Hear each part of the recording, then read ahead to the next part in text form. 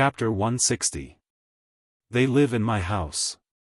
The checkered shirt woman looked at Fang Yen cautiously and said, I know. They put dead people's photos in my house. I can't rent out my house in the future because of the bad smell, I know. You want money, right? Fang Yen asked.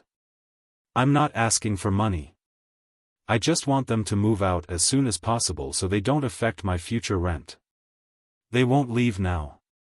Fang Yen looked at the woman's fat face and said. Their relatives just left, and there are still a lot of things to deal with. They won't leave, and they can't leave. At least not for the time being.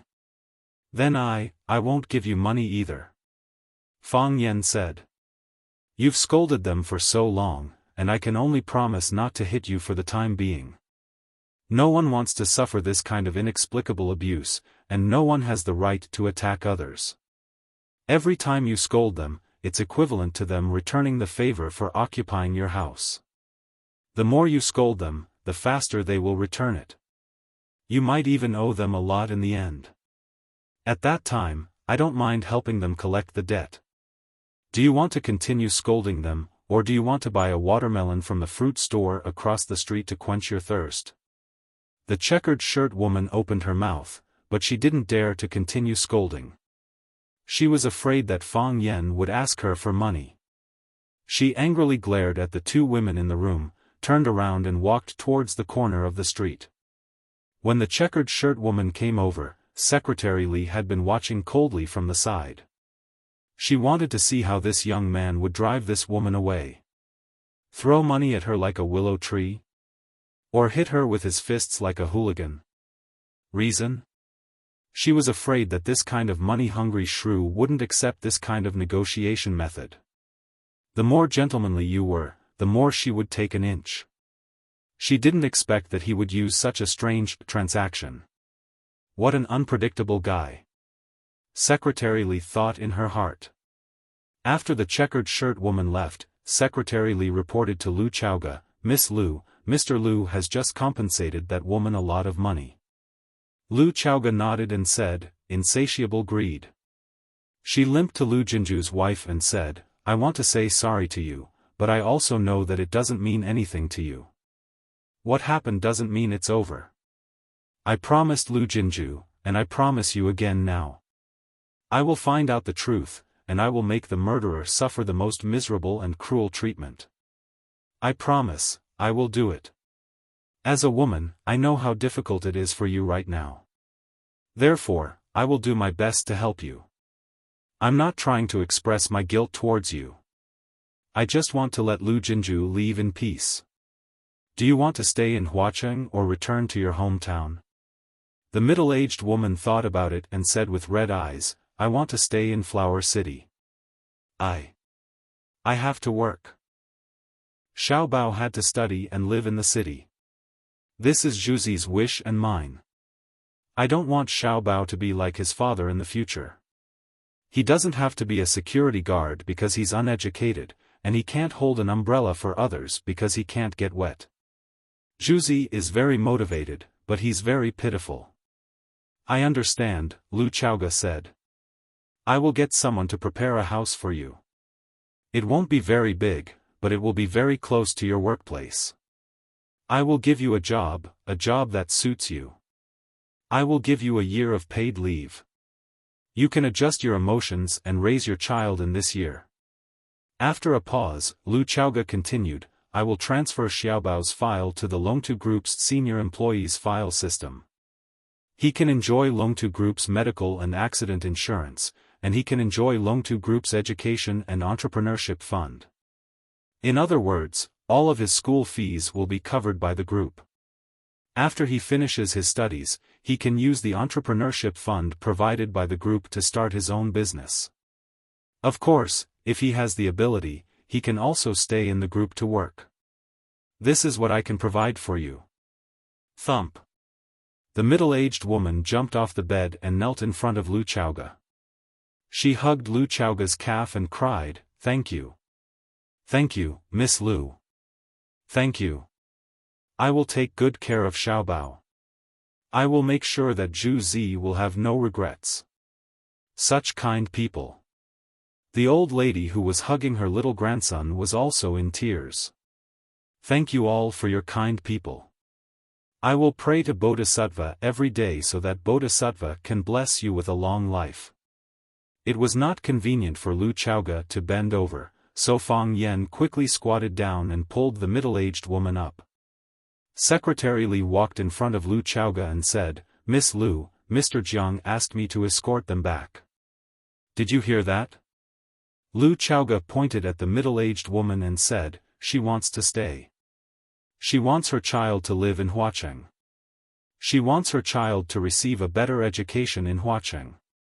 I will help Lu Jinju fulfill his unfulfilled wish.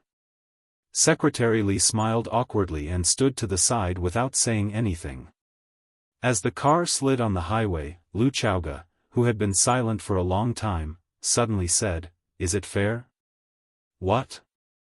Fang Yan, who was driving, did not understand what Lu Chaoga meant. It's not fair. Lu Chaoga sighed softly. Lu Chaoga had many injuries on her body. In addition to the inconvenience of walking, there were also many cuts on her face. She had no choice but to take a few days off from school to rest at home. At the very least, she had to wait until the wounds on her face were better. Otherwise, when she went to the office, people would think that Lu Chaoga and Fang Yan had a conflict and started fighting. After the car stopped, Fang Yan quickly walked to the back seat and helped Lu Chaoga out of the car. Just as they were about to return to the courtyard where they lived, a surprised shout came from behind Fang Yan. Fang Yan turned around and saw his grandparents standing not far away, looking at him. The person who had just shouted was his grandmother. Grandpa was carrying a shopping bag in his hand. There were vegetables and meat in it. They should have just come back from shopping at the supermarket. Grandpa, Grandma, did you go shopping? Fang Yan asked with a smile. Grandma walked quickly to Fang Yan, but her eyes were smiling at Lu Chaoga. She said, Where did you two go? Principal Lu is not feeling well. I sent her to the hospital, Fang Yan said. Lu Chaoga looked at Fang Yan with dissatisfaction and thought, I didn't go to the hospital. Who wants to be told that they went to the hospital? Grandma was anxious and asked with concern, What's wrong with little Lu? Where is it? Io, what happened to little Lu's face? How did you get hurt like this? I accidentally fell. Fang Yan said. Lu Xiaoga did fall, but it wasn't an accident. He was pushed down by him. Of course, he couldn't explain the details to Grandpa and Grandma. There were many things that could only be borne by young people like them. Grandma got closer and looked at the wound on Lu Chaoga's face carefully. She said, Why does it look like it was scratched by someone? No? Fang Yan said with a smile. Who dares to scratch our Principal Lu? Grandma's eyes changed when she looked at Fang Yan. She asked with a serious expression, Fang Yan, tell me, did you do it? Fang Yan had a feeling of being hit by a stick. Grandma, are you my biological grandmother? How can you doubt your grandson like this? How could your grandson do such a thing? How could I have the guts? How dare I shave Principal Lu's face like this? Fang Yan, how could you do such a thing? Grandma said angrily. The Fangs taught you to fight all day, but didn't they teach you how to read and write? Our Lu family is a family of scholars. Respecting women is the most basic virtue. You actually used force on a woman. Can you still be considered a man? Grandma, I didn't. Fang Yan hurriedly explained. He didn't dare to bear the bad reputation of hitting a woman. His grandma was a talented student in Peking University's Faculty of Arts. She was a famous feminist when she was young. Grandfather Lu had such a strong personality, but in private, he was also tamed by her to be docile and obedient. If he left such a bad impression in her heart, he wouldn't be able to raise his head in front of her for the rest of his life. More importantly, he wouldn't be able to eat the food she cooked in the future. How could I hit a woman? I like them so much. You ask Principal Lu. You ask Principal Lu what's going on. Grandma looked at Lu Chaoga and asked, Little Lu, tell me, what's the matter with the injury on your face? Did Fang Yan shave it? No. Lu Chaoga said. Look, look. Fang Yan was amused. How could I do such a thing? Fang Yan only pushed me down, that's why I got hurt. Lu Chaoga said. Fang Yan's eyes widened. Oh my God, I pushed you down to save you. You can't bite the hand that feeds you. Fang Yan, you really disappoint me. Grandma was furious. She looked around, grabbed a bunch of green onions from the shopping bag, and hit Fang Yan's head. How could you do such a thing? Why did you push little Lu down? This is worse than shaving your face. Grandma, you misunderstood. Fang Yan explained while covering his head. He felt that he was really wronged. How could a woman like Lu Chaoga stab him at this time? Weren't they close comrades and partners? I misunderstood you. Grandma slapped him even more vigorously. Little Lu said it himself, what kind of misunderstanding can there be? Lu Gong's face was also embarrassed, and he scolded, a man who hits a woman will never have a bright future. Lu Chaoga. Fang Yan roared angrily. Little Lu, don't speak up for him. Grandma held Lu Chaoga's hand and comforted her. If you don't teach him a lesson, he'll be even more lawless in the future. Lu Chaoga looked at Fang Yan and said, he pushed me down to save me. Chapter 161. Grandma looked at Fang Yan, then looked at Lu Chaoga, and asked in confusion, Little Lu, what's going on? You don't have to be afraid of him, just tell me the truth. Grandma will stand up for you. Fang Yan pushed me to the ground and scratched my face. Lu Chaoga said leisurely, he did it to save me. The green onion in Grandma's hand fell to the ground. Did she hit her grandson for nothing? Did it really have nothing to do with Fang Yan? Fang Yan was finally saved. He stared at Lu Chaoga angrily and roared, Lu Chaoga, why did you accuse me?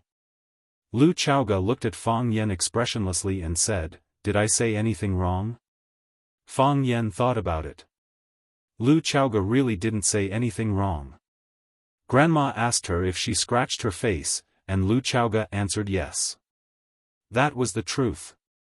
Grandma asked her how she scratched her face, and she said she pushed her down and hurt herself. That was also the truth. He pushed her down and hurt himself because he wanted to save her. That was also the truth. She didn't lie, and she answered all the questions truthfully. But, girl, can you say everything in one breath? How can you play with people like this? Seeing Fang Yan's angry look, Grandma patted his arm again and said dotingly, you child, what's there to be angry about? Little Lu was just joking with you. Do you need to be so angry? If you were an insignificant person, would Little Lu joke with you? Fang Yan was so wrong that he was about to cry. Grandma, are you my grandma or Lu Chaoga's grandma? Isn't it too obvious that you're biased? Stingy men are also useless. Lu Gong's eyes were on the flowers and plants on the roadside, and he said stiffly. Okay, okay. Grandma won't ask about you young people's business anymore. Grandma pointed to the shopping bag in Lu Gong's hand and said, I saw some fresh hairy crabs in the supermarket, so I bought a few of them. I was just about to call you to ask you to come home for dinner tonight, and now we just happened to bump into each other. Chaoga, you too. Grandma, I don't think that's necessary. Fang Yan refused. Principal Lu's injuries are serious. We'll have to apply medicine for her later. It doesn't matter. You can take Chaoga to my place first, and then you can go back and get the medicine. I have plenty of rooms at my place, and you can apply the medicine there, said Grandma with a smile. Principal Lu, you can't eat seafood, I also bought lean meat and white fish. It's just a meal, why are you being so wishy-washy? Lu Gong's gaze finally shifted to Fang Yan's face as he said impatiently. After scolding Fang Yan, he looked at Lu Chaoga with a gentle expression and said, Xiao Lu, let's have dinner together. I have something to talk to you about. Sure, Principal Lu, Lu Chaoga agreed without hesitation. So, Lu Gong led the way with his hands behind his back, and Grandma looked at Fang Yan and Lu Chaoga with a smile. Fang Yan couldn't resist, and had to help Lu Chaoga walk toward his grandparents' house. Why did you do this to me? Fang Yan complained in a low voice as he walked at the back with Lu Chaoga's help. Grandma had indeed hit him in the head, and his face smelled of garlic. Did I? Lu Chaoga asked. Of course she wouldn't tell him the reason. On the night of the tragedy, he picked her up rudely and threw her on the sofa, which made her already seriously injured body even worse. He grabbed her shoulder and questioned how long she was going to use him. When she took off her clothes in the shower that night, she found that there was a large purplish-red fingerprint on her shoulder. What was even more hateful was that the second before the police broke the door, he suddenly threw himself at her and kissed her lips when she was caught off guard. She was the vice principal of Rosefinch Secondary, and her superior. If she didn't teach him a lesson, where would her dignity be? You did it on purpose. Fang Yan said fiercely, let's see who will help you in the future. The corner of Lu Chaoga's mouth curled up into a charming smile, but it disappeared in a flash. Fang Yan had just settled Lu Chaoga on the sofa in the living room when Grandma urged, Fang Yan, go back and get the medicine for Xiao Lu. You can't delay it. Grandma, actually, it's okay to apply it after dinner, Fang Yan said perfunctorily. Lu Chaoga did need to apply the medicine, but the time to apply the medicine was after the shower every night. He just didn't want to listen to Grandma's nagging, so he found an excuse to refuse to come here for dinner. At this time, he really didn't want to go back to get the medicine for nothing. How can that be? Grandma pulled Fang Yan up from the sofa. Hurry up and get the medicine. This is a big deal. What if I get disfigured because of the delay? When Fang Yan left helplessly, Lu Gong looked at Lu Chaoga and said, how's the school work? It's fine, Lu Chaoga said. That's good. Lu Gong nodded with relief. Is it difficult? Everyone takes care of me. Communicate more. They will understand, Lu Gong said. I'm not good at communicating. That's why I invited you back. I won't disappoint the old principal's expectations, Lu Chaoga said. This is the expectation of the whole school, Lu Gong said. Fang Yan, he's young and impulsive. He's smart, but he's lazy and lazy. You have to urge him more.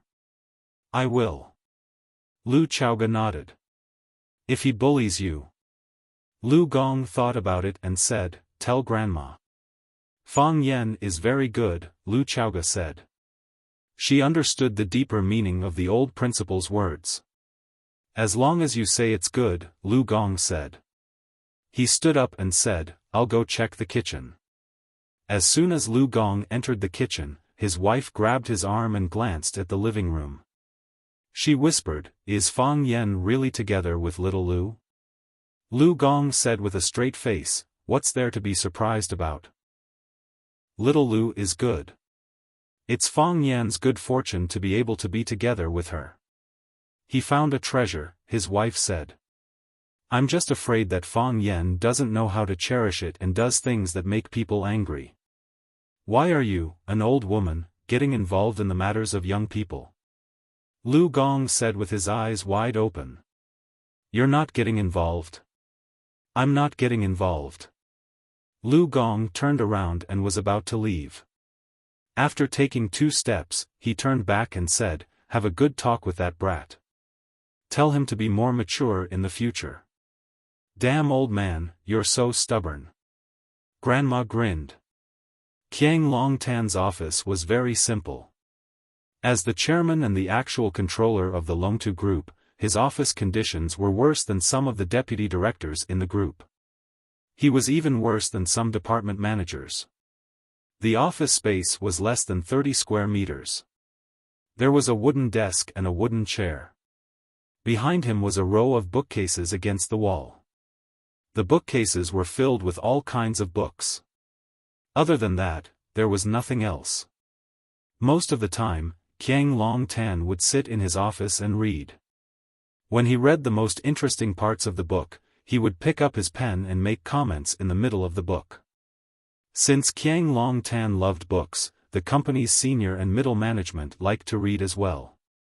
Moreover, they all liked to borrow books from Qiang Longtan. Qiang Longtan did not reject any of them. Of course, Qiang Longtan had a rule.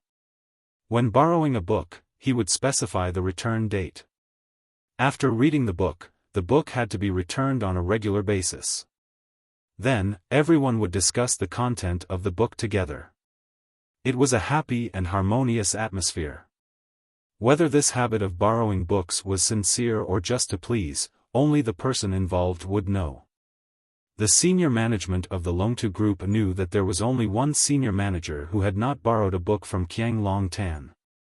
That was Lu Jing, the chief engineer of the Research and Development Department. Lu Jing was a veteran employee of the Longtu Group. It was said that when the company had just started, there were only 9 people in the company, and he was one of them. The others were either the general managers of major departments, or the capable ones who had been promoted quickly were now the deputy directors of the company. Of course, Lu Jing was not doing badly. For an energy company, the research and development department was the core industry of the group. It was the most important department. All the other departments were actually serving the research and development department. Therefore, Lu Jing did not borrow books from Qiang Longtan. Although everyone felt that he was a little pedantic, or even an idiot, Qiang Longtan had never expressed any ill will towards him. His position was as stable as Mount Tai. As Qiang Longtan was reading a reference book, The History of Wuxia written by the Japanese, someone knocked on the office door. "Come in," Qiang Longtan shouted without raising his head. His gaze was still on the open page of the book.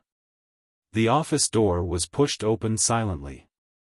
Secretary Li walked in and said, "Chairman Jiang, Lu Gong wants to talk to you." "Lu Jing?" Qiang Longtan closed the book and said, "He's a rare guest. Let him in." "Yes," Secretary Li replied, turned around, and left.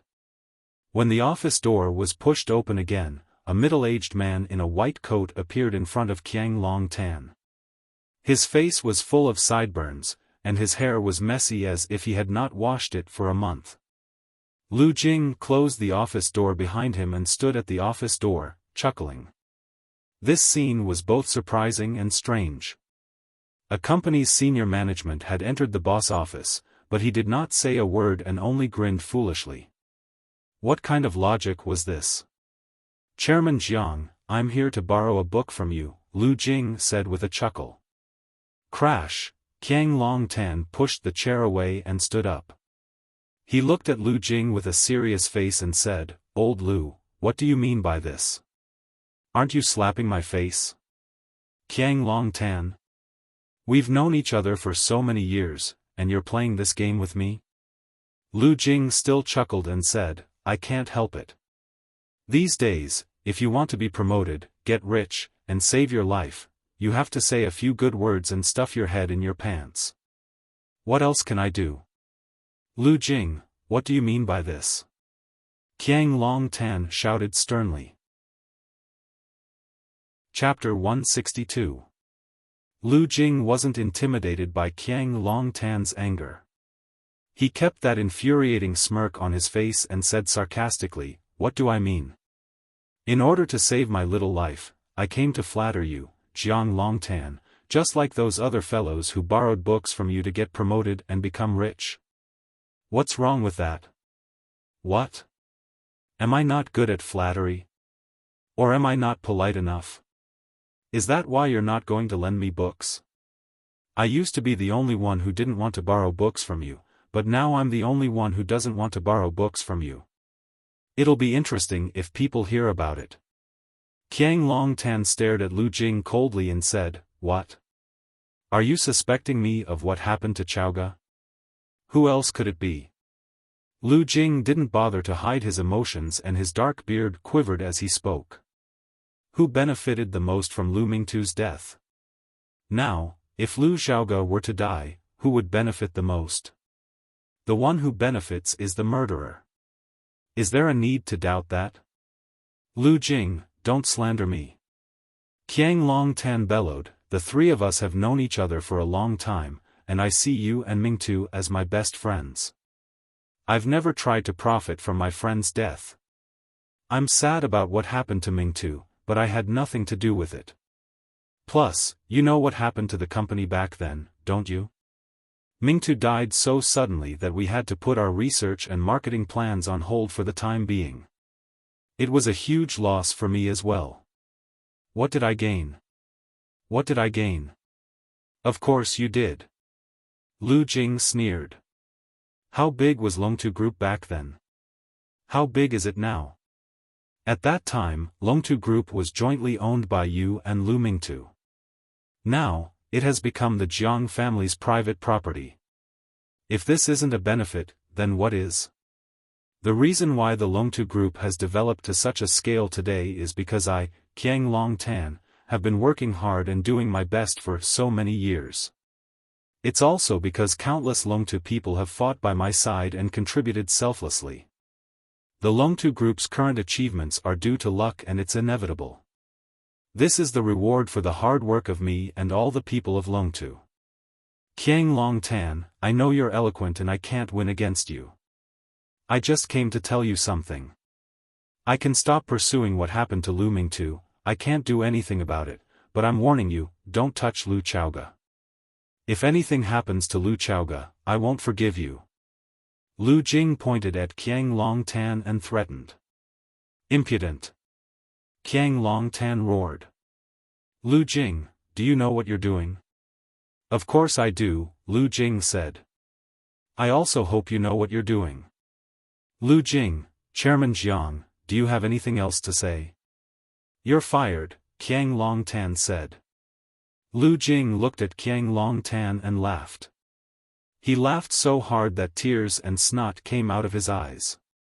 Qiang Longtan, oh Qiang Longtan, I knew you're not a good person. Lu Jing pointed at Qiang Longtan and laughed so hard that he almost couldn't breathe.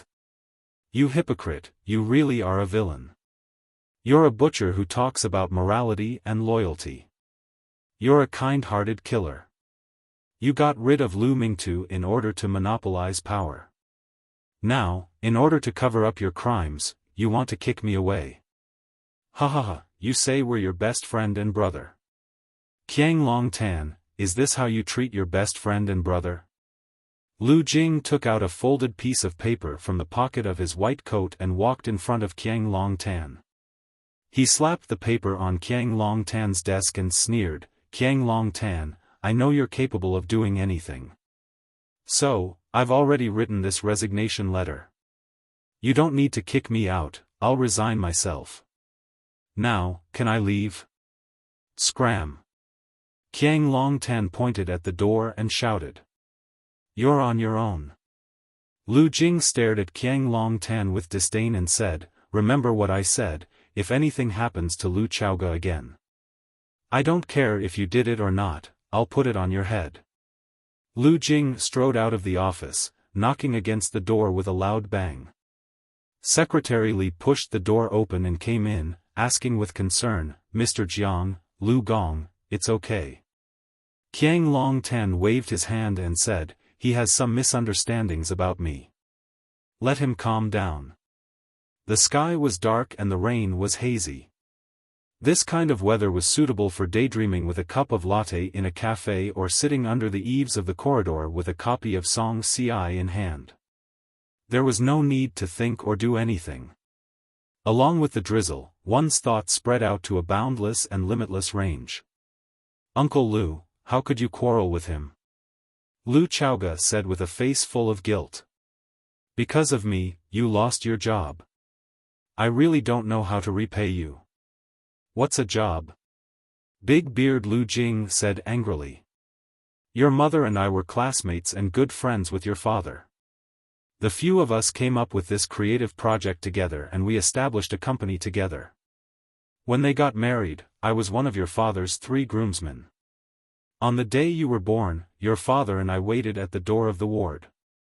How could I not feel bad when your parents met with such a disaster? How did I get through all these years? I wanted to leave Longtu for a long time, but I couldn't bear to. Longtu had my blood, sweat and tears, as well as your parents' blood. This was the result of all of our hard work. Longtu is an egg. We personally turned the egg into a chick and watched the chick grow up day by day. I have feelings for Longtu. However, they had gone too far. I couldn't stop them from laying their hands on your parents in the past. Now they want to lay their hands on you. I can't take it anymore. If they don't succeed this time, they won't do it again. I might as well shed all pretense of cordiality with them and make them feel some fear. Otherwise, they will be even more lawless. Who can guarantee what they will do next time? Lu Chaoga sighed softly and said, Unfortunately, I don't have any evidence. You can't be too hasty with this kind of thing, Lu Jing said. It's been so many years. You were still young back then.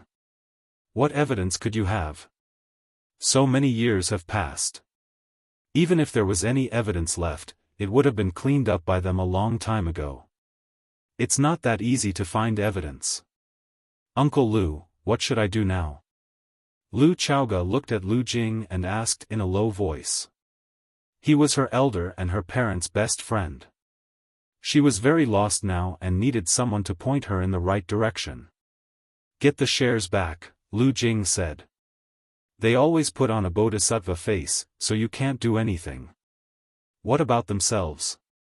They're cruel and merciless. They're too much of a bully. They're heartless, so we have to be heartless too. You can't hide it anymore. Find a lawyer to negotiate with them and get back the shares that belong to you. You're an adult now and have the right to take over all the shares in Longtu Group under your father's name. Fang Yen sat next to her and drank his tea, but he didn't interrupt. This was Lu Chaoga's family business. It wasn't appropriate for him to get too involved. Lu Chaoga hesitated and said, If that's the case, Chaoga, people are sinister, Lu Jing comforted her. I know. Qiang Long Tan raised you for more than 20 years, and you have feelings for them. But how did they treat you? They wanted to kill you. Although we don't have any evidence, our feelings won't lie to us. Don't we already know who did this? I think it's better to be cautious, Fang Yen said with a smile. Qiang Long Tan didn't say that he wouldn't give it to them. If Chaoga acts rashly, she might be used by someone with ulterior motives. Lu Jing stared at Fang Yen and asked, Who are you? I'm Principal Lu's colleague, Fang Yen said. Colleague? Lu Jing was angry. He pointed at Fang Yen and said, You're just Chaoga's colleague. What right do you have to make decisions for others? How can this be a child's play? You don't know anything. You don't know how urgent this matter is. I didn't say I was going to make decisions for him. Fang Yen explained, I'm just giving you a suggestion. I'll bring it up, and you guys can discuss it. If you think it's feasible, then do it. If not, then pretend I didn't say anything. How about I wait at the door for a while? Uncle Lu, Fang Yen can be trusted, Lu Chaoga said to stop the two men from arguing. Fang Yen has a point. To be honest, my head is a mess right now. Who did this to my parents? Who wanted to hit me that night? There's no evidence, no clues.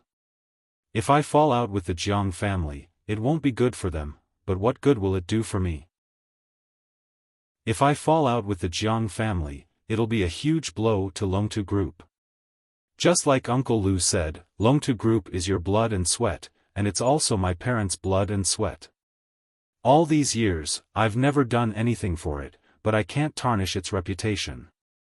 Soft-hearted. Lu Jing sighed. Just like your parents. If your parents had listened to me back then, they wouldn't have died tragically in a foreign land. Lu Chaoga's face turned pale. She asked anxiously, Uncle Lu, what do you mean by that? If anyone knew the truth, the person in front of her would be one of them. Even Fang Yan's nerves were stirred by this sentence. Could it be that Lu Chaoga's parents had encountered the same difficult choice back then? If that was the case, then who had forced him into such a situation? Fang Yan felt that the fog was about to dissipate, and the twilight of the truth was waving at them not far away. Chapter 163. The raindrops were like pearls, falling densely, as if they would never stop. The banana tree in the corner was thick and vigorous. Its leaves, which were bigger than grass fans, were blown off by the strong wind. A few pots of cacti were still exposed in the rain, using their tenacious vitality to resist the bad weather. In this restless afternoon, there were bound to be some restless events. Lu Jing took a sip of tea, looked at the rain outside, and said, "This terrible weather. I wonder when the sky will be clear. People are going to grow mold." The two audience members, Lu Chaoga and Fang Yan, had no intention of continuing the conversation. They hoped that Lu Jing could quickly get to the point instead of talking nonsense. Lu Jing's expression became sad, just like the continuous rainy season that made people feel depressed. There are times when teeth bite the tongue, not to mention two men with different life backgrounds. When Longtu was first established, Qiang Long Tan provided the capital, and your father provided the technology. Qiang Long Tan held 51% of the shares of Longtu Group, and your father held 49%. At that time, your father felt that he had too much and wanted to reduce his shares, but Qiang Long Tan stopped him. Qiang Long Tan told your father that this was a technical company, and that technology was the soul and life of Longtu. He said your father deserved more. Of course, it was their honeymoon period at that time. I heard these things from your mother. Because I had not entered Longtu Group at that time. You should know that the core project of Longtu Group is the Rubik's Cube. The Rubik's Cube is mainly used to support some high-tech projects, including ships, warships, or submarines. The Rubik's Cube is your father's work. Your parents had always wanted to commercialize the Rubik's Cube. They hoped to reduce its development costs, so that it could be popularized in all aspects of people's lives. For example, computers, mobile phones, home televisions, and other electrical products that require energy. He hoped to bring about a revolution. A revolution to replace new energy sources. This is the great ideal and ultimate goal of every researcher. However, Qiang Long Tan hoped to rely on it to get a super order from the military. He hoped to completely militarize the Rubik's Cube. In other words, he wanted to develop its power to the extreme, and as for the cost, the military would pay for it anyway. Then, the conflict between the two sides arose. It was when their argument was at its most intense that I entered Longtu Group. I was personally invited to the company by Qiang Long Tan. He hoped that there would be another scientist to compete with your father, so that he would know his position, and not blindly compete with him, the actual controller.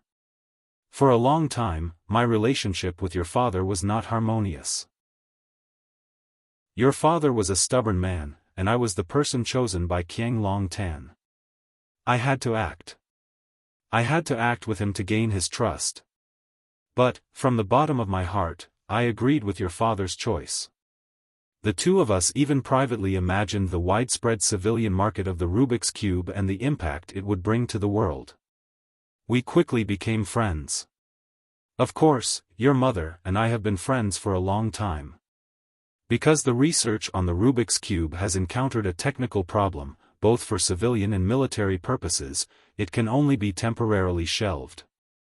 The relationship between Qiang Long Tan and your father has been restored. There is no conflict of interest. In my opinion, they are even closer than before. If that's the case.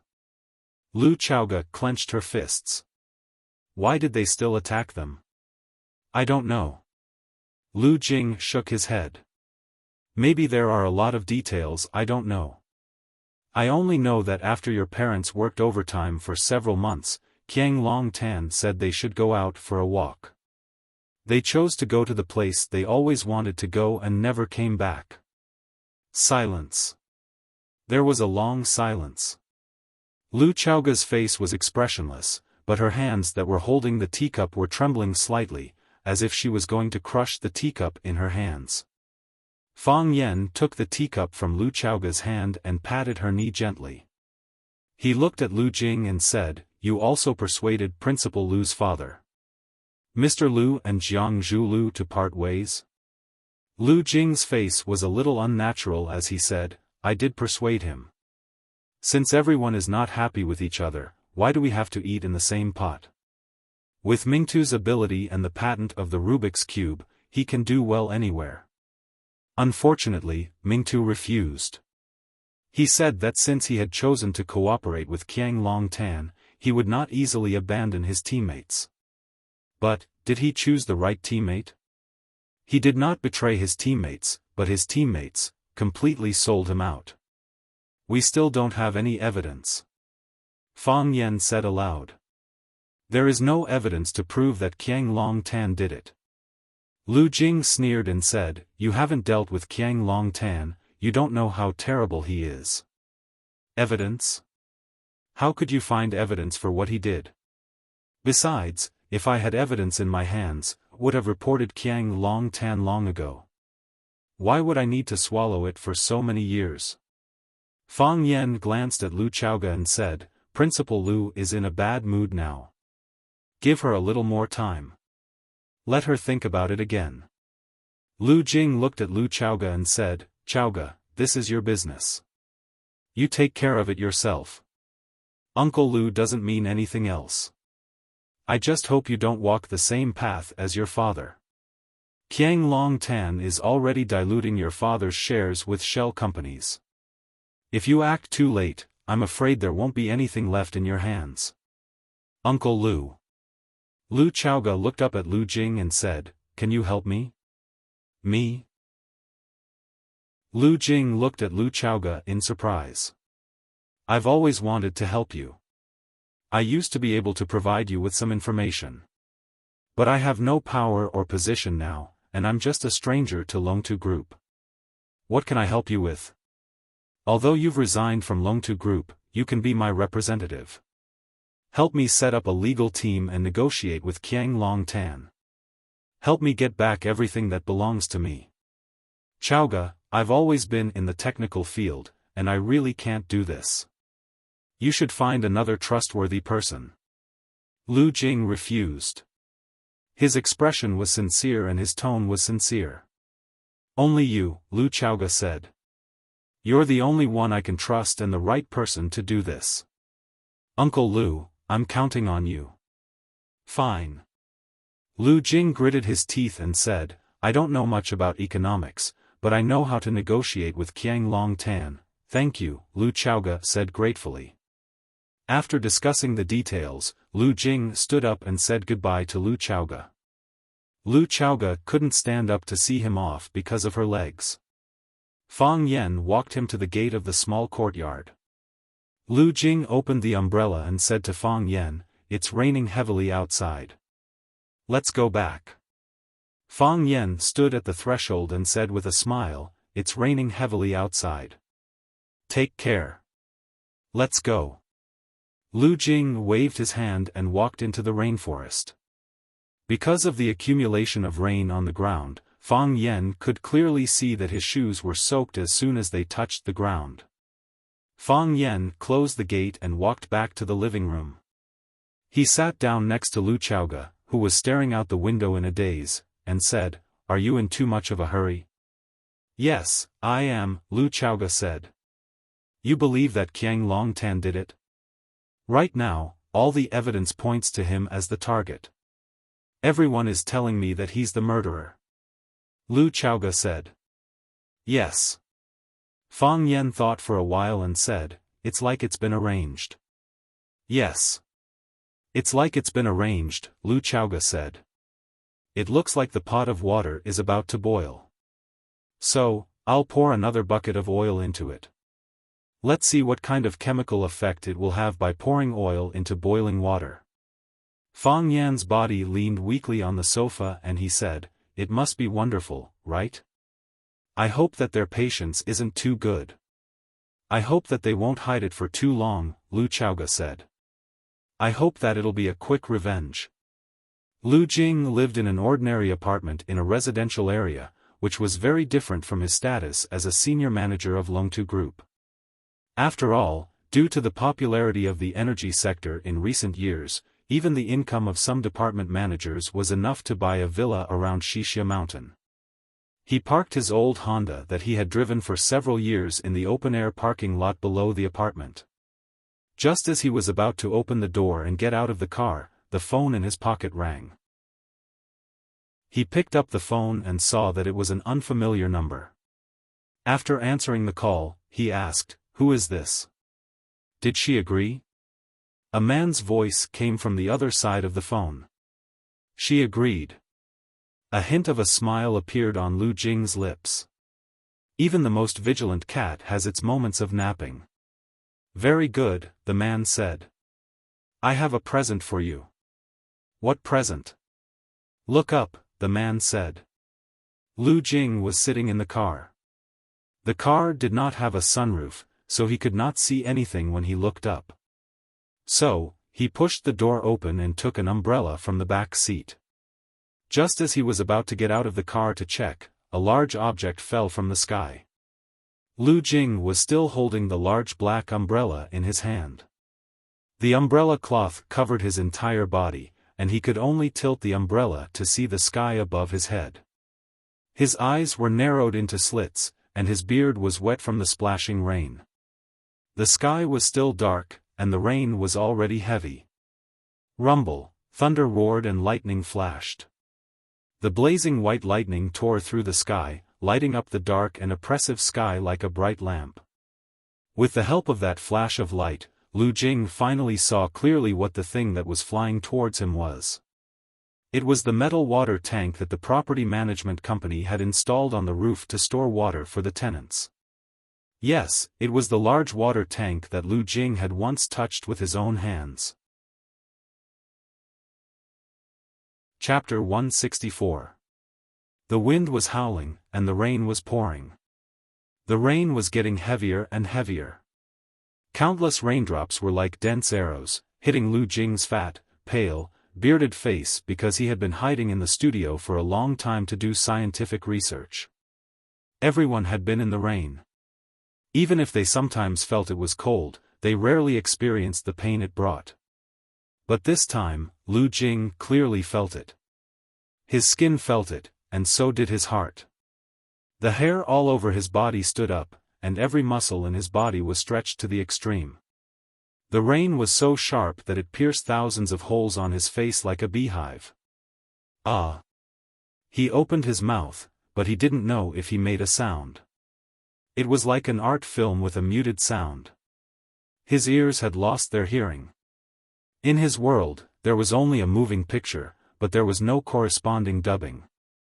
The sound of the wind, the rain, and the rustling of the leaves all disappeared. He tried to raise his head, he wanted to see the man on the roof who wanted to end everything, but his vision was blocked by the water tank that was getting bigger and heavier. Bang! The water tank pressed his body under it, and at the same time, half of the car was flattened. The engine on the front of the car was sparking, which was his weak struggle and roar. But the wind and rain were fast, and the sparks were soon extinguished. Perhaps because of nervousness and fear, Lu Jing was still tightly holding the big black umbrella in his hand before he was smashed. When his arm was smashed by the water tank, the handle of the umbrella was also smashed. The umbrella cloth with the broken handle finally broke free, and it fluttered in the wind and rain. It was like a little black flower that was picked and abandoned by someone. Ga, because of the huge vibration, several cars in the nearby parking spaces screamed. The shrill sound of the alarm rang through the sky. A resident opened the window, poked his head out to look at the ground, and shouted in a sharp voice, "The water tank on the roof has fallen. Someone's car was smashed. Go and see whose car was smashed, someone's dead. Someone come quickly." The black shadow on the roof took out a monocular. He opened the monocular, and Lu Jing's bloody face suddenly appeared in front of him. Horror. Resentment. They also died with their eyes wide open. Of course, to them, the most important thing was that Lu Jing had died thoroughly. The black shadow raised his hand to his forehead in a non-standard military salute and then turned to leave this dangerous place that would soon become the second crime scene. Clang, the office door was knocked open. Jiang Zhulu anxiously shouted, "Lu Jing is dead." Lu Jing was crushed to death. Qiang Long Tan was standing in front of the office window, holding a book called Heart Sutra in his hands, softly reading it. His expression was calm and peaceful. "Dad, do you know?" Jiang Zhulu asked anxiously.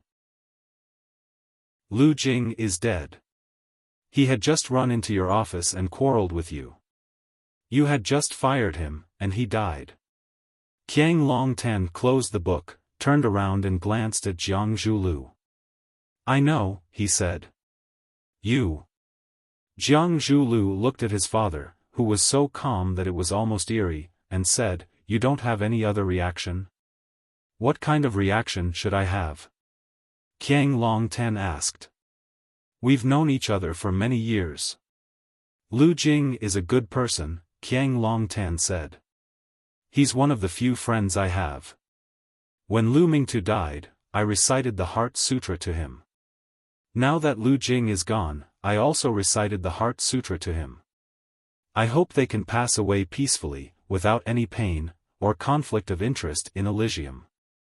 But, aren't you afraid of the gossip outside?" Jiang Zhulu said, flustered and exasperated. "I just came back from outside. Many people are saying that this matter has something to do with you. They also said that I did it?" Qiang Long Tan asked calmly. "Yes," Jiang Zhulu said. "They said that you're cutting off dissidents. First, you got rid of Lu Mingtu, and now you got rid of Lu Jing. In order to achieve your goal of single-handedly controlling the Longtu group." Qiang Long Tan smiled and said, "If that's what I'm trying to do, isn't this a little too much?" Jiang Zhulio's face was ashen with anger, but Jiang Longtan had a calm look on his face. It was as if the death of a person was just an insignificant matter. At this moment, he realized that compared to his father, who usually didn't talk much and kept silent most of the time, he was still too inexperienced. Jiang Longtan held the Heart Sutra and carefully stroked the rough surface with his palm. He said, "They are forcing me. They're forcing me. Dad, call Chaoga and tell her to come home for dinner," Qiang Longtan said. Lu Chaoga had injured her leg and had asked for a few days' leave from school. But Fang Yan's hands and feet were all right, so he had to go to class as usual. Fang Yan's Chinese class was now a beautiful sight in the school. Ever since Class 1 followed the trend and began to carry out situational teaching, the other Chinese teachers no longer put on airs and began to think of ways to make their classes more lively. They tried their best to arouse the students' interest in participating and improve their learning abilities. Moreover, the bet between Fang Yan and Class 1's language teacher, Zhang Yu, had been spread throughout the school by some people with ulterior motives. The students of the two classes would compete in the next final exam to determine their overall score and average score. The loser would have to read an apology written by the winner on the school radio. Zhang Yu was a well-known teacher at Rosefinch, while Fang Yan was the most popular teacher in the school. One was a model of old-fashioned teaching, while the other was a practitioner and promoter of fancy teaching. The final exams were in a week. Who would be the real champion? Who would win the real honor? This time, it wasn't just a competition between Fang Yan and Zhang Yu's abilities, but also a question of which was more suitable for survival, the traditional way of teaching or the new way of teaching.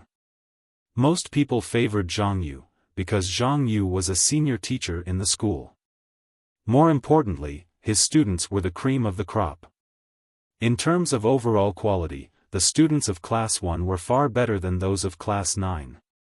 Class 1 is doing a pre-exam simulation, and Zhang Yu has given us 14 test papers to help the students guess the questions. The students of Class 1 have been working very hard every day, and Zhang Yu has used a despicable tactic to beat us. Mr. Fang, don't we have to do anything? Huang Haoran asked worriedly. He was the language representative of Class 9, and since Class 9 had made a bet with Class 1, he naturally had to take the lead. Not only did he have to find a way to boost everyone's morale, but he also had to find out the opponent's actions and strength through various connections. However, while Class 1 was busy winning this competition, their Mr. Fang had no idea how to deal with it. It was as if what he had said that day was just a casual remark, and he had completely forgotten about it. Therefore, Huang Haoran had to take the initiative to communicate with Mr. Fang after class, trying to find out his true thoughts. Is there any meaning to it? Fang Yan asked with a smile. If you rely on doing your best to win this competition, have you really memorized all of it? Can you apply what you have learned? Can you turn this knowledge into a kind of culture, a kind of gene flow into your blood and become one with you? We don't have to do anything. I believe you will be the final winner. Mr. Fang. Huang Haoran was touched. Okay. Go back to class, Fang Yan said. Mr. Fang, don't worry, we definitely won't let you down.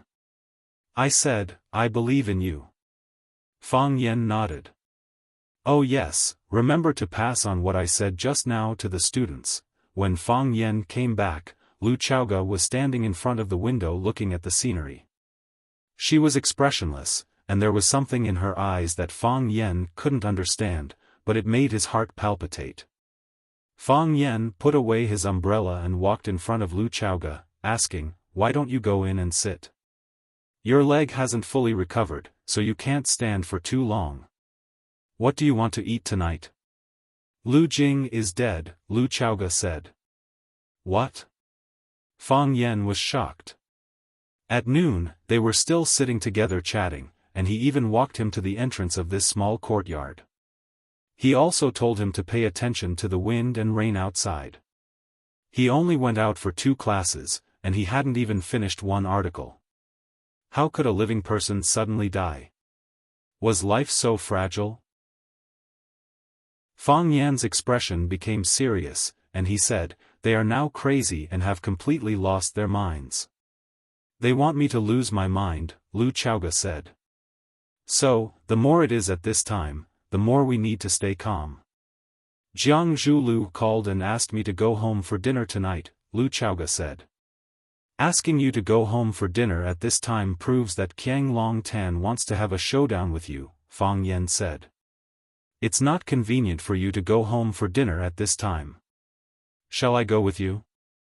Okay, Lu Chaoga said, come with me. Fang Yingying and Fang Haohan ran out of the room. Fang Yingying looked at Fang Yan and said, Junior Marshal Uncle, shall we go with you? Okay, let's go together, Fang Yan said coldly. Just think of it as improving our lives. Fang Yan turned to look at Lu Chaoga and said, I heard that you rich people eat steak and drink red wine for dinner. Chapter 165. The speed of the police investigation was extremely fast. In less than 24 hours after the accident, they had already found the car involved. They found the car in an abandoned factory compound. Of course, the driver who caused the accident had already escaped. That night, there was a heavy rain, which was the most natural cover. The rain had washed away many important traces, and even the tire tracks had disappeared. This had indeed increased the difficulty of solving the case. The car owner's information was also found. The car owner's name was Han Dongsheng, and he was the boss of a small construction team.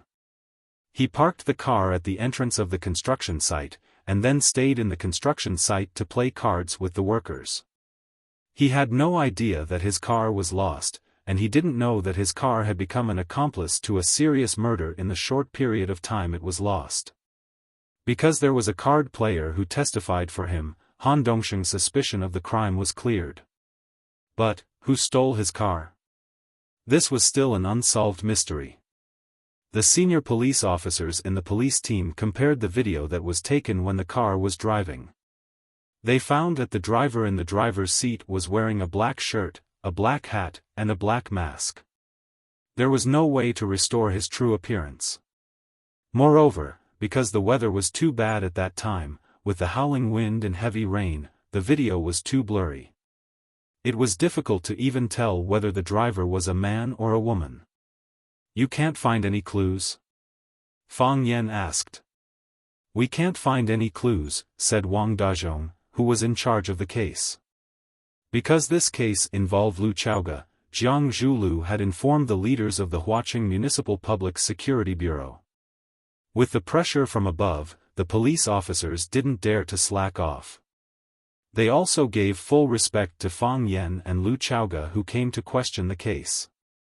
But, this is only temporary. Because the car is only one of the clues, our people are also looking for suspects with a motive. The other lines are also following up at the same time. I believe that we will definitely catch the criminal as soon as possible and give Miss Lu an explanation.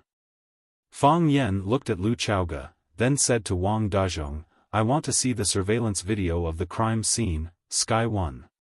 Is that okay? Wang Dazhong looked troubled and said, I am one of the victims, and also a witness. Maybe I can give you some clues after watching the video, right? Lu Chaoga glanced at Wang Dazhong and said, let him take a look. All right then, Wang Dazhong said. Let's watch the video together again. We've studied this video dozens of times. Wang Dazhong invited Fang Yan and Lu Chaoga to the reference room and instructed the staff to play the video of Lu Chaoga being hit at the entrance of Sky No. 1 Hotel on the big screen. From the moment the Toyota appeared on Sky 1 surveillance camera to the moment it mysteriously disappeared, only 2 seconds had passed. The content of the video flashed before their eyes.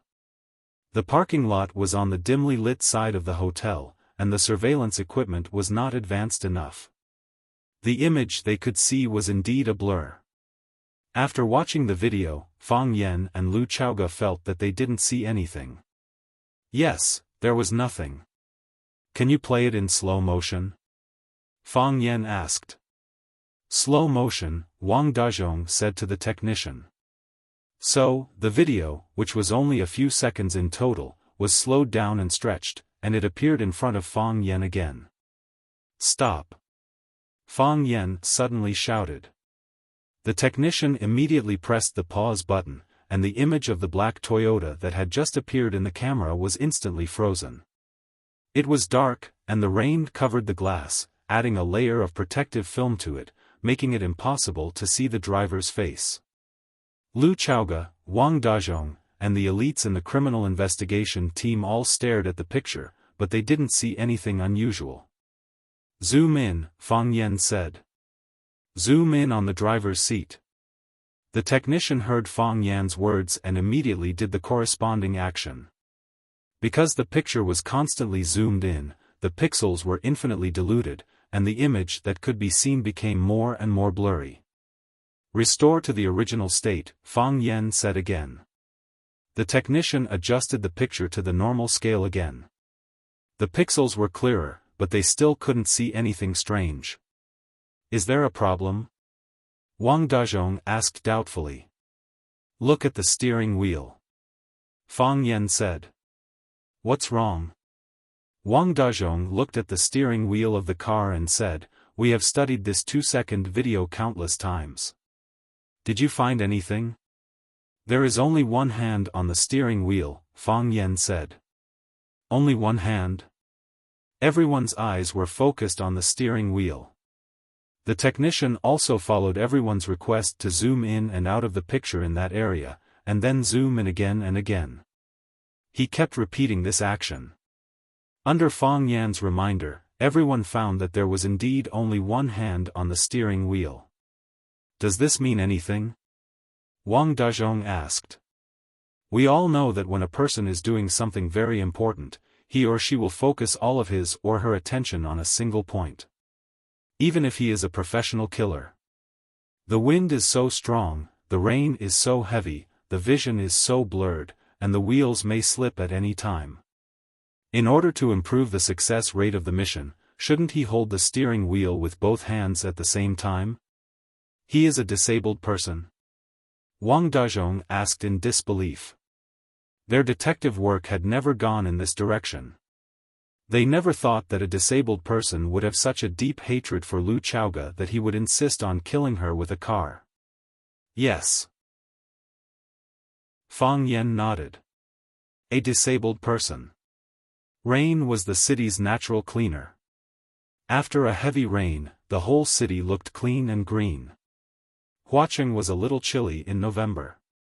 Lu Chaoga put on a long windbreaker, Fang Yingying and Fang Haohan put on sportswear, and Fang Yan tied a plaid scarf around his neck. He was not cold, but he felt that it was more artistic. Lu Chaoga still could not drive, so Fang Yan became her full-time driver. Under Lu Chaoga's guidance and the navigation, Fang Yan finally parked the car in front of the Jiang family's house. Hearing the car horn outside, the housekeeper opened the door. Seeing Lu Chaoga get out of the car, the housekeeper greeted her warmly.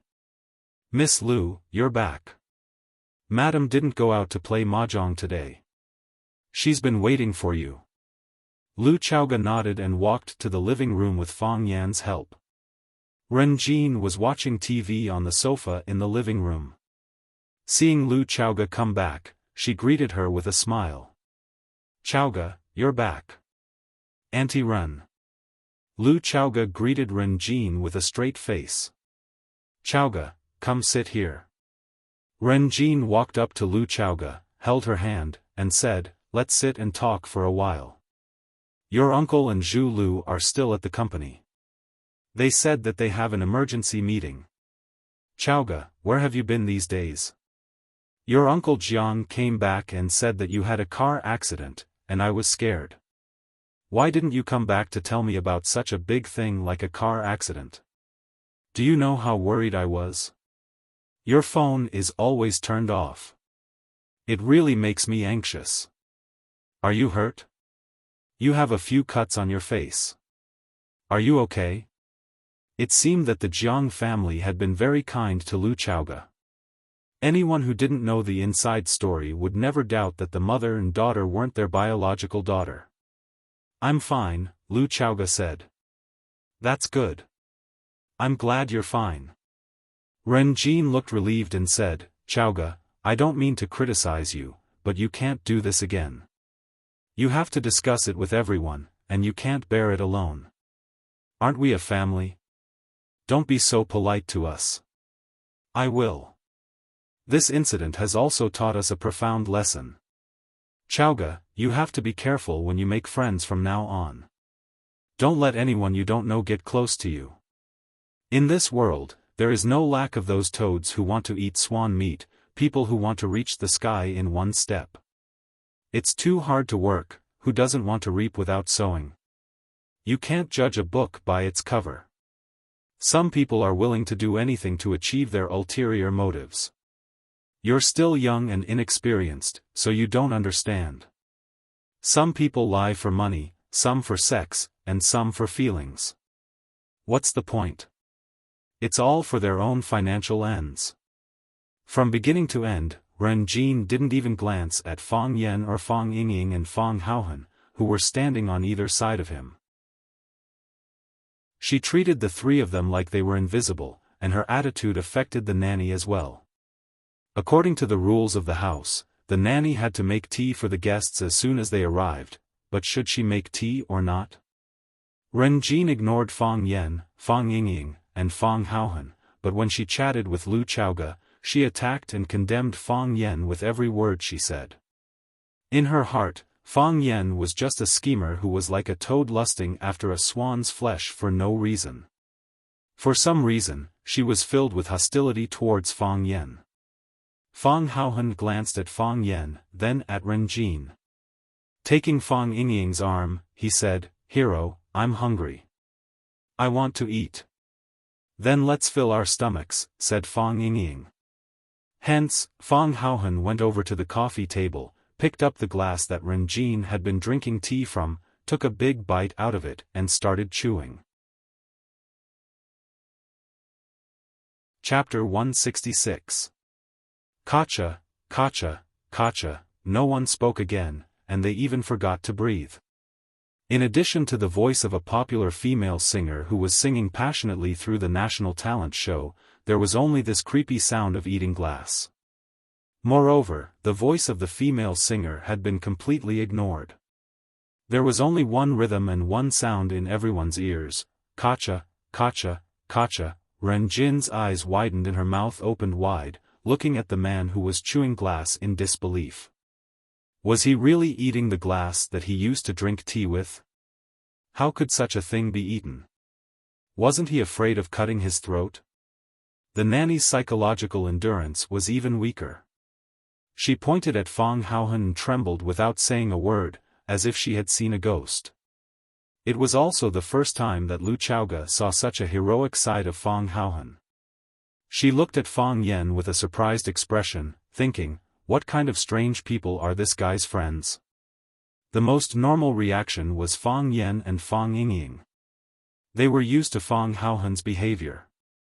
Fang Haohan eating glass was not new, but Fang Haohan not eating glass was weird. Originally, Fang Yan thought that eating glass in other people's house was a very impolite behavior, but because Ren Jin was very rude to him, Fang Yan thought that it was a good thing to let Fang Haohan eat 2 glass of his. At least, Fang Yan felt very happy when he saw Ren Jin's shocked and scared expression at this moment. Fang Yan was a kind man. He couldn't stand others making him feel wronged. Kacha. After Fang Haohan ate a small half of the glass, the soaked tea leaves in the glass and the small half of the cup of tea became a burden. Hero Fang thought for a moment, then tilted his head back and drank the tea in one gulp. Then, he poured the tea leaves into his palm and put them into his mouth, chewing noisily. Ren Jin's face turned green. This is the cup she used, this is the tea she drank. Is this rogue indirectly kissing me? You. How can you eat those tea leaves? Ren Jin said angrily. Fang Yan felt that this woman's perspective was really unique. She didn't care why others ate the cups, but she cared why others ate her tea leaves. Was it common sense that tea leaves were harder to digest than glass? It's okay. Don't worry about him. Fang Yan comforted her. Tea leaves are rich in polyphenol, amino acids, and catechins. They are good for the body. Kacha. Fang Haohan stuffed the rest of the glass shards into his mouth. After chewing and swallowing, he wiped his mouth and said to Fang Yingying, I'm not full yet. Fang Yingying patted Fang Haohan's shoulder and said, leave some room for steak and fruit salad. Ren Jin felt that her heart was twitching. Listen, what are these 2 guys talking about? They ate my cup, drank my tea, and now they want to eat my family's steak and fruit salad? You. Ren Jin pointed at Fang Yingying and Fang Haohan and shouted, get out of here. Our family doesn't welcome you. Fang Yingying looked at Fang Haohan with a complaining look and said, I told you to bear with it. Look at how angry you are. Old lady, don't be angry, it's easy to get wrinkles when you are angry. How about we ask Junior Marshal Uncle to buy you a glass? Old lady? Ren Jin felt like she was struck by lightning. Everything else was ignored by her. Her mind kept repeating the 3 blood-red words old lady. Old lady? How could they call her old lady? She had beautiful black hair, pink skin, bright eyes, and she also had well-maintained buttocks and breasts. How could he call her an old lady? Ren Jin's first reaction was to immediately find a mirror and look at herself in the mirror to see if there was anything wrong with her dress today. Otherwise, why would someone be so blind as to mistake a flirtatious mature woman like herself as an old lady? Fang Haohan, who was accused by Fang Yingying, felt extremely wronged and argued, "Hero, you told me to eat something to fill my stomach. I did say that, but didn't you see the old lady was angry?" Lu Chaoga. Ren Jin finally exploded. She shouted with a sharp voice and pointed at Fang Yan, Fang Yingying, and Fang Haohan and said, "Who are these people? What kind of scoundrels are they? What did I tell you just now? Don't make friends with those people you don't know. You just brought them home to anger me. Lu Chaoga, I usually treat you well, and this is how you treat me? Do you want to anger me to death?" "Auntie Ren, I didn't mean that," Lu Chaoga said. "Good. You didn't mean that, did you?" Lu Chaoga pointed at Fang Yan and said, "Let him go. Let them all go. I don't want to see them, I want them to disappear in front of my eyes immediately." "Auntie Ren, they are my friends," Lu Chaoga said. Ren Jin calmed down.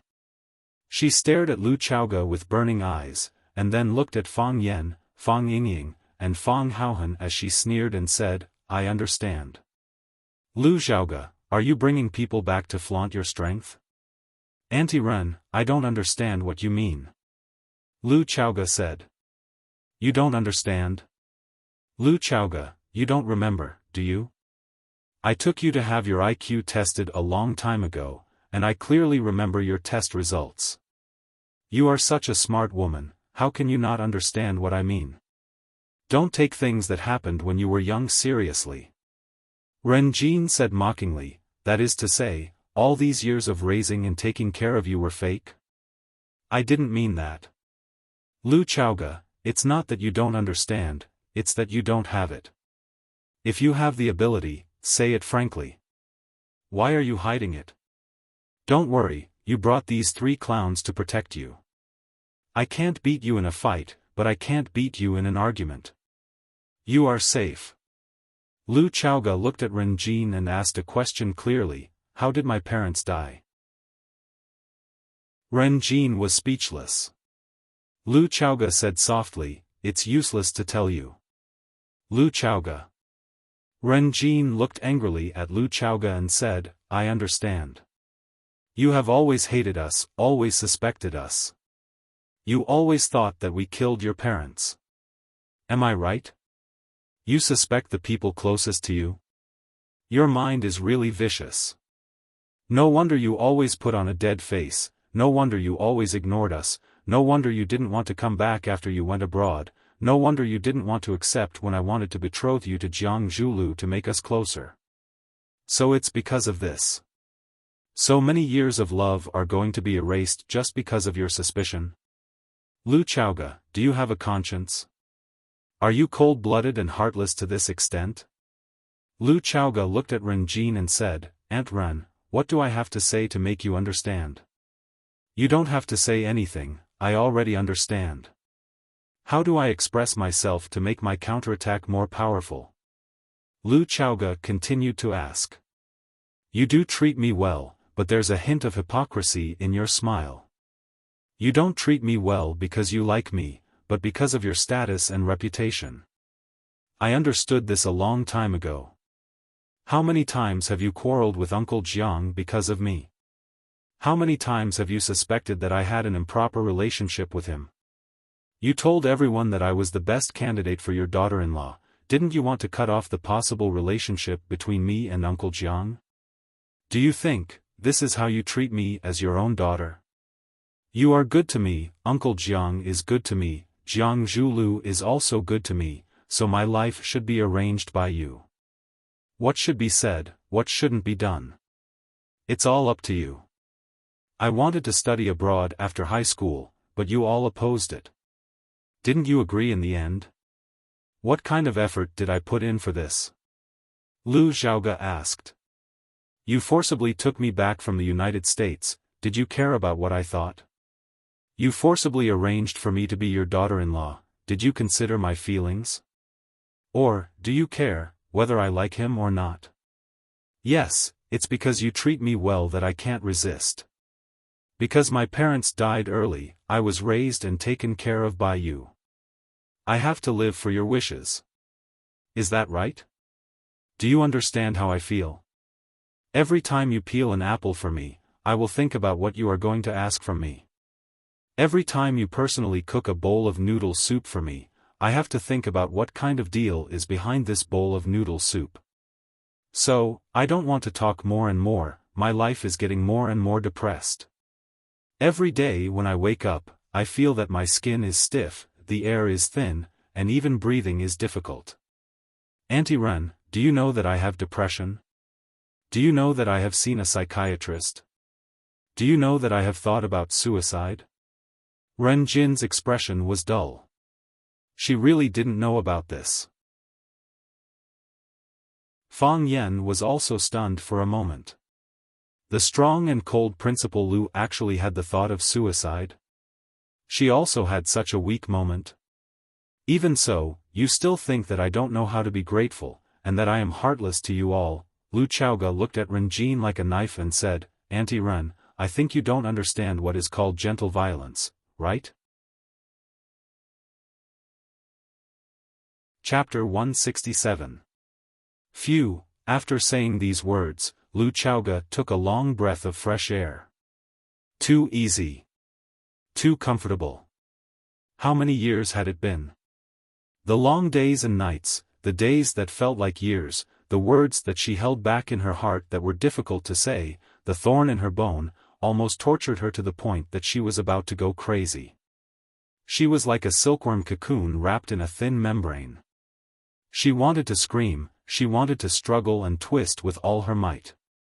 She wanted to tear everything apart and destroy it, but in the name of love and protection, the thin membrane made it difficult for her to move.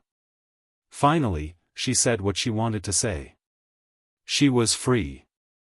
Ren Jin's face was as pale as paper. She stared at Lu Chaoga with deep resentment, and said, I didn't expect that I still raised an ungrateful wolf. Well, Lu Chaoga, since our Jiang family made you so uncomfortable, since we treated you so badly, then, tell me, what are you doing back this time? Uncle Jiang asked me to come back for dinner, Lu Chaoga said. Come back? Ren Jin sneered. Lu Chaoga, what do you mean by coming back? Come back to your own home, then come back. What you said just now has separated yourself from this family. You are no longer a member of this family, you are just a guest. And a guest who is not welcomed by the host. So, as the mistress of this house, please bring your lowly friends out. Fang Yan was angry and said, we are Lu Chaoga's friends, but we are not dirty. Fang Yingying was also very angry. He slapped Fang Haohen's head and said, Fang Haohen, go eat another glass. Fang Haohen looked at Fang Yan pitifully, not knowing whether he should eat or not. Aunt Ren, don't call me Aunt Ren. Ren Jin angrily interrupted Lu Xiaoga's words and coldly said, Lu Xiaoga, from today onwards, the kindness between us is severed. From now on, we are just strangers, Ren Jin. Lu Chaoga clenched her fists and gritted her teeth. Please respect my friend. Get lost. Ren Jin pointed at the door of the villa. Get out, all of you. Ren Jin turned around and shouted at the nanny, are you stupid? Call security. No need. Lu Chaoga said aloud. We can walk by ourselves. After that, Lu Chaoga turned around and walked out of the villa. Just now, when Ren Jin called them scum, Fang Yan did not retaliate. Fang Yan felt that he had suffered a loss. Now that he was about to leave, he naturally couldn't leave with a grievance. Fang Yan slapped Fang Haohen's head and shouted, Fang Haohen, eat all the glasses in their house. Fang Haohen was shocked and said bitterly, Junior Marshal Uncle, I'm afraid I can't eat, then pack it up and take it away. That's good. Fang Haohen was happy. He really wanted to find the Jiang family's glasses to eat. Let's eat. Ren Jin laughed wildly. Eat. Eat enough. Eat it all. If you can't finish it, then you're a son of a bitch. Junior Marshal Uncle, she's cursing. Fang Haohan said. Then hit her. Fang Yingying shouted. So, Fang Haohan rushed toward Ren Jin angrily. Go ahead. Ren Jin stood there proudly, raising her beautiful face that could be broken by a single blow. She looked at Fang Haohan with a sneer and said, slap me if you can. Fang Haohan was stunned. He turned to look at Fang Yan and said blankly, Junior Marshal Uncle, did I really slap you? Slap. Fang Haohan was slapped in the face. After Ren Jin slapped Fang Haohan, she stared at Fang Haohan with disdain and said disdainfully, who do you think you are? Get out of here.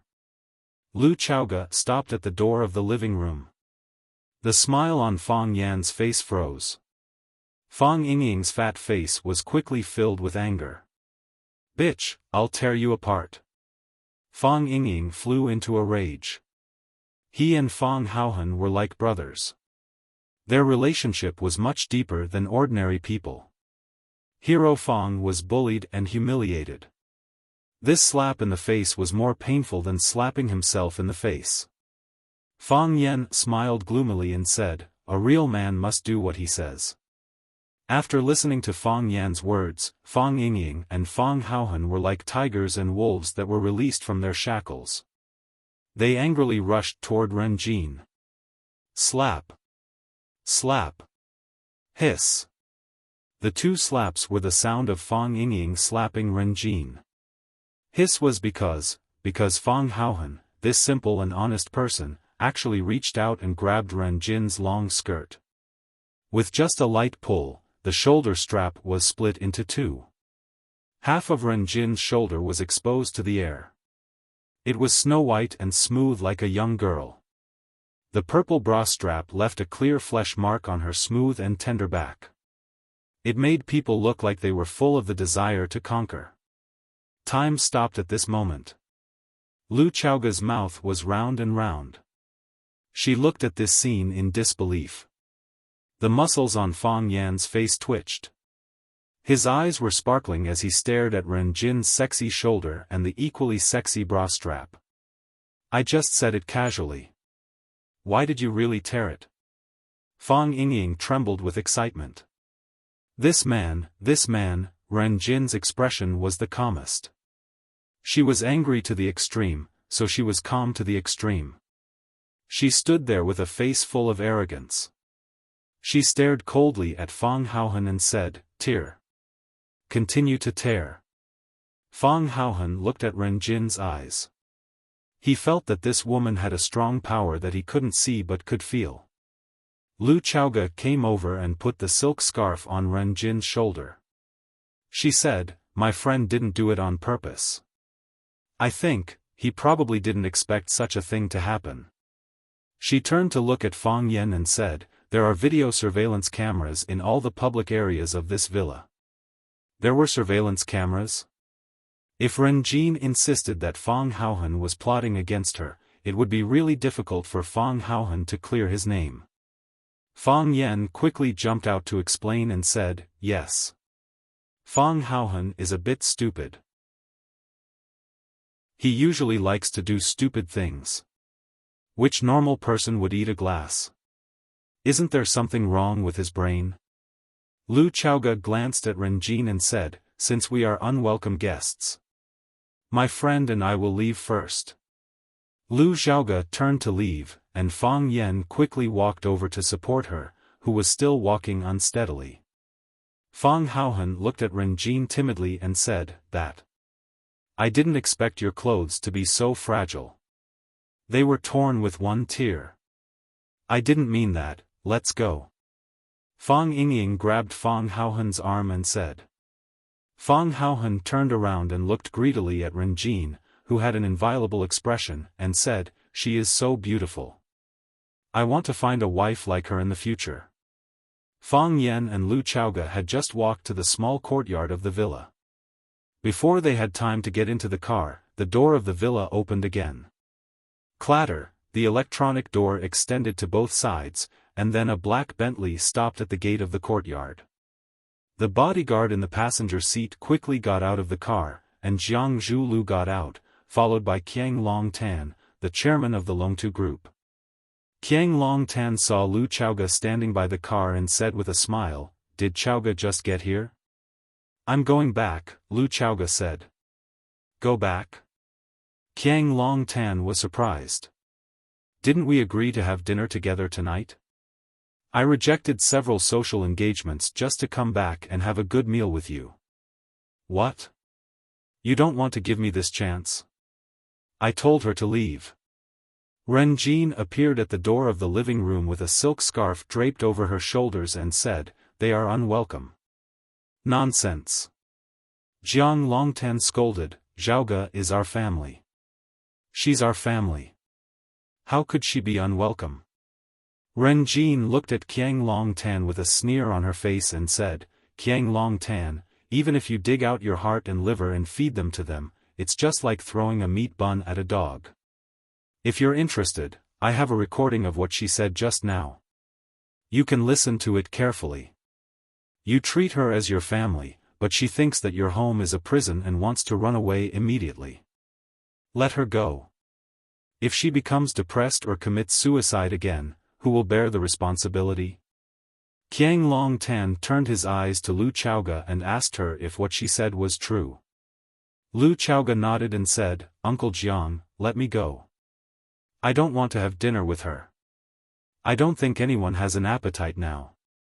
Fang Yingying and Fang Haohan both wanted to say that they had an appetite. They had been busy for half a day and were still hungry. But Fang Yan stopped them with a look. They swallowed and didn't say anything in the end. Jiang Longtan heaved a deep sigh and said, "Family harmony brings prosperity to all things. I'm responsible for the mess at home. Well, since I can't eat anymore, let's sit down and talk about something. I have to discuss this matter with you personally." Lu Chaoga looked at Qiang Longtan and asked, "What is it?" Jiang Longtan's brows deeply furrowed as he solemnly said, "A lot of things have happened recently. First, you were attacked, and then Lu Jing died suddenly. To be honest, I'm under a lot of pressure.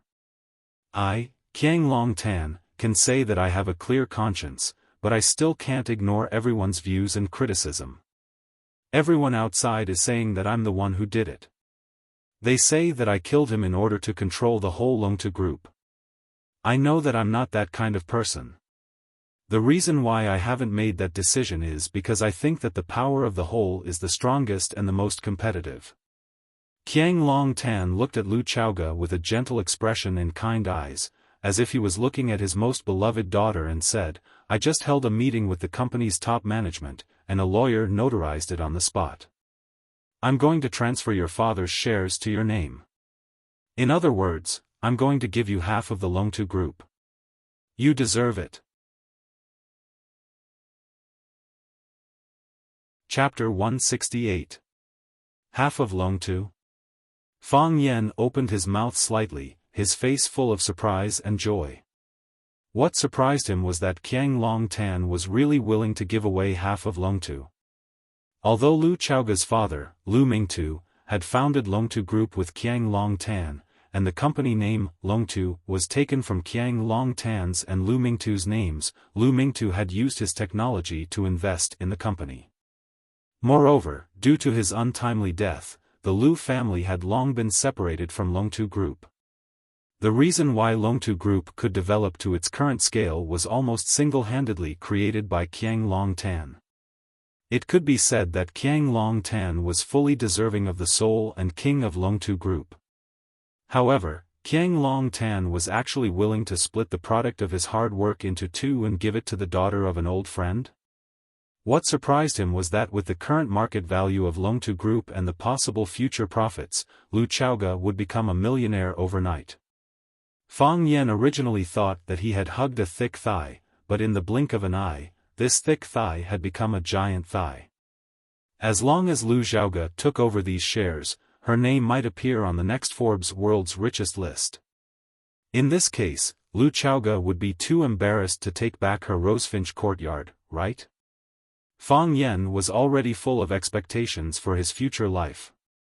As long as he continued to curry favor with Lu Chaoge and maintain a close friendship and comradeship with Lu Chaoge would bring him to eat, drink, and sleep with big breasts. The problem was, did Qiang Longtan's actions prove that he was really not the murderer who killed Lu Chaoge's parents? Fang Yan felt that his IQ was not enough. The situation in front of him was getting more and more confusing. Fang Yingying and Fang Haohan, these two idiots, didn't understand what Qiang Longtan's words meant. Fang Haohan's eyes occasionally glanced at Ren Jin, who was on the steps. The more he looked at her, the more he felt that this woman was interesting. Fang Yingying was trying to persuade him to give up on this idea, telling him that the women in the city were tigers and that he should avoid them at all costs. Jiang Zhuliu's expression was calm. It seemed like he already knew about his father's actions. Instead, Ren Jin's expression changed greatly, and he snapped, "Qiang Longtan, have you discussed this with me before you made such a decision?" Qiang Longtan glanced at Ren Jin and said with a smile, "What's there to discuss? Didn't I just say that? This is what Chaoge deserves." Deserved? Ren Jin sneered.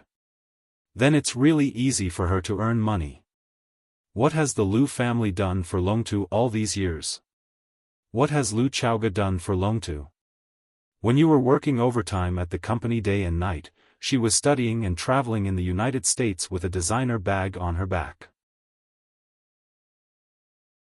When you were begging for help with a glass of wine in your hand, she was fulfilling her dreams and hobbies at school. Who developed Longtu? Without you, Qiang Longtan, would Longtu be what it is today? Would Longtu be what it is today? Would Longtu be as valuable as it is today? She was living a pure and innocent life, and everyone took care of her. Now you've given away half of Longtu with just a few words. Qiang Longtan, let me tell you, I don't agree. Qiang Longtan smiled bitterly and said, "Ren Jin, don't make trouble out of nothing. I've already held a board meeting before I came back, and now this decision has been approved by the board. Make trouble out of nothing?" Ren Jin's expression was extremely ugly. Anyone who heard that their husband had given away billions of assets to someone else would have such a reaction. Moreover, this was a woman she hated very much.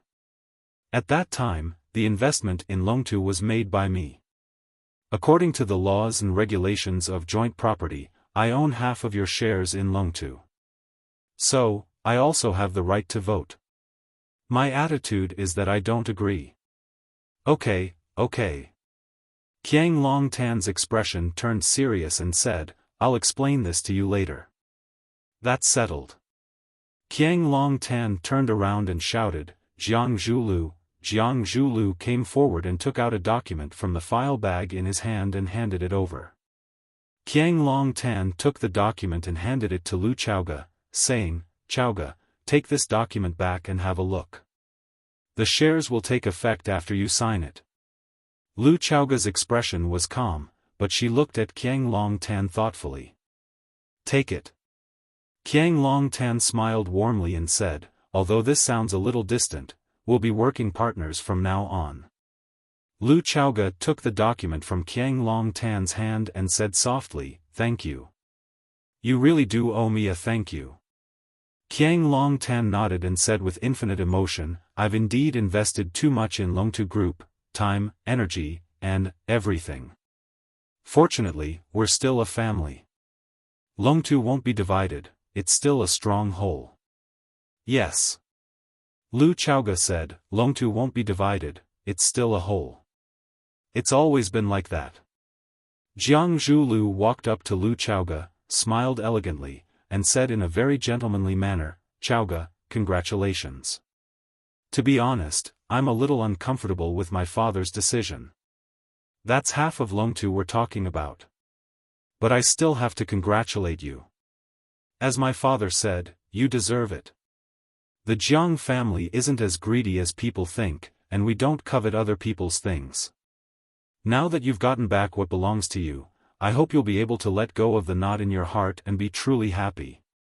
Pausing for a moment, he glanced at Fang Yan beside him and said, "Also, I want to say that I haven't given up. My pursuit of you has just begun." "Why are you saying that?" Qiang Longtan waved his hand and said, "I'm innocent. There's nothing to explain. But I won't get involved in your pursuit of Chaoga. That's between you young people. Chaoga, there's something I need your help with. Once the contract comes into effect, we'll need to hold a press conference to announce the change in ownership. Is that okay with you?"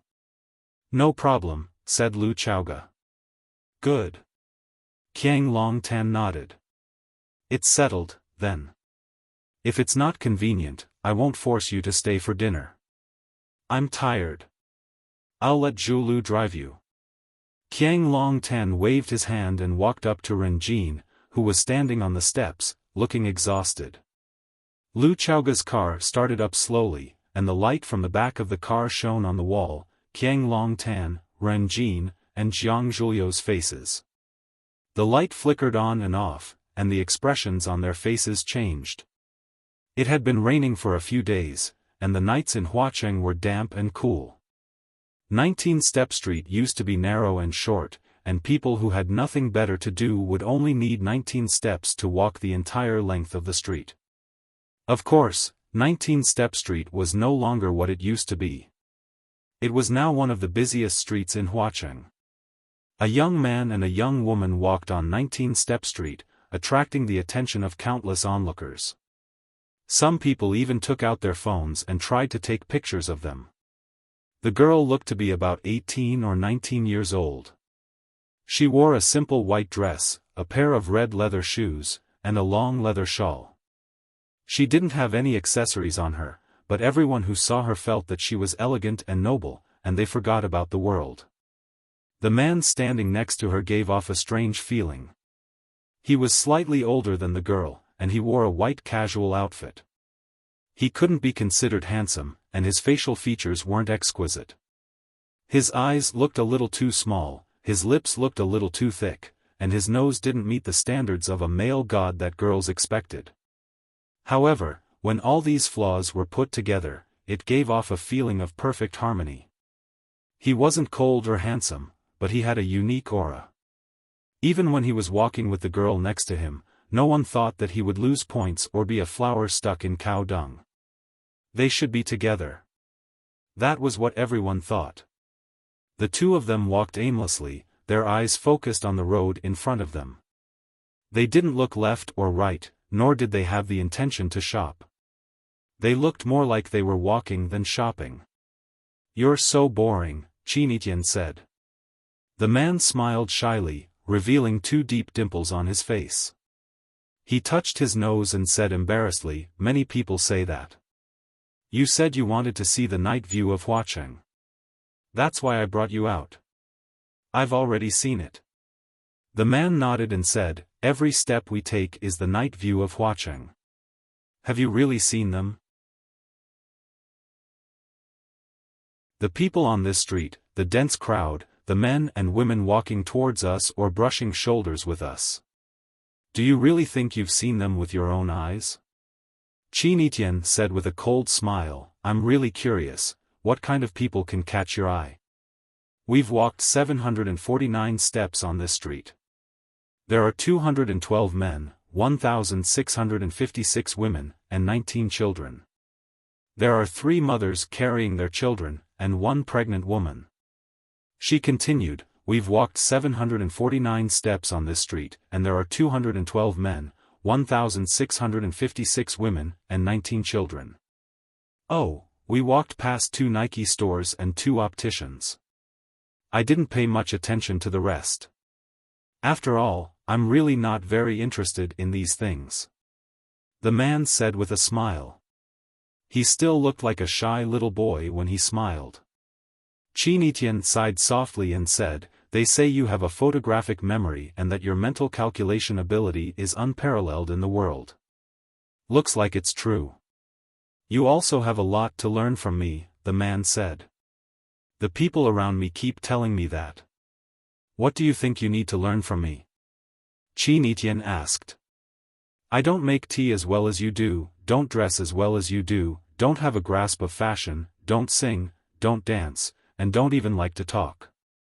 The man lowered his head and said, I think I have too many things to learn from you, right? But, you're Jiang Junling. Qin Etian curled his lips and said, Wuxia's hero Jiang Junling. Not every outstanding young man can get such an evaluation, right? Chapter 169.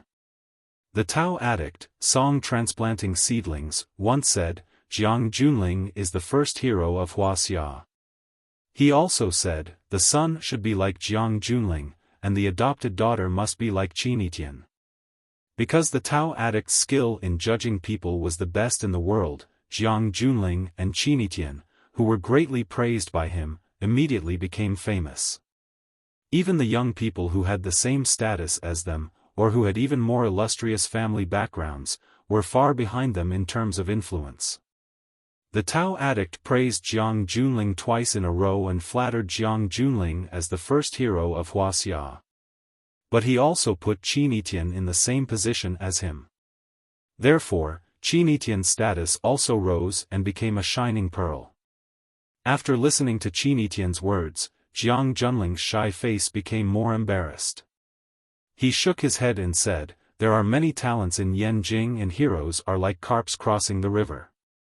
Wuxia is a big place with many talents.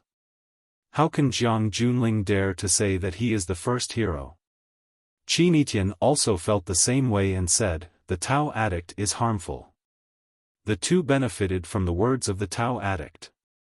They could get more attention from all forces. As long as their performance was eye-catching, it was easy to get everyone's approval.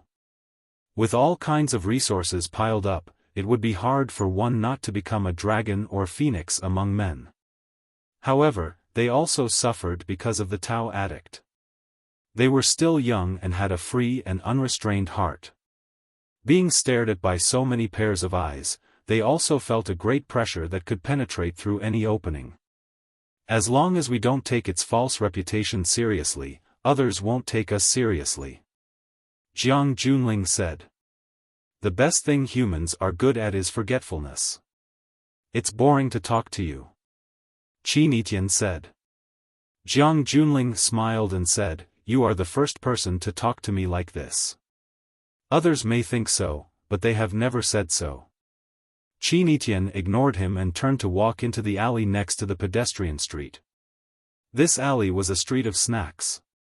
There were juice shops, fruit shops, fried ice shops, fish ball shops, and even more barbecue shops. 10 o'clock at night was the time when the barbecue stall's business was at its peak. Countless men and women gathered around the square tables, ordering a few skewers of lamb, chives, and eggplants to go with the wine, playing finger-guessing games and having a great time. Qin Etian found an empty table and sat down, then shouted, "Boss, order." The proprietress came over with the menu. When she saw Qin Etian's face clearly, she was stunned. The eloquence that she had developed over the years in the night market suddenly disappeared. It was as if she had suddenly lost the ability to speak. She wanted to praise Qin Etian, but she couldn't bring herself to say it. For the first time, she felt that praising someone was actually a form of blasphemy.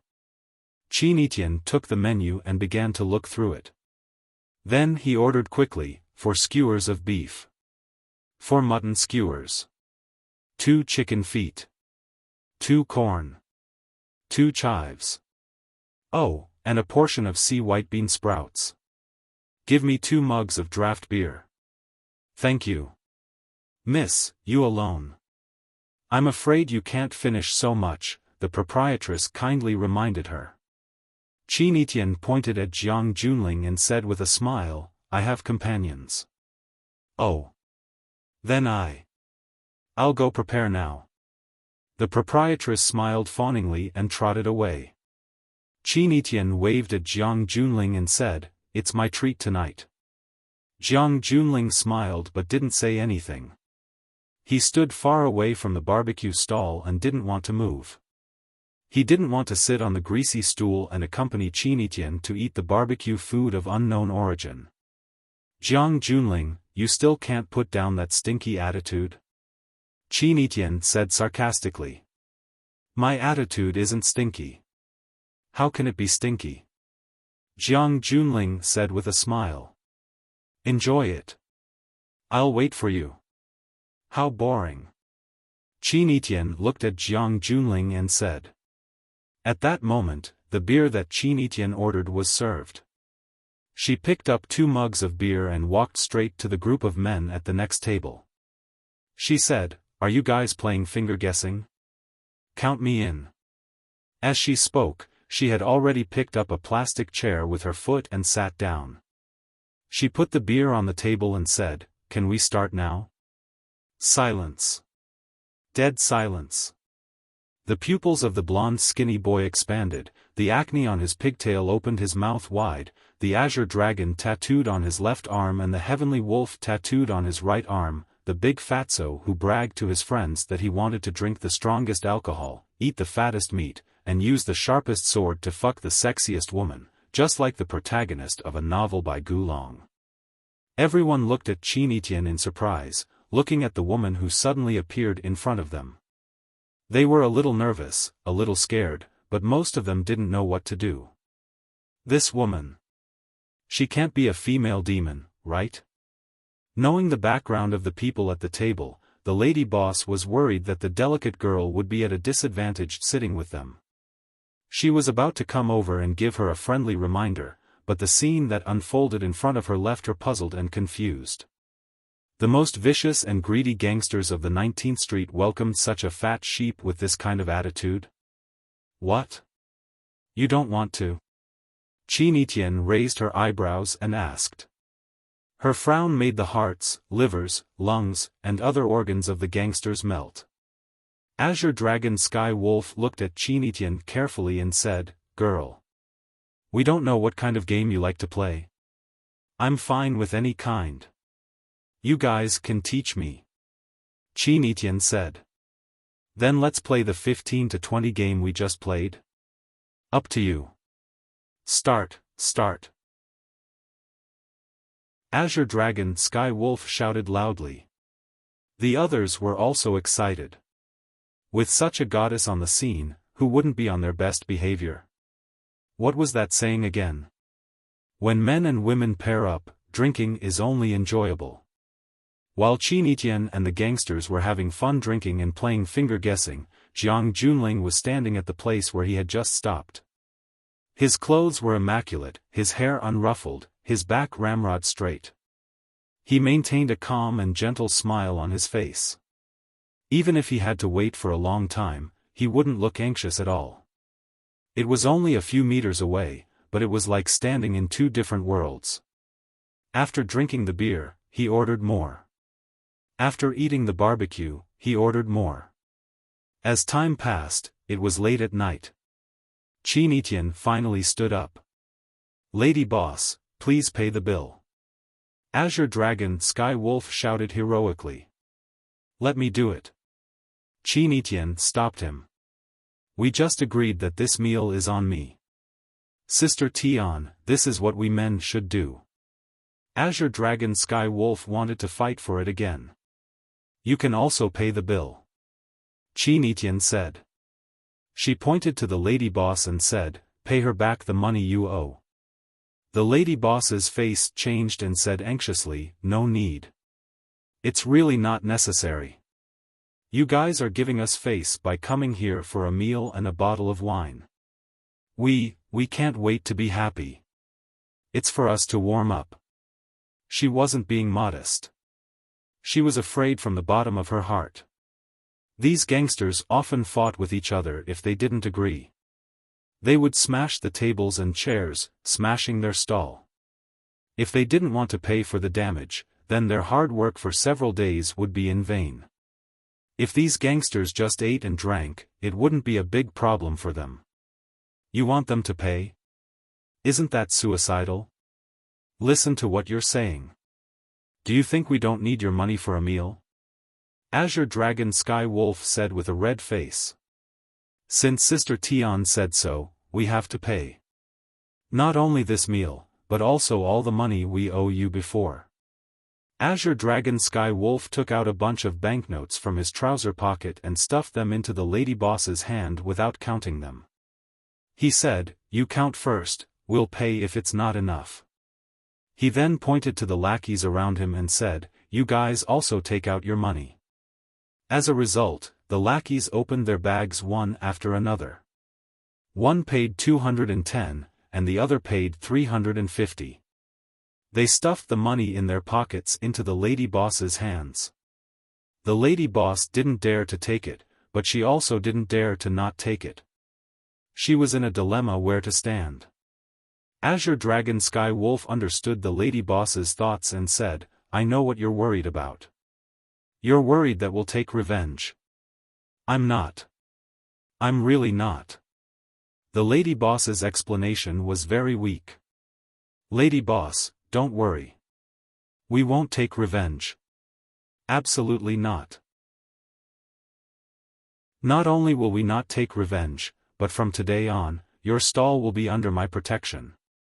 If anyone dares to fight here and eat without paying, they'll have to ask me first if I'm willing." Azure Dragon Sky Wolf looked at Chinitian and said, "Sister Tian, I know you're not an ordinary person. Don't think that I'm uncultured, my eyes have never been wrong. It's my great fortune to be able to meet Sister Tian at this barbecue stall and to be able to drink and play finger-guessing games with us. It's also the fortune of my brothers. I'm a grateful person. I met Big Sister Tian at Lady Boss's barbecue stall and got the chance to drink with Big Sister Tian. So, I'm going to repay Lady Boss's kindness now. Does Big Sister Tian feel at ease now?" Chinitian smiled and nodded. She looked at Azure Dragon Sky Wolf with her beautiful eyes and said, "I've never doubted you." Chinitian waved at them, and the group of gangsters shouted affectionately, "Sister Tian, take care." The autumn wind was bleak, and the lady boss stood in the wind with a handful of banknotes in her hand. Chinitian walked right past General Jean, not bothering to greet him. Jiang Junling took the initiative to follow him and said with a smile, "Chinitian, do you think this kind of life is interesting?" "Interesting," Chinitian said. "I like this kind of life." "Jiang Junling, you're not down to earth." "Why do I have to be down to earth?" Jiang Junling said with a smile. "We and them are not the same kind of people. You sit with them, you drink and play finger-guessing games with them, you call them brothers. But you're still above them. You're always looking down at them, and they're always looking up to you. Isn't that the case?" Jiang Junling smiled brightly, revealing his snow-white teeth, and said, "They can't enter our world, so I won't easily cross into their world." Chapter 170. So you always maintain a high and mighty attitude, like a god? Chinitian asked. Your so-called fusion, isn't it just another form of being high and mighty? Wherever you go, you change the fate and direction of some people and things. Just like that lady boss. You are also a god. The difference between us is that I am a god who does not do things, and you are a god who does things. I am not a god. Chinitian said. God is too far away. Have you seen Marvel movies? I am a god with power, just like the hero in those stories. I have such power, why don't I use it to change the fate of some poor people around me and the final outcome of some sad things? I like the feeling of change, as if seeing them reborn in front of my eyes. Jiang Junling smiled and said, I am different from you. After watching those movies, I want to destroy the world more. Destruction is more fulfilling than change. Otherwise, why do people like to smash cups when they are angry? Don't work together when we have different goals. But, many people hope that we can finally come together. General Ling smiled and said, that old man Song Zhancheng said that his son should be General Ling's wife, and his adopted daughter must be Qinitian. That in itself was a sinister move. Who do you think ordered him to do that? Who can instruct Tao addict? There will always be someone. Jiang Junling said with deep eyes. If there is a dragon, there must be a dragon slayer. If there is a real god, there will also be a god slayer messenger. In a place that we can't see with the naked eye. Are you a man of power? No, I am a man of profit. There is no lack of such people in this world. Qinitian said. But those people are not willing to admit that they are such people. That's because they are still talking about money at a low level. We are talking about numbers. Jiang Junling, you are so arrogant. Qinitian, you are the same. Qinitian's eyes suddenly lit up and he said, Jiang Junling, let me introduce you to a friend. A very interesting friend. Friend? Jiang Junling had just asked and he realized that Qinitian had already walked quickly towards a Hunan restaurant by the roadside. Jiang Junling smiled and followed behind him. Fang Yan, Fang Yingying, and Fang Haohan were burying their heads in the food. They were worthy of being the experts from the old Tai Chi family. The way they picked up the food and the speed at which they picked up the food was beyond the reach of ordinary people. They had wanted to go to the Jiang family's house to eat well-done steak, bread, and dessert, but the Jiang family refused to provide them with food. On the way back, they stopped at the 19th Street for lunch. They planned to go back to sleep after lunch. No one was cooking at home. Lu Chaoga rarely moved her chopsticks. She didn't know if it was because she wasn't interested in the hot and spicy food in front of her or because she was thinking about her own matters.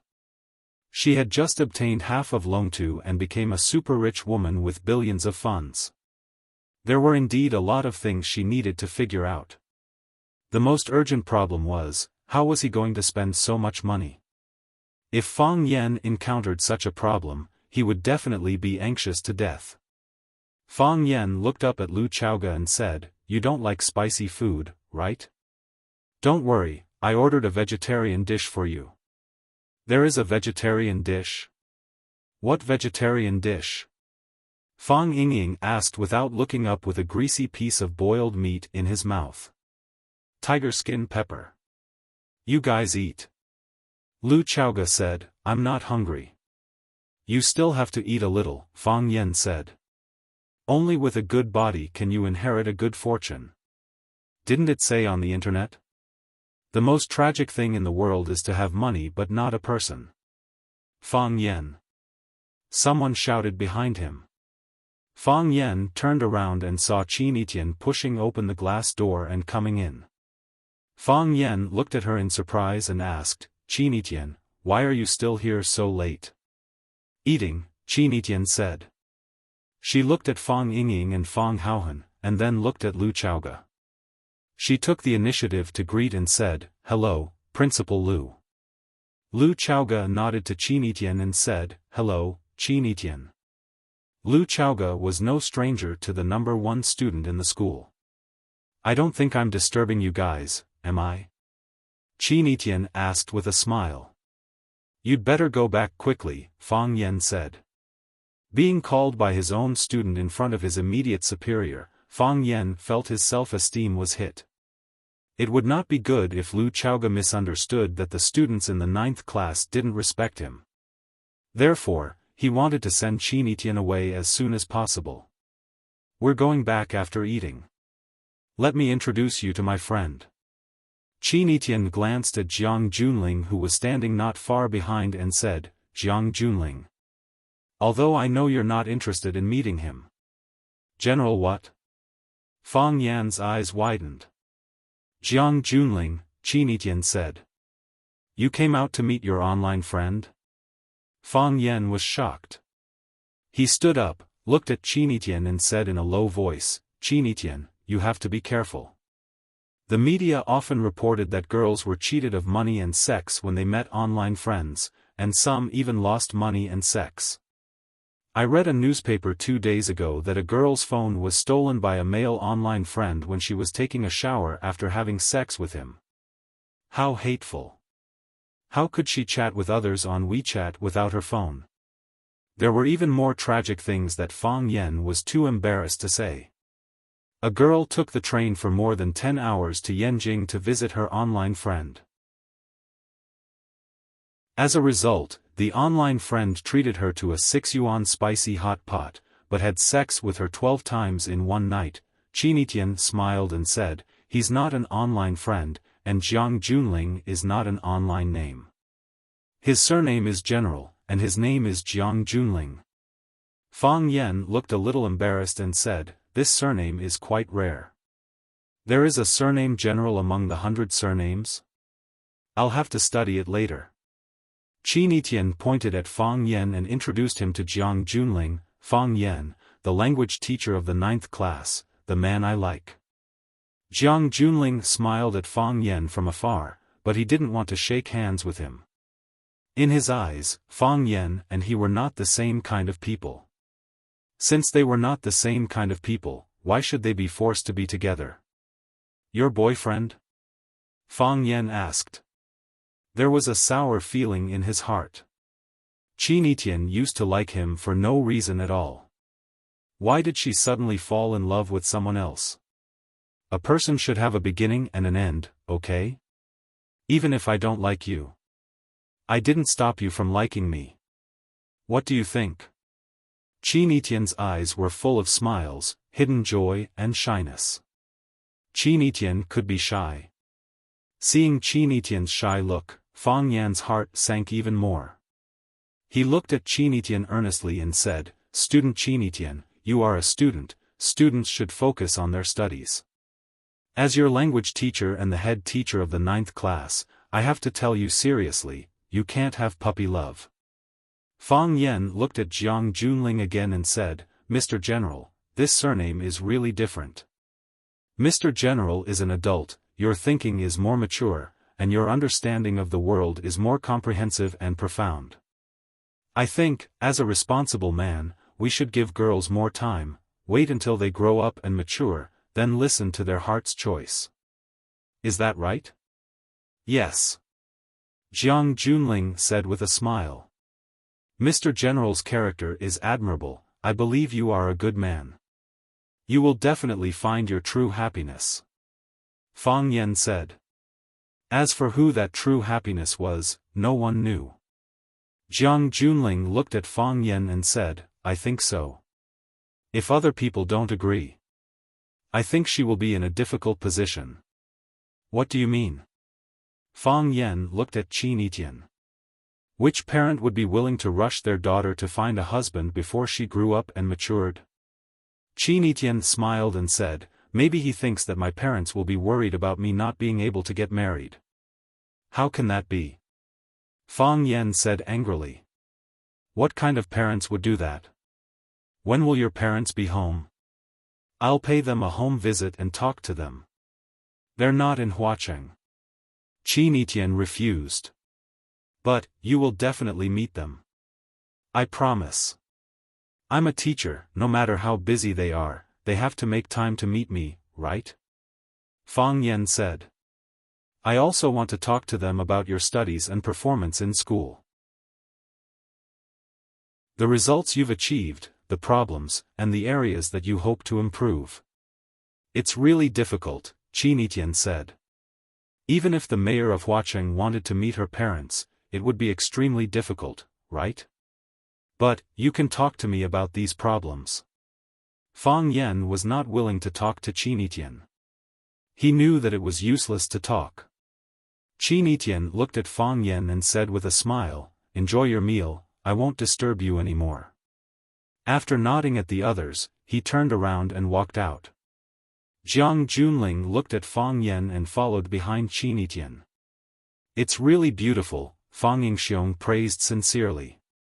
"Ren Jin is beautiful too," Fang Haohan added. Fang Yan looked at Lu Chaoga and said, "Actually, our Principal Lu is the prettiest." "Principal Lu, you'll be leaving Rosefinch soon, right?" If you go to Longtu, will you bring a secretary or assistant with you? You know, I'm a language teacher. Today, I'm going to recruit people of talent and family. I think I'm qualified for this job. Believe in my sincerity, believe in your eyes, I'll bring you a comfortable and satisfied smile. Lu Chaoga looked at Fang Yen and asked, why do I have to leave? Don't tell me you still want to stay in Rosefinch? Fang Yen asked in confusion. How cool would it be to be the deputy director of Longtu Group? It would be much better than staying in Rosefinch, right? Before I understand a lot of things, I won't leave Rosefinch, Lu Chaoga said. Rosefinch can be my Rosefinch, but Longtu is someone else's Longtu.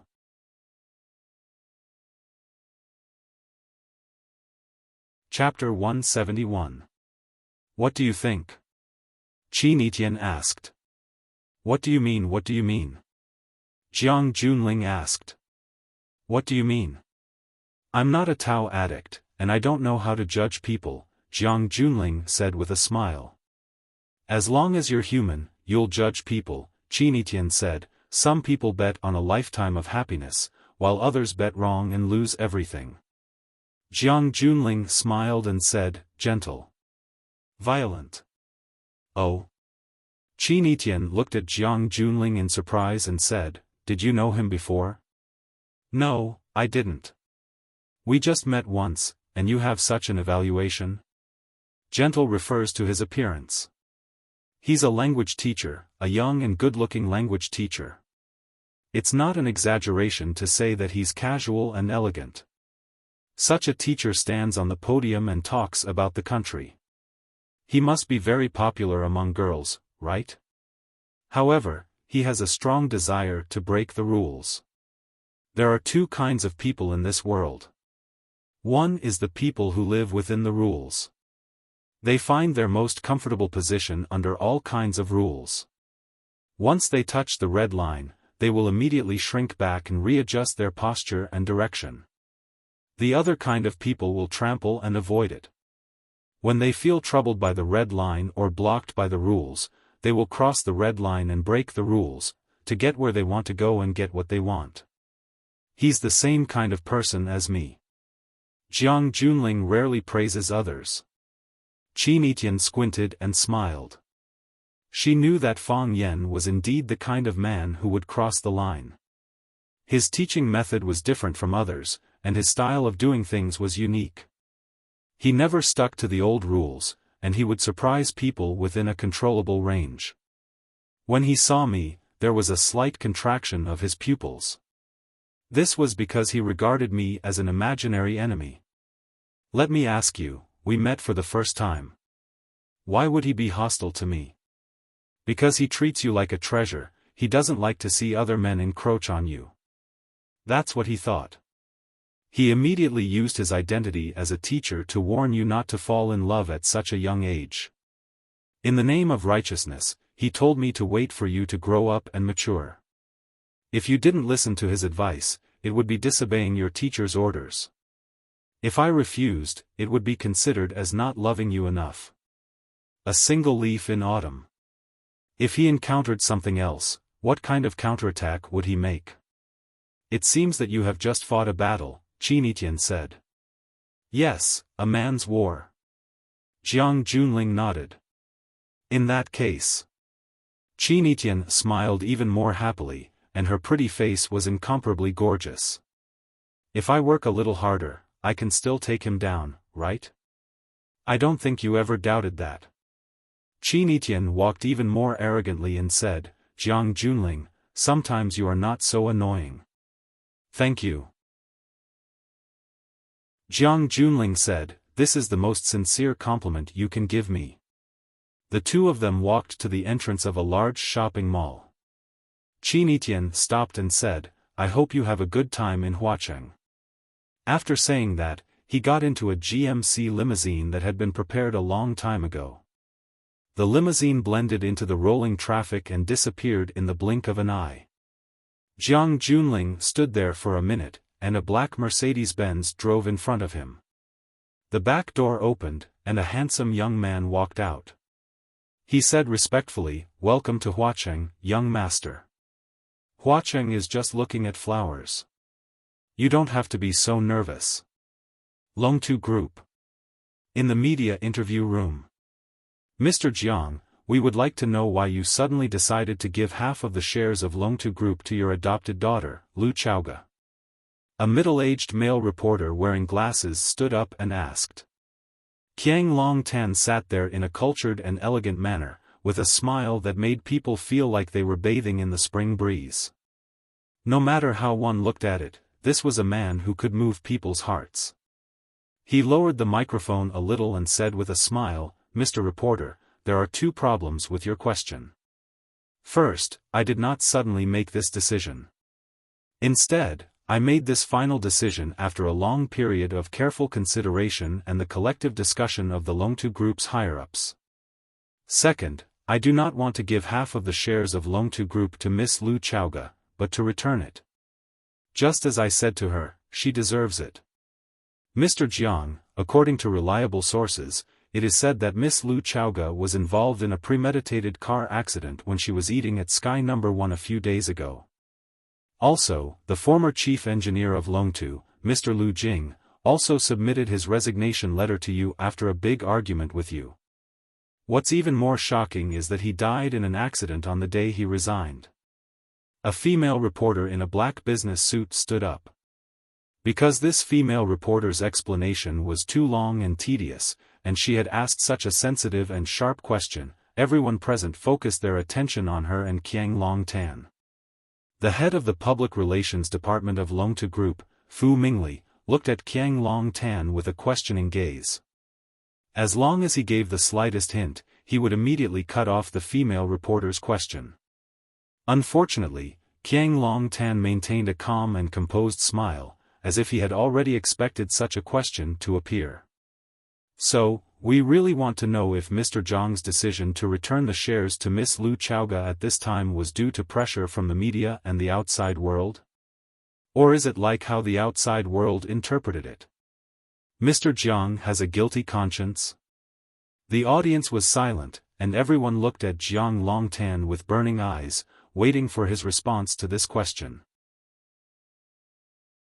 Qiang Longtan's fingers were interlocked, and his eyes looked straight into the eyes of the many reporters below the stage. He said, "It's definitely unrealistic to say that I don't care about the media reports and the outside world speculations. Qiang Longtan is a person who cherishes his reputation, and he's also a person who cares about his reputation. Who would want to become a murderous demon in the eyes of others? In any case, I don't want to. Of course, this isn't the main reason." Qiang Longtan said with a smile, "Miss Lu Chaoga is sitting next to me at this time. She can prove to everyone that when she just returned from studying in the United States, I suggested that she enter Longtu Group to work. When she was familiar with the company's affairs, would give her a more important position and let her take on more responsibilities. I could even completely take over Longtu Group. It's entirely possible." However, Miss Lu Chaoga refused. "Some of my ideas can only be put aside for now." Everyone present knew that a clenched fist was more painful than an open palm. "I hoped that the Longtu Corporation would be a whole. I didn't want it to be split into two when the energy industry was flourishing and developing at such a rapid pace. This is irresponsible to my personal career, irresponsible to Longtu Group, and irresponsible to Miss Lu Chaoga and my friend's parents. Previously, I didn't return the shares to her because I felt that it wasn't the most suitable time. Now, I'm returning the shares to her because I feel that the time is just right. Today, I invited all the media friends here to explain this fact to you." "Mr. Jiang, you mean that you have nothing to do with Miss Lu Chaoga's car accident and Mr. Lu Jing's death?" The female reporter stood up and asked. "Yes." Qiang Longtan's voice was incomparably firm as he said, "I have nothing to do with those things at all. I am willing to accept the supervision of society and the investigation of the law. Miss Lu Chaoga, you suddenly have 49% of the shares of Longtu Group. You will become one of the richest women in this country. How do you feel now?" The reporter pointed the spear at Lu Chaoga, who had been sitting beside Qiang Long Tan and had been silent and unusually low-key. Lu Chaoga raised her head and glanced at the excited female reporter. Her voice was calm as she said, "This is the wealth that my parents left for me. I am very grateful to have such a gift. It can change my life and my whole life. However, my greatest regret is that they didn't give it to me personally. Because I really miss them. Miss Lu Chaoga, you are now the vice principal of a famous school.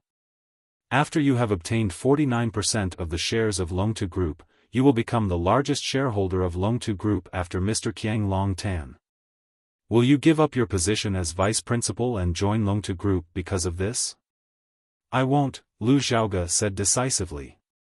"At least not now." Lu Chaoga turned sideways to look at Qiang Long Tan and said, "Uncle Jiang is a very capable person. Because of his many years of hard work and selfless contributions, Longtu Group can achieve what it has today. I have always been by his side, and I know the hard work he has done. I also believe that as long as he is here, Longtu Group will achieve even more dazzling achievements. So, I am willing to let Uncle Jiang take care of Longtu Group.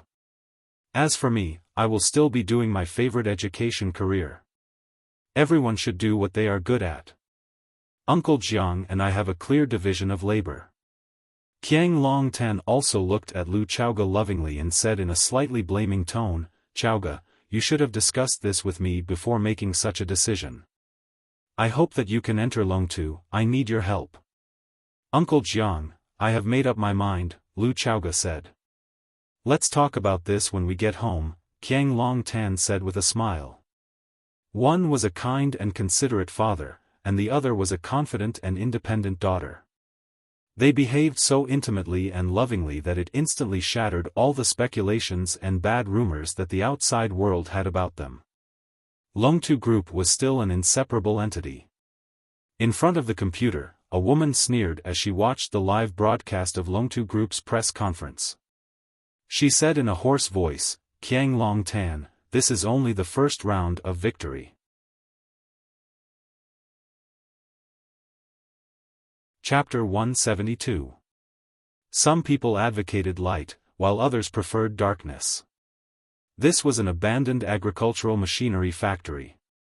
Because no one had used it for a long time, there was a damp and moldy smell. There were no lights in the factory, only an old TV flickering with a blurry shadow. This was a football match between Chinese teams. There was no passionate running, no violent collisions, and no dazzling dribbling of the ball past people. They were always listless as if they did not sleep well last night. Coupled with the horizontal bars and black shadows that appeared from time to time on the TV screen due to the quality issues, most people would have long given up on the TV. However, his eyes were watching with relish and his expression was unusually serious. He held a can of beer in his hand and took a sip from it from time to time. Then, he picked up 2 peanuts and threw them into his mouth to chew. It was really a great enjoyment. At this moment, he suddenly stopped chewing. "Who is it?" the man shouted with a mouthful of peanuts in his mouth. Because there was too much foreign matter in his mouth, his voice was a little unclear. It was quiet inside and outside the factory, only the sound of the wind blowing through the grass outside could be heard. The man threw the can of beer in his hand towards the nearest window but did not hear the sound of the can falling. "Whoa!" He picked up the chair on the ground and smashed it towards the window. He quickly hid in a dark corner of the room. Clang! The chair hit the window and the dusty glass shattered. How could such a good beer be lost? A clear voice came from outside. Creak! The heavy iron door of the factory was pushed open from the outside and a black shadow slowly walked in. At the same time, the wind and moon rushed in. The factory finally became clearer, but the corners of the walls were still dark. "Old monster, come out," Fang Yan said with a smile. He put the can of beer in his hand on the table and said, "You are surrounded. Come out and let's have a good talk." The old monster did not make a sound, still holding his breath and hiding behind the pile of scrap metal. Do you not believe that you are surrounded, or do you not want to have a good talk with me? Fang Yan said aloud. Hero, give him a warning. The hero has arrived. A round head appeared by the window on the left. The hero is here. A simple and honest man's voice rang out from the window on the right. There were a total of 4 windows in the factory. 2 of them were blocked by a pile of scrap metal, and the other 2 were blocked by heroes. Coupled with Fang Yan, who was attacking from the front, the old monster was indeed surrounded. Can we talk now? Fang Yan stood still in the distance, but his eyes were fixed on the place where the old monster was hiding, as if he wanted to drag him out from the deep shadows. What do you want to talk about? The old monster's hoarse voice came from the darkness. He knew that his current situation was not good. He would not give up without a fight, but he was willing to solve the problem through peaceful communication with Fang Yan. Talk about why you want to kill me, Fang Yan said with a smile. I'm a man who is easily interested in new things, especially when it concerns my life. I want to get to the bottom of it. I know very well that we have never met before. Why did you attack me on the Wuxia mountain? The old monster fell silent once again. You lured me out through my student, and then attacked me at the Tiger Leaping Gorge. You guys have been scheming in advance. Why don't you tell me who ordered you to do this? I didn't tell you last time, and I won't tell you this time either, the old monster said. The honor of an assassin? Fang Yan laughed. What kind of bullsh*t honor is an assassin? You're just taking someone's money to get rid of a disaster. Don't think that all assassins in the world are good men just because of the movie This Assassin Is Not Too Cold. You guys have never been merciful when you kill your wives and children. It's an assassin's rule, the old monster said. It's more important than honor. Honor would earn one respect, but the rule was something that one had no choice but to follow. If one violated the rule and sold the employer's personal information, one would be hunted down by the Assassin's Guild and other assassins. The former might live, but the latter would die a horrible death. Most importantly, they did not know the employer's information. It seems like we can't come to an agreement. It's either life or death. This is the fate of an assassin. The old monster said firmly, I've already mentally prepared myself before I entered this profession. The worst that can happen is death. So, you don't care about her life? Fang Yan asked with a smile. As they were talking, Fang Yingying pushed a woman who was tied up all over. The woman was the old monster's lover, Little Goblin. You deserve to die, the old monster roared fiercely. Clang, following the roar, there was the sound of something hitting a piece of scrap metal. Then, the old monster, who was wearing a casual black outfit, walked out from the shadows. One of his hands had been cut off, leaving only a fleshy arm hanging there. They were the famous old monster and little goblin team in the world of assassins. Some people called them old monsters. On Sunset Mountain, they used Zheng Guodong, Li Yang, and Chen Tao as bait to kill Fang Yan at Tiger Leaping Gorge. Fang Yan was strong enough to capture the old monster. When he forced the old monster to reveal who the mastermind was, the little goblin suddenly cut off one of the old monster's hands. The 2 of them jumped off the cliff and escaped. Later, when Fang Yan and Lu Chaoga were eating at Sky No. 1, a car suddenly dashed toward them from behind. Fang Yan desperately pushed Lu Chaoga away and luckily saved his life. However, the security guard, Lu Jinju, who was holding an umbrella for them, was hit and killed. Fang Yan was extremely sad and tried his best to find the truth. When he went to the police station to check the video, he noticed that the driver only used one hand. There must be a reason why he used one hand to control the steering wheel at such a critical moment. Fang Yan knew 2 or 3 disabled people, but the old monster was the only one who had a broken hand. The old monster had already attacked him on Sunset Mountain. At this time, Fang Yen naturally had a reason to think of him as the enemy. Fang Yingying and Fang Haohan hadn't found a job yet. Since they had nothing to do, Fang Yen sent them to look for the whereabouts of the old monster and the little goblin. The old monster's broken hand needed a lot of medicine to treat it. Fang Yingying and Fang Haohan set their sights on the medical centers and clinics in the city. They didn't expect that after a few days, they really found some clues. The two of them closely monitored the little goblin for 2 days. Finally, the little goblin came to buy medicine again. They informed Fang Yen in time. The three of them followed the little goblin and finally subdued the slippery little goblin in a hidden place. "I deserve to die." Fang Yen sneered. "You deserve to die. Didn't you just say that? Before you entered this industry, you were already mentally prepared." "What? Are you mentally unbalanced now?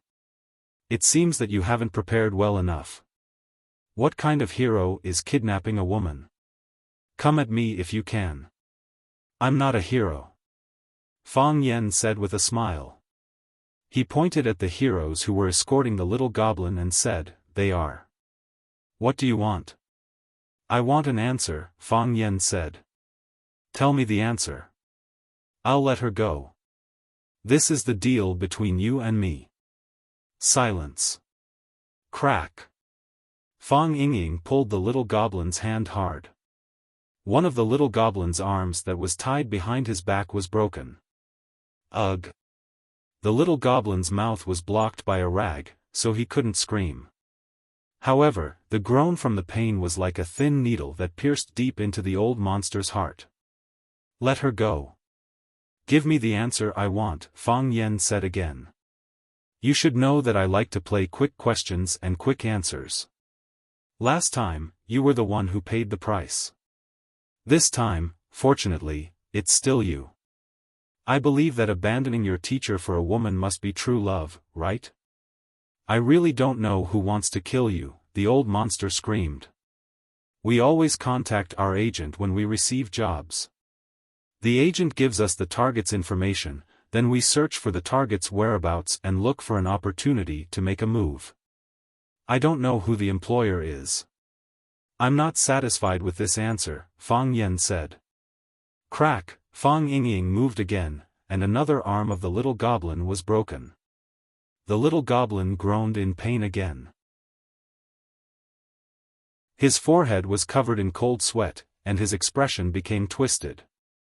The old monster's eyes were angry and cruel. He stared at Fang Yen fiercely, like a wounded hyena staring at its prey. "Let her go, and I'll agree to any of your conditions." "I said, tell me the answer I want," Fang Yen said. "I'll let her go immediately after I get the answer." "Who wants to go against a woman?" "I don't know the answer," the old monster said.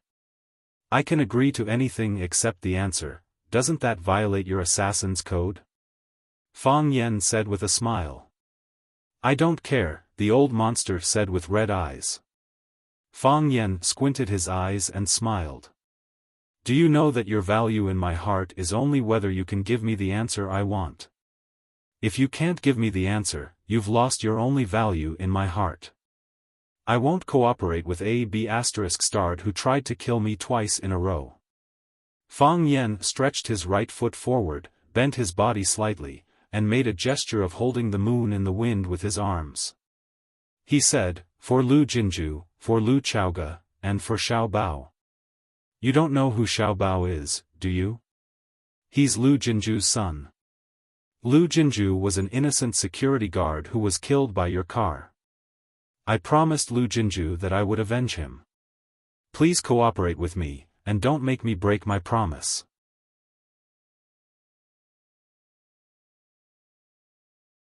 Chapter 173. Under the bright moon and cool breeze, in the old factory in the wilderness. A great battle was about to break out, and the atmosphere was shockingly cold. Fang Yen got into a fighting stance, waiting for the old monster to take the initiative to attack. One to save his partner, and the other to fulfill his own lies. They all knew that this was a battle of life and death. Of course, Fang Yan thought that if he really couldn't beat the old monster, Fang Yingying and Fang Haohan could still help. It was said that 2 fists couldn't beat 4 hands. They had 6 hands on their side. As for what the old monster was thinking, who cared? He could either choose to fight or run away. The key was that he might not be able to run away. The wind-sweeping moon was an open move in the Tai Chi palm. First, it opened wide to encircle people, then closed the door and locked them. Tai Chi was invisible. Tai Chi was everywhere. Tai Chi was everywhere. Unless the opponent chose to avoid it, as long as he approached or attacked, he would be within the range of the wind-sweeping moon. The old monster's eyes turned cold, but he couldn't retreat. What awaited him was a battle to the death. One of his hands had been cut off by the little goblin. This kind of injury was a disaster for a martial artist. Apart from Yang Guo in The Return of the Condor Heroes, have you ever heard of a one-armed man who was a top master? Besides, Yang Guo's superb kung fu was inseparable from his experience of living alone with his eagle for many years. After all, no matter how smart the eagle was, it was only a bird. Birds should not kill birds of the same kind. The old monster moved. He didn't directly charge at Fang Yan. He also came from the Tai Chi sect. Even if he didn't understand the essence of Tai Chi, he still had a certain understanding of the Tai Chi moves and styles of various sections. In a fight between masters, control was important. If he rushed straight at Fang Yan, he would enter Fang Yan's sphere of influence. If Fang Yan was completely in control of the situation, the only thing that awaited him in the end would be death. The old monster's body moved as fast as lightning. With a leap and a light tap of his toes, he flew to the top of the 1-meter-high pile of scrap metal. His feet moved quickly, and the thick, heavy, and embroidered weapons flew towards Fang Yan's direction. Whoosh! Fang Yan scooped with one hand, and the first iron artifact fell into Fang Yan's arms. His hands were not stained by the dust, not even a corner of his clothes could touch the iron. He used his own chi to guide the trajectory of the iron weapon. After making 2 full circles, he smashed it at the pile of iron that the old monster was standing on at a faster speed and with greater force. Clang! The old monster leaped high into the air, and the iron shaft slammed into the wall of the factory behind him. Boom! A big hole appeared in the wall, and the ring-shaped iron shaft actually went through the wall. The entire factory began to shake, and the dust on the roof whooshed down, as if a sandstorm had arisen. This was just the beginning. Fang Yan waved his hands even faster, and the iron blocks and handles that the old monster had kicked were all swept up by him, and then he smashed them back in the direction of the old monster. Give them a taste of their own medicine. Moreover, the force was stronger, and the momentum was more majestic. This was the essence of Tai Chi, using one's own strength to hit one's enemy. If one could resist one's own strength, how could one resist the combined force of 2 people? The old monster dodged left and right on top of the pile of scrap metal like a ballet. After the storm of attacks from Fang Yan, he was in a very difficult and dangerous situation. The little goblin, whose hands and feet were tied and whose mouth was gagged, widened his eyes, and his face was full of panic and anxiety. Fang Yan was too powerful. The heavily injured old monster was no match for him at all. What was worse was that they were good at working together. However, how could he cooperate with him in his current situation? His life was in danger. Junior Marshal Uncle's move of a true man selecting soldiers is really good. Fang Yingying looked at Fang Yan with admiration, and said with a smile. Junior Marshal Uncle is angry, Fang Haohan said. Fang Yingying looked at the little goblin, and said, although I feel that you are very pitiful, if you kill Junior Marshal Uncle, Miss Yi will also be very pitiful. Fang Haohan looked at Fang Yingying with a puzzled face, and asked, why is Miss Yi pitiful? Miss Yi is not Junior Marshal Uncle's wife, and Miss Yi did not give birth to a son for Junior Marshal Uncle. Idiot. Fang Yingying slapped Fang Haohan's head. Seeing that Fang Yan was busy fighting with others, he thought that he could not hear what he said, so he said in a low voice, if you were Miss Yi, you could find someone to beat up every day when you are in a bad mood, and that person could not resist. Do you think that your mood can be cute every day? Fang Haohan's eyes widened, and he thought for a while, and finally understood. He grinned, nodded honestly, and said, I can be cute every day. Hearing the conversation between these two, the little goblin almost laughed out loud. One of you has a fat head and a bun face, and the other has a long and flat wax melon head. Don't imitate other people's hobby of dressing up like this. Do you know that you are not cute at all?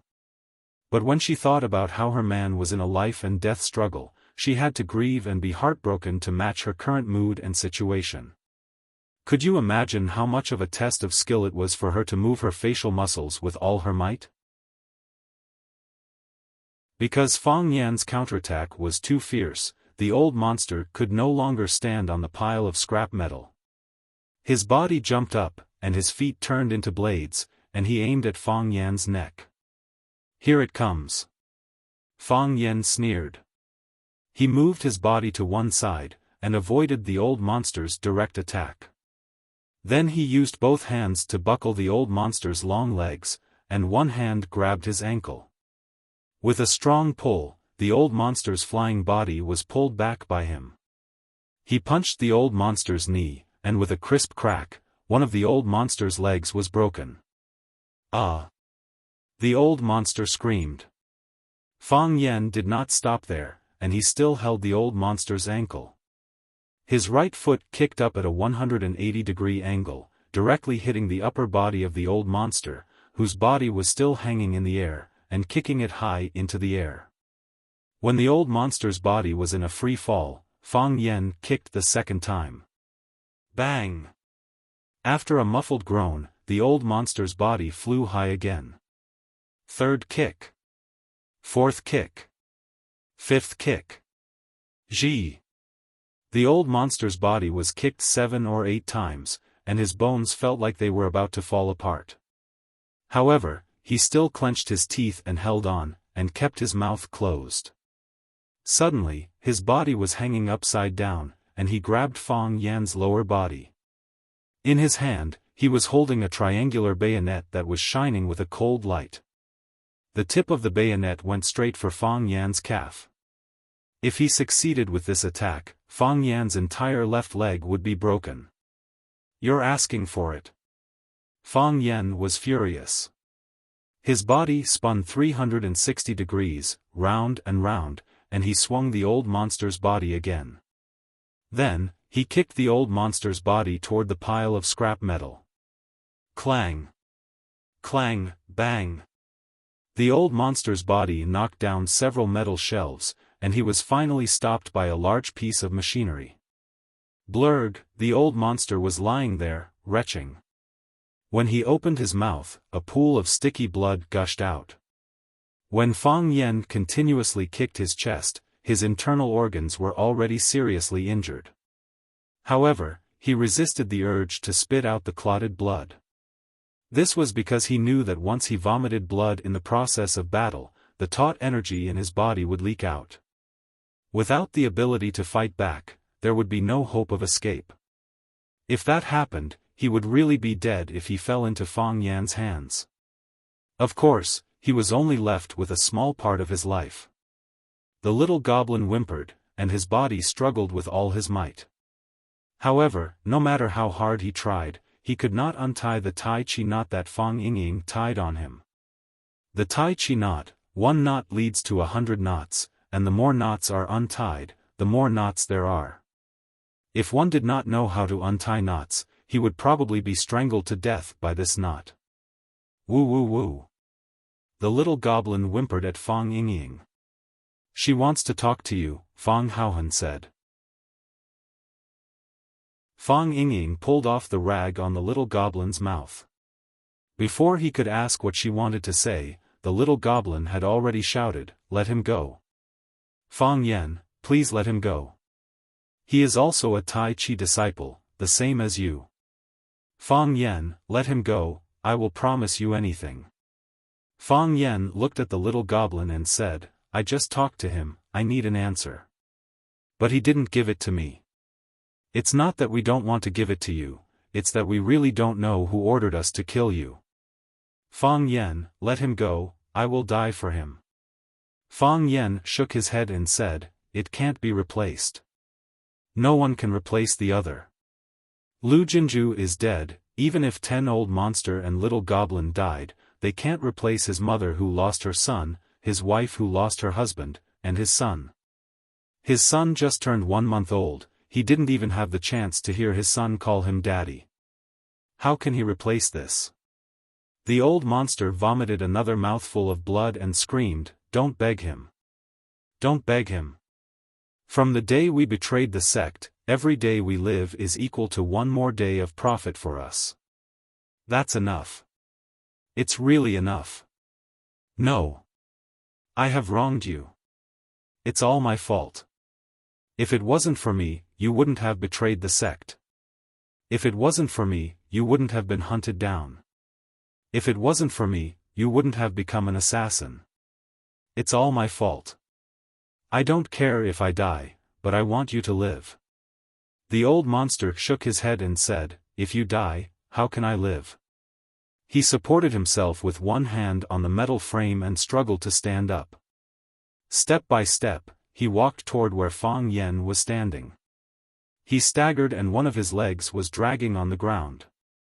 He was still covering his mouth and coughing violently. Every time he coughed, his injured internal organs would be pulled, and every time his internal organs were pulled, he would spit out a mouthful of black blood. Fang Yan's eyes were cold, his whole body vigilant as he stared at the old monster who was getting closer. The old monster stood in front of Fang Yan, the two of them maintaining a distance of less than 1 meter. "I lost," the old monster said. "I'm no match for you. I tried to kill you twice, but failed twice. Now, my life is yours."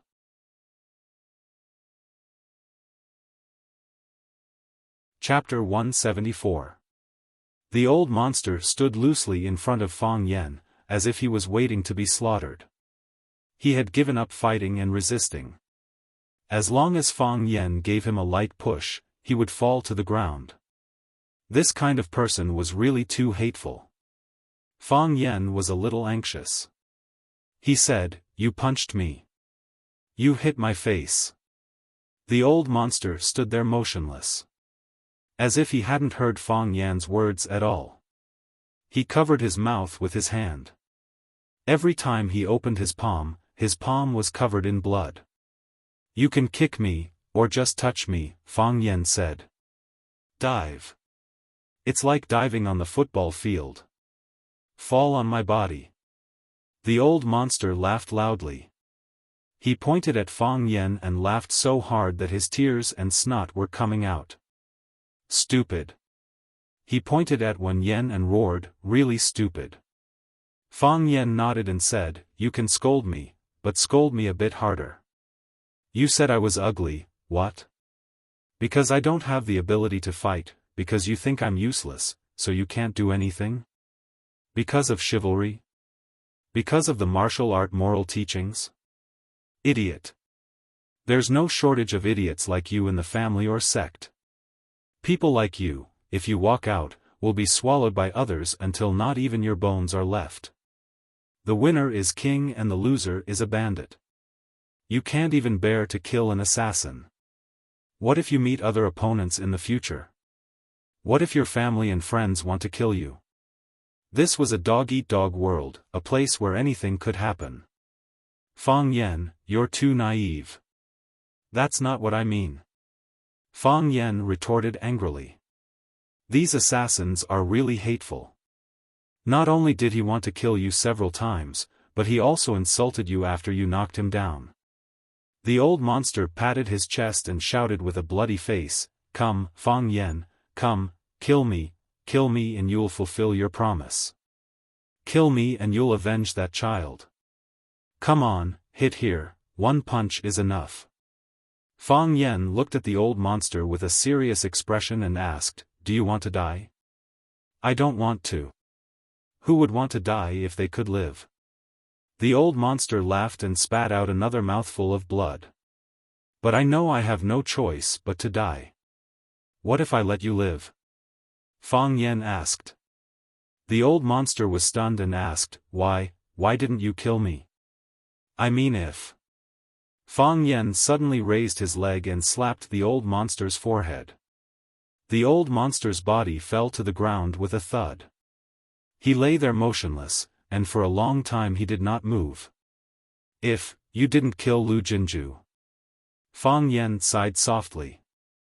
Wen Chang. The little goblin screamed. The old monster's real name was Wen Chang. Perhaps, this name was a very distant memory for them? Fang Yingying and Fang Haohan held the little goblin on both sides to prevent her from rushing to fight with Fang Yen. Although she was tied up like a rice dumpling, even if she could run to Fang Yen, she would only be killed. Wen Chang, wait for me. The little goblin screamed hysterically. Fang Yingying reacted quickly and stretched out his hand to pat her neck. Unfortunately, Fang Yingxiong was still a step too late. Before his hand chopped the little goblin's neck and made her faint, the little goblin had already crushed her poisonous fangs. She spat out a mouthful of blood, and then black blood flowed out of her nose and eyes. She looked like an evil ghost, and her appearance was extremely hideous and terrifying. The poison used by the killer was extremely strong, and there was no cure for her. Untie it, Fang Yen said. Fang Yingying stretched out his hand and pulled, and the Tai Chi knot on the little goblin's body suddenly shrunk into a small rope. The little goblin smiled gratefully at Fang Yen, and then ran to the old monster's corpse. She had only run 2 steps when the poison took effect, and her body fell to the ground weakly. She didn't stop there, and still crawled to the place where the old monster was lying with difficulty. Both of her arms were broken by Fang Yingying, so she could only rely on her physical strength. Her body arched up and down, and arched up again. She kicked her legs forward with all her might, like a sick pig that didn't know fatigue. When her body fell again, she lifted her head once more.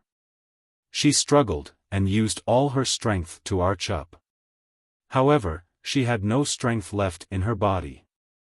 Her vision turned black, and her head fell down softly. She couldn't raise her head anymore. Fang Yen, Fang Yingying, and Fang Haohan watched from afar, watching the woman approach the man crazily, getting closer to her life partner. Because a celebrity got divorced, because a celebrity cheated, countless people said that they didn't believe in love anymore. However, Fang Yen saw the true meaning of life and death companionship from these 2 killers. He was deeply shocked. Fang Yingying opened his mouth, but he couldn't say anything. Fang Haohan scratched his head, and felt that this scene was so sad. Fang Yen walked over, picked up the little goblin's body, and put it in the old monster's arms. Then, he used the old monster's arms to wrap around the little goblin. Just like that, they finally hugged each other tightly. They died together in such a gentle way. Men are afraid of entering the wrong profession, and women are afraid of marrying the wrong man. I hope you can have good luck in your next life, Fang Yen said. This scene made him feel inexplicably sad. Fang Yen killed the killer who wanted to kill him and Lu Jinju, but he didn't feel the slightest joy in his heart. They were just another form of pitiful people. The mistake was that they chose the wrong profession. Give them a grand funeral, Fang Yen said. Screech. A champagne-colored BMW stopped in front of the iron gate of the villa. This was an old-fashioned villa. It didn't have an electronic gate, and it still used a black iron gate with a sharp point. The courtyard wall was also tall, and the top of the wall was covered with unknown green plants. Dense green moss grew in the damp corners of the outer wall. Everyone lived in peace. The courtyard wall was much higher than a person, so it was impossible to see the situation inside the villa from the outside. Lu Chaoga sat in the driver's seat and looked at the embroidery on the iron gate. She didn't intend to get out of the car immediately. The wound on her face was carefully cared for by Fang Yan. She applied the golden chrysalis skin nourishing powder every day, and there were almost no scars left. Her injured ankle and sprained waist had also recovered.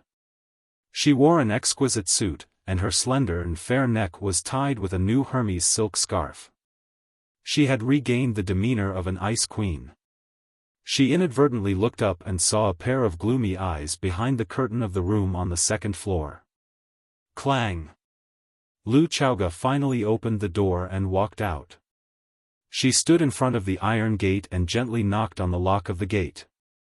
Soon, an old woman with small feet ran over and opened the iron gate. The old woman just smiled foolishly at Lu Chaoga and didn't speak. She was mute. Lu Chaoga walked into the living room and then walked up to the second floor. At the door of a brown wooden door, she gently knocked on the room door and then pushed the door open without waiting for the person inside to respond. She knew that she wouldn't respond. Bang!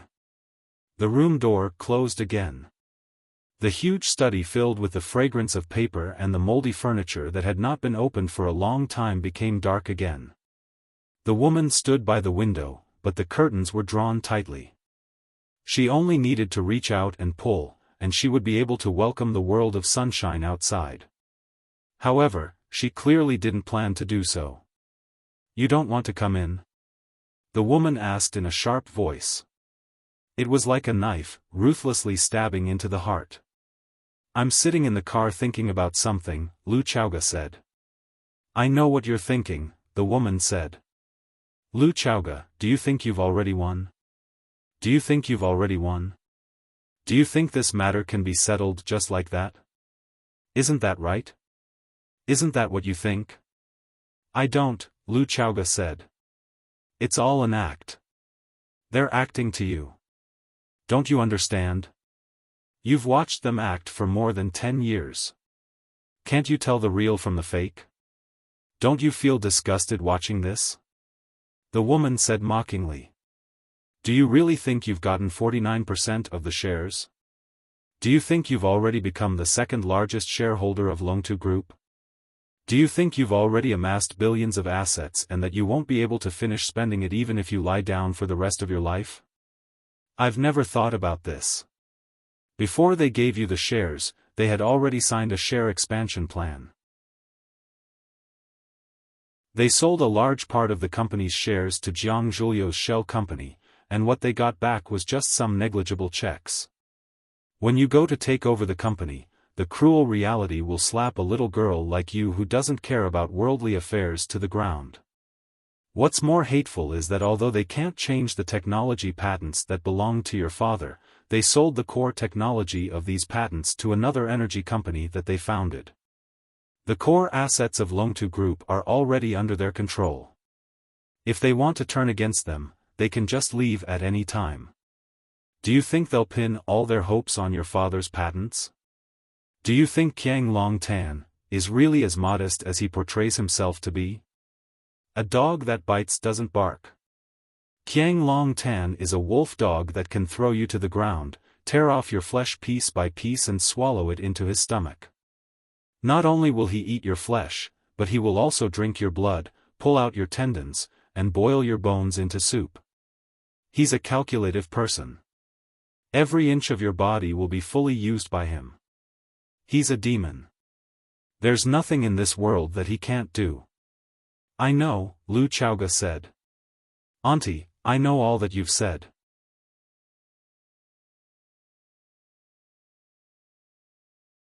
Chapter 175. "Do you know?" The woman's voice suddenly rose. It was sharp and hoarse, like the sound of a sharp object cutting through gauze. "You know everything. Why are you hesitating? He wants to eat your flesh, so you have to eat his flesh.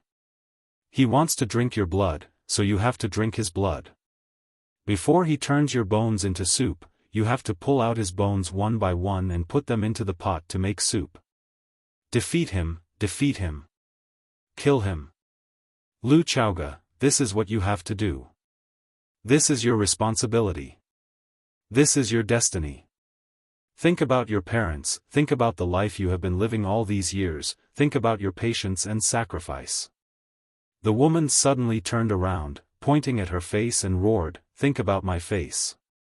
Lu Chaoga, shouldn't you do something for us? What kind of face was that? It was not an exaggeration to say that it was full of holes. There were some parts where there was no flesh at all, only a piece of black bone that made people want to vomit.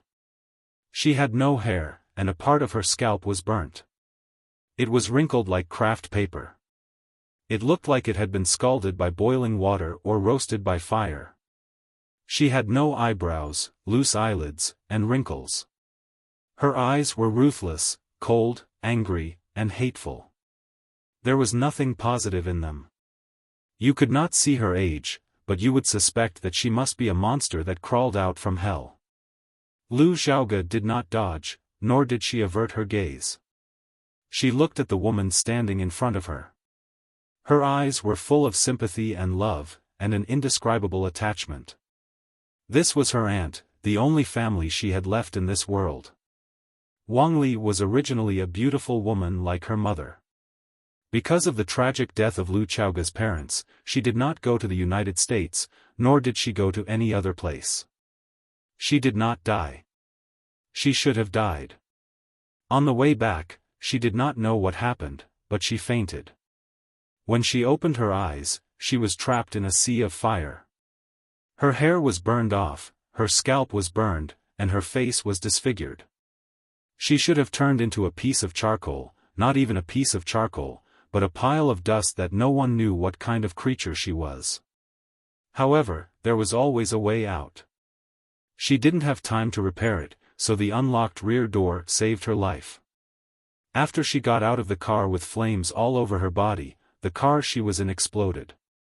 She believed that it was all Qiang Long Tan's doing, so she began her arduous journey of revenge. She escaped alone and did not contact Lu Chaoga, who had been adopted by Qiang Long Tan. She was accumulating her strength and waiting for an opportunity. Under her manipulation from behind the scenes, they finally won the first victory. I haven't forgotten. How could I forget? Lu Chaoga said with a moved expression. When you suddenly picked me up from school and told me that my parents would never come back, when you hugged me and cried, when I lived alone in that strange family of the Jiang family, when I was almost driven crazy by that kind of life, when I went to the United States to look for you but could not find you, when I was alone for countless festivals. I have been working hard. Only then did the woman calm down a little. She looked at Lu Chaoga and said, "What are you going to do next?" As you said just now, the Jiang family has made preparations. On the surface, I have obtained the shares of the company, but in fact, what I have obtained is very limited. The shares have been diluted, and the core patented technology has been leaked. Most importantly, the Longtu Group has been run by Qiang Long Tan for many years. Everyone from the top to the bottom is his people. If I go in, I will just become his puppet. It is meaningless. In order to test the loyalty of his subordinates, that hypocrite Jiang Longtu created a culture of borrowing books. Other than the dead Lu Jing, almost all the middle and upper management of the Longtu Group have borrowed books from Qiang Long Tan. These people are directly or indirectly showing their support to Qiang Long Tan. The woman said coldly, Longtu Group is under his control. Even if your father is alive, I'm afraid he will not be able to make a sound in Longtu. This is also not the reason for us to cooperate with him. Lu Chaoga finally voiced out her concern. If the wolf is chased away by the tiger, what about the tiger? Then tell me, what should we do? The woman snorted coldly. Without their help, do you think I, a woman, can live to this day? Without their help, do you think we can force the father and son of the Jiang family to this state? If not for them, do you think we can win this time? Lu Chaoga, I know that the human heart is sinister. However, I know that only by staying alive will we have a chance. As long as we are alive, there will be a chance. There will always be a chance. Lu Chaoga was silent. She understood her aunt's way of doing things, but she could not accept it. Because those people were too cunning. They could lift you up right now, but they could also step on you right now. Besides, they have spent so much money and energy to help you, don't tell me they don't have any ulterior motives. When their positions are switched, when they turn their guns to the outside world, how will she and her aunt face such danger? The father and son of the Jiang family must be eliminated, but it is not enough to rely on our strength. Aunt continued. We need external help, we need to attract more hatred to them, they must die. Aunt looked at Lu Chaoga and said, I believe you can do it. You must do it too. Lu Chaoga, don't let us down. Now is the best chance. If you are disappointed this time, it will be a lifetime of despair. Fang Yan walked to the school gate and saw Baldy arguing with two girls, his face red. Didn't I say it before? You say you are Teacher Fang Yan's students, then let Teacher Fang Yan come out. I don't see Teacher Fang Yan, so of course I can't let you in. If all the girls say they are Teacher Fang Yan's students and then enter Rosefinch Secondary to see Teacher Fang Yan, won't the school be in chaos? Teacher Fang Yan doesn't have that much time to receive you. Fang Yan was about to cry.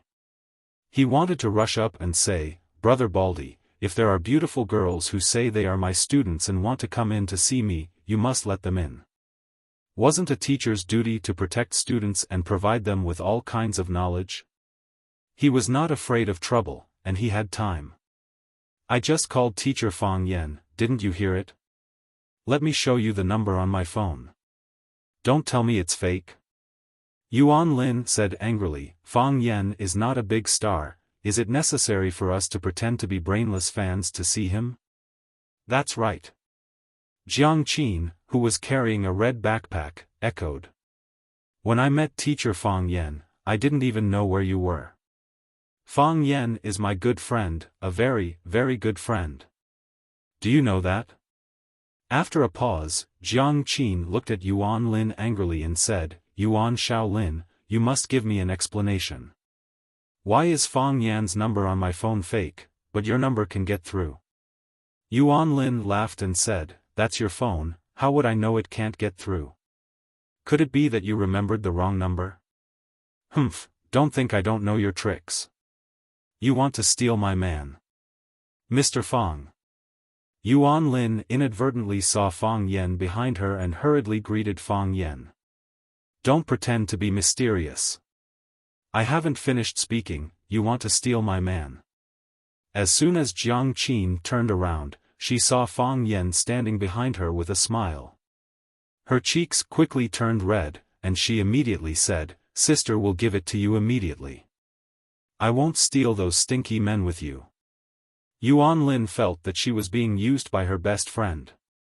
Fang Yan looked at Jiang Qin and Yuan Lin, who were still wearing their school uniforms, and asked, You two girls didn't go home after school, why did you come to my place? Jiang Qin hadn't recovered from the shyness just now. She said with a red face, My language has been declining recently, and there are a lot of questions that I can't do. I can't understand what the teacher is saying. I want to find Mr. Fang to tutor me. Me too, me too. Yuan Lin nodded again and again. Do you really want a tutor? Fang Yan asked with a smile. Of course. Jiang Qin bit the bullet and said. We even brought the tuition fee. Yuan Lin, open your wallet and let him see. Why do you want to open my wallet? Yuan Lin asked. Because I don't have money. Jiang Qin said frankly. So, Yuan Lin had to open her branded wallet and showed the thick stack of bills to Fang Yan. It meant, don't be afraid, I have money, enough to support you for a few days and nights. Hurry up and put away your wallet. Fang Yan said with a frown. Yuan Lin, don't carry so much cash with you when you go out next time. Why do you, a student, carry so much money? You're adding a lot of danger for no reason. Okay. I'll listen to Mr. Fang. Yuan Lin agreed readily. Let's go. I'm making curry chicken with rice. You two little girls are lucky. Fang Yen said with a smile. Baldy trotted to Fang Yen and said, Mr. Fang, are they really your students? Yes. Fang Yen said. I don't think so, Baldy said. I'm worried that they're approaching you with ulterior motives. I want to apply to the captain to protect your safety. Fang Yen shook his head helplessly and said, Baldy, if you want coffee with rice, just say it, I didn't mean that, I didn't mean that. Baldy's thin face turned purple. If you have extra, I'll get a bowl. When Fang Yen walked back to his courtyard with Jiang Qin and Yuan Lin, Fang Yingying and Fang Haohan, who were practicing martial arts in the courtyard, had their eyes lit up instantly. Fang Yingying gave Fang Haohan a look, and then the two secretly played rock-paper-scissors to guess the winner.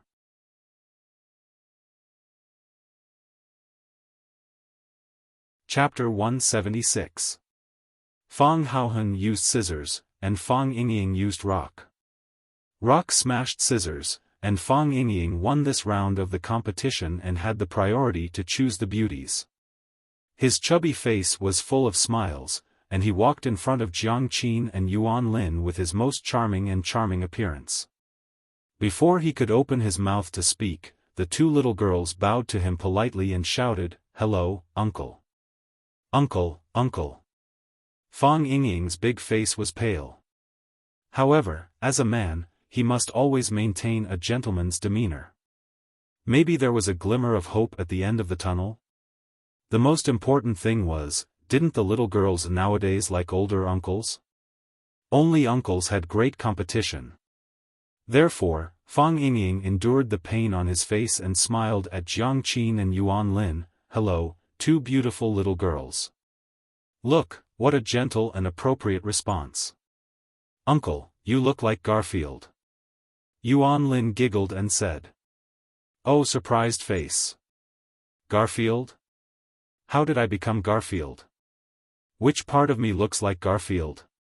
How could I look like a cat? Fang Yingying wasn't just feeling pain on his face, but this time it was his heart.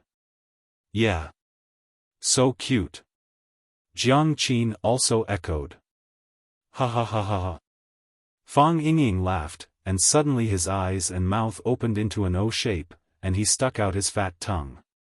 He put his two hands beside his ears and made a peace sign, and said, I'm Garfield from Garfield.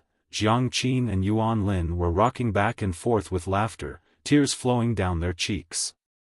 Yuan Lin pointed at Fang Yingying and said, So cute. Fat uncle is so cute, yeah, he really looks like that fat cat. I really want to pinch his face.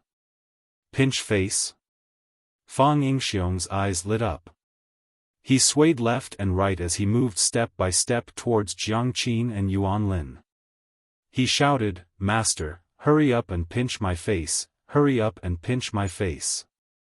Pinching faces can unlock more skills. Plop. Fang Yen kicked him from behind, causing him to fall flat on his face. Who kicked me? When Fang Yingying climbed up from the ground with difficulty, he saw Fang Yan's black face. Little martial uncle. The anger on Fang Yingxiong's fat face immediately turned into a smile, and he said fawningly, Your white snake tail whip is getting better and better. I was completely defenseless when you kicked me. Good kick, wonderful kick. You idiot scum. We are the descendants of the Fang clan's Taiji. How could we do such a thing that would damage our reputation? As a top-notch martial artist, we should have a basic requirement for our own image. Standing like a pine tree, moving like the wind, standing like a bronze bell. Fang Yingying, tell me, which one did you do? Are you worthy of the name of a hero? Fang Haohan said with a wronged face, Junior martial uncle, I didn't do anything standing here. Sorry, I said that too casually, Fang Yan apologized to Fang Haohan. Then, he focused his attacks on Fang Yingxiong and said, "You better wake up." "Yes, Junior Marshal Uncle," Fang Yingying answered obediently. Fang Yan sighed softly and turned to Jiang Qin and Yuan Lin, who were behind him, and said, "I don't want to be strict with them, but I have to be strict with them. A country has its laws, and a family has its rules. Since they are from Fang's Tai Chi and call me Junior Marshal Uncle, I have to be responsible for their words and deeds. You may not know this, but we, the famous sects, are very strict with our disciples.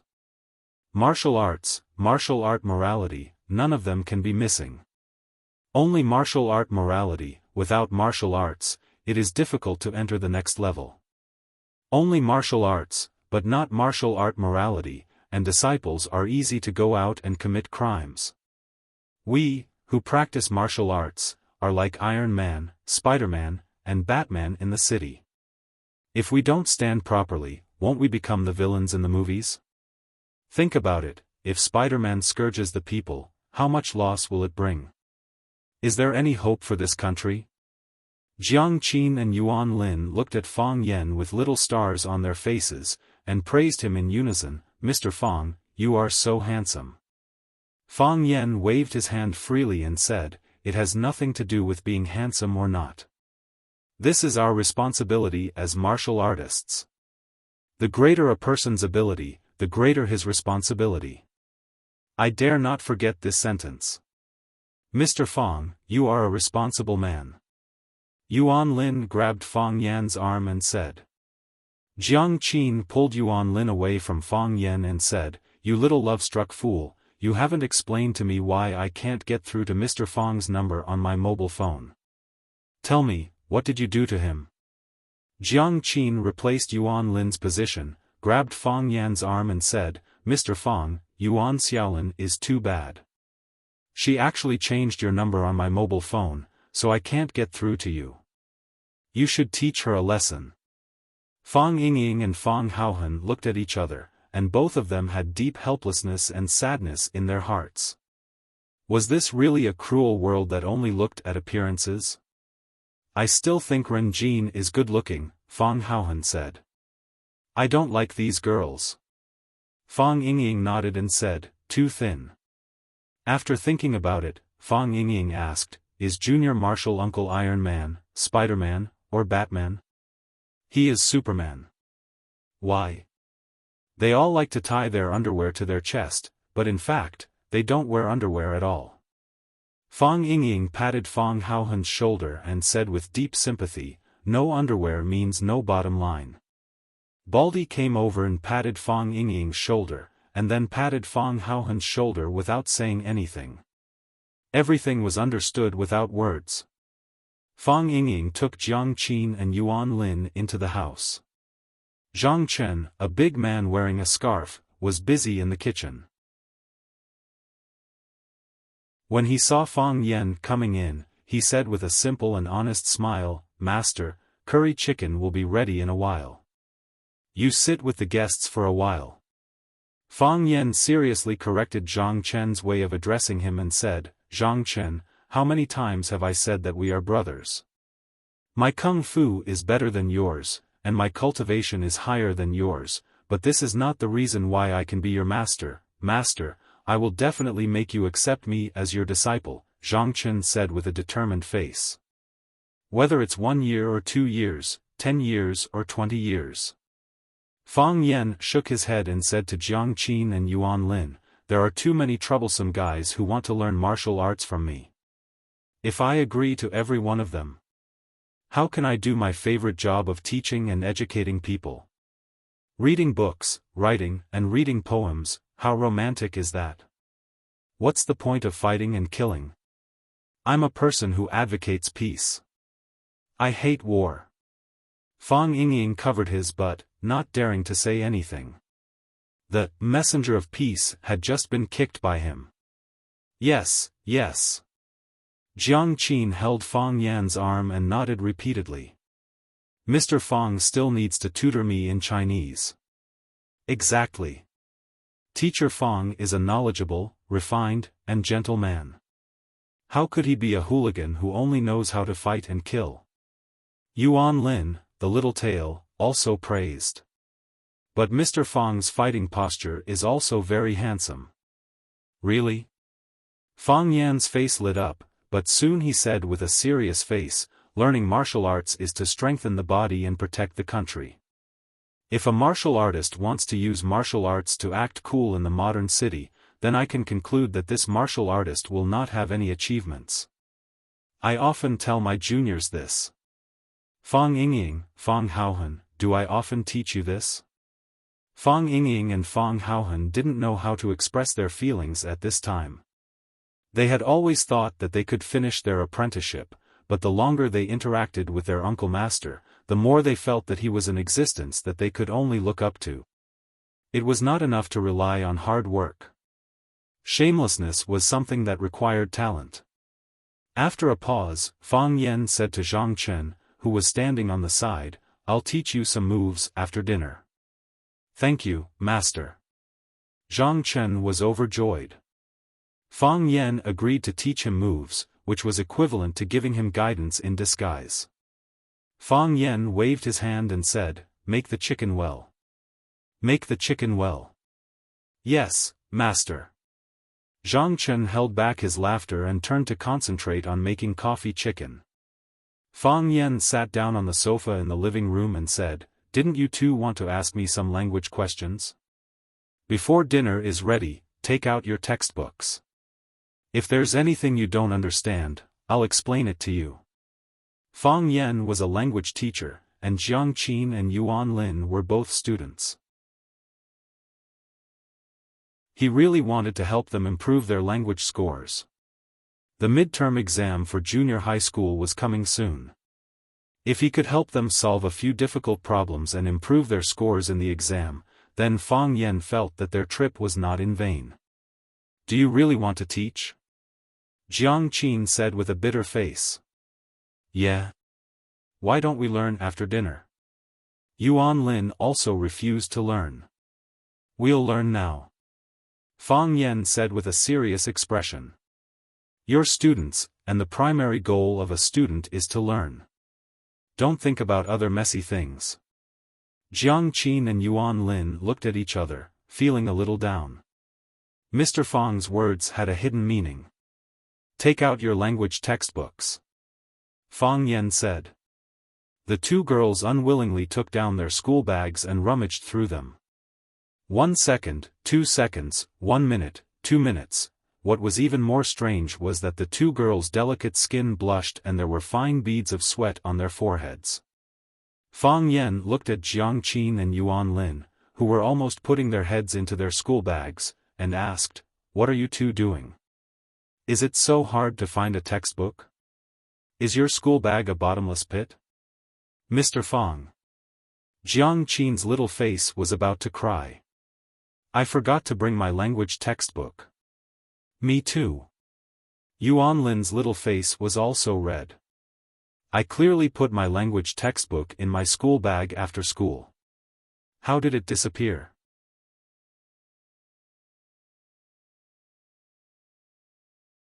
Chapter 177.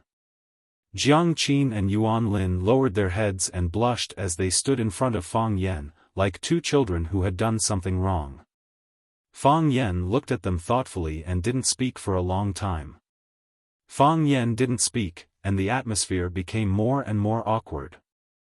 Jiang Qin was angry and felt that they couldn't go on like this, or they would be more and more passive.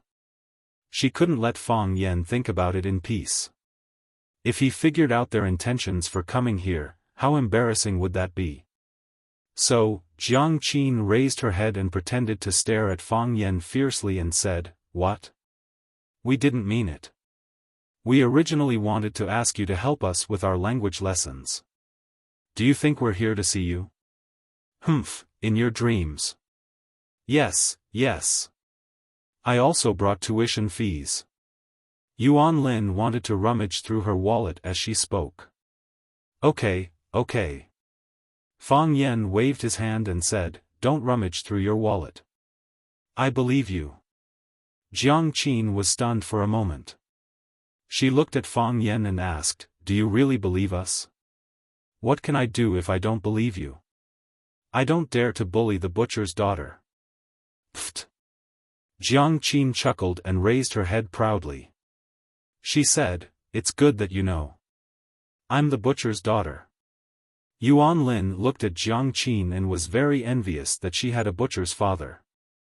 Fang Yan pointed to the sofa opposite them and gestured for them to sit down. He said, "If you don't understand anything, you can ask me now." Jiang Qin and Yuan Lin looked at each other and shook their heads. Both of them were ranked in the top few in the whole school. They were the top students that the teachers paid special attention to. If they had any questions that they didn't understand, they didn't need to say anything. The teachers of each subject would go up to them and give them guidance. "The exam is coming. You two have to study hard and don't run around," Fang Yan said. Jiang Qin and Yuan Lin lowered their heads and said nothing. Neither of them liked this kind of preaching education. "This year is the most crucial and important year for all of you. You must get good results," Fang Yan continued. The two girls became even more impatient. Their ears were about to get calluses from hearing such words every day. "I'll wait for you at Rosefinch," Fang Yan said. "Really?" Jiang Qin and Yuan Lin exclaimed in surprise. "Really?" Fang Yan nodded. He knew what these two little girls were thinking. This was a stage that everyone had to go through in life. It was very ignorant and very pure, but it was also abnormally firm and fearless. He couldn't reason with them, and it was impossible for him to tell them that they shouldn't like him because it was impossible for them to be together. That would hurt their self-esteem, and if he didn't handle it well, they might give up on themselves. The consequences would be extremely serious. He was willing to wait for them to grow up, wait for them to mature.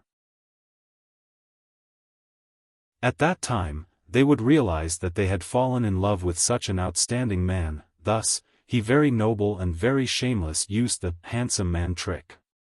"Can I take the exam for your class 9? Jiang Qin asked. "I also want to take the exam for class 9. "No. You can't take the exam for class 9. You can go to class 7 or 8, but you can't go to class 9. "Yes. I want to be together with you." "I don't want to be with you." "Who told you to change my phone number?" "At worst, I won't change it in the future." Their bad moods came and went quickly, and their smiling faces would suddenly blossom into a bright smile. They would quarrel over a simple question, and they would look forward to their beautiful future. It was good to be young. Seeing the two girls chattering in front of him about the unreachable matter, Fang Yan's mood inexplicably improved. No wonder everyone liked little Loli, because every frown and smile of theirs were very cute. After the meal, Fang Yan fulfilled his promise and taught Zhang Chen some moves. Fang Yan especially went back to his room and changed into a white scholar's robe, looking handsome and elegant. He also deliberately stood in a row with Fang Yingying and Fang Haohan, making people feel that he was a dragon among men and a crane among chickens. This made Jiang Qin and Yuan Lin, the two brainless fans, applaud again and again. Their eyes were full of little stars. Zhang Chen, who was wearing a black sportswear, stood in front of Fang Yan and bowed to Fang Yan. "Master, please advise me." Fang Yan nodded and said, "You attack me." "Okay." Zhang Chen agreed. He clenched his fists and sank his qi into his dantian. After a roar, his whole body pounced towards Fang Yan. A fist smashed towards Fang Yan's chest. Speed. Strength. Angle. The three were all together, three became one. For Zhang Chen to be able to establish such a great reputation in Huacheng, he indeed had his outstanding points. The wind from the fist was fierce, wrapped with a strong wind. "Ah!" Jiang Qin screamed. Zhang Chen's momentum was too shocking, and his fist was too frightening. She was worried that he would hurt her. Mr. Fang. Fang Yan stretched out his hand, then stretched out his palm and lightly flicked. After Zhang Chen spun on the spot, his attack missed. Who?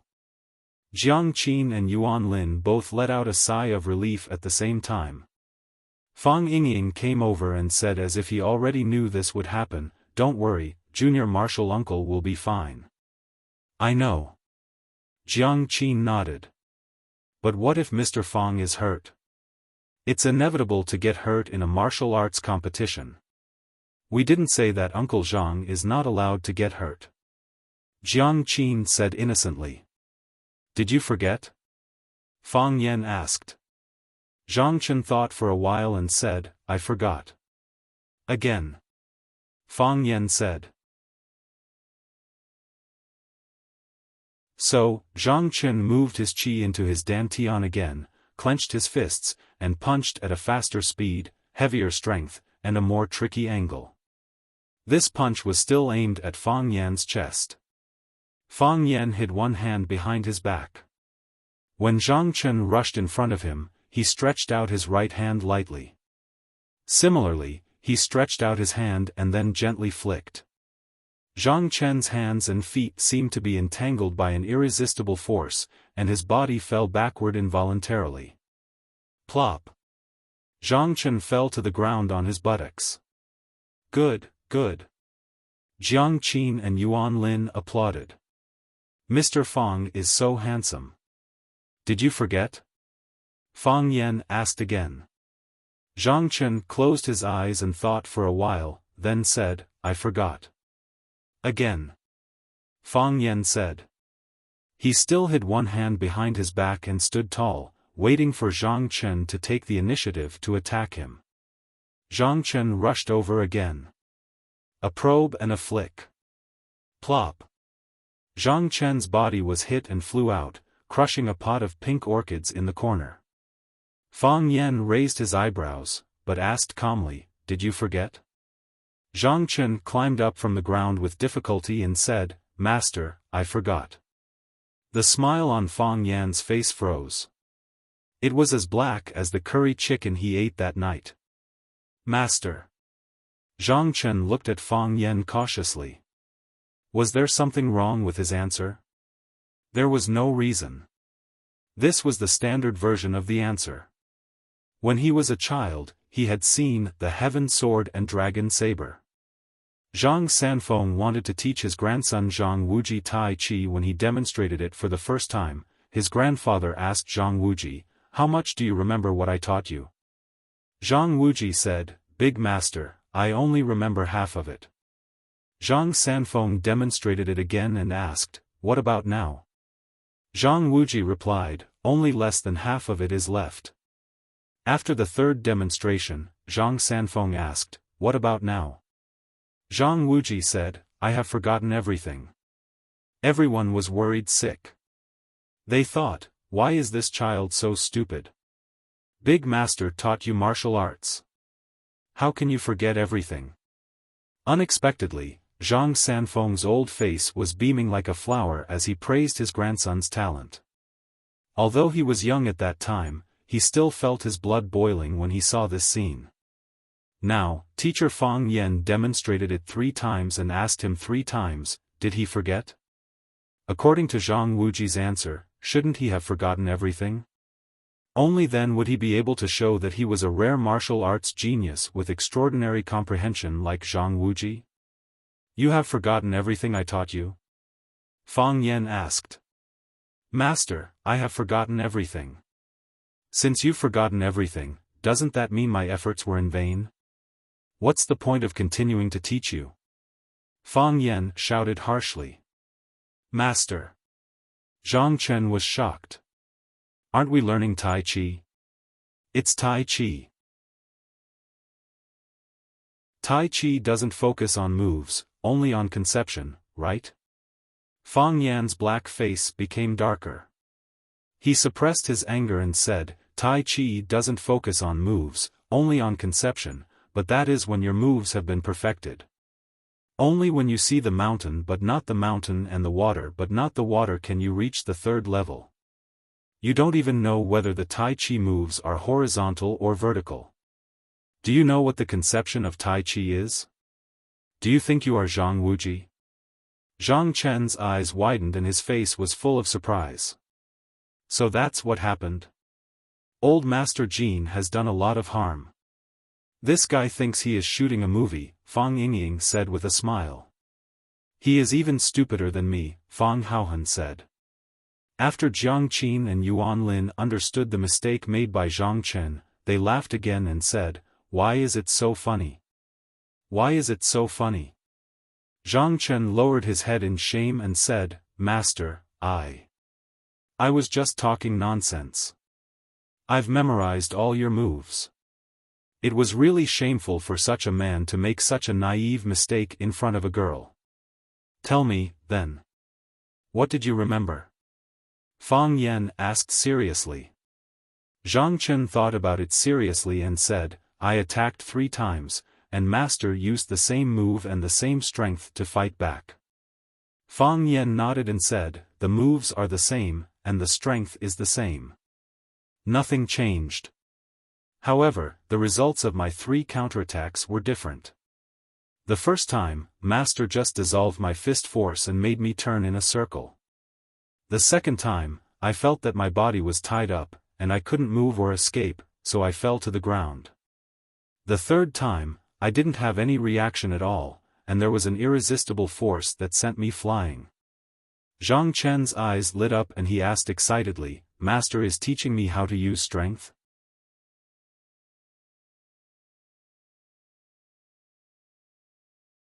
Chapter 178. The boy was worth teaching. Fang Yan had seen Zhang Chen and Fang Yingying sparring with Fang Haohan a few times, but he had never made any comments on Zhang Chen's kung fu.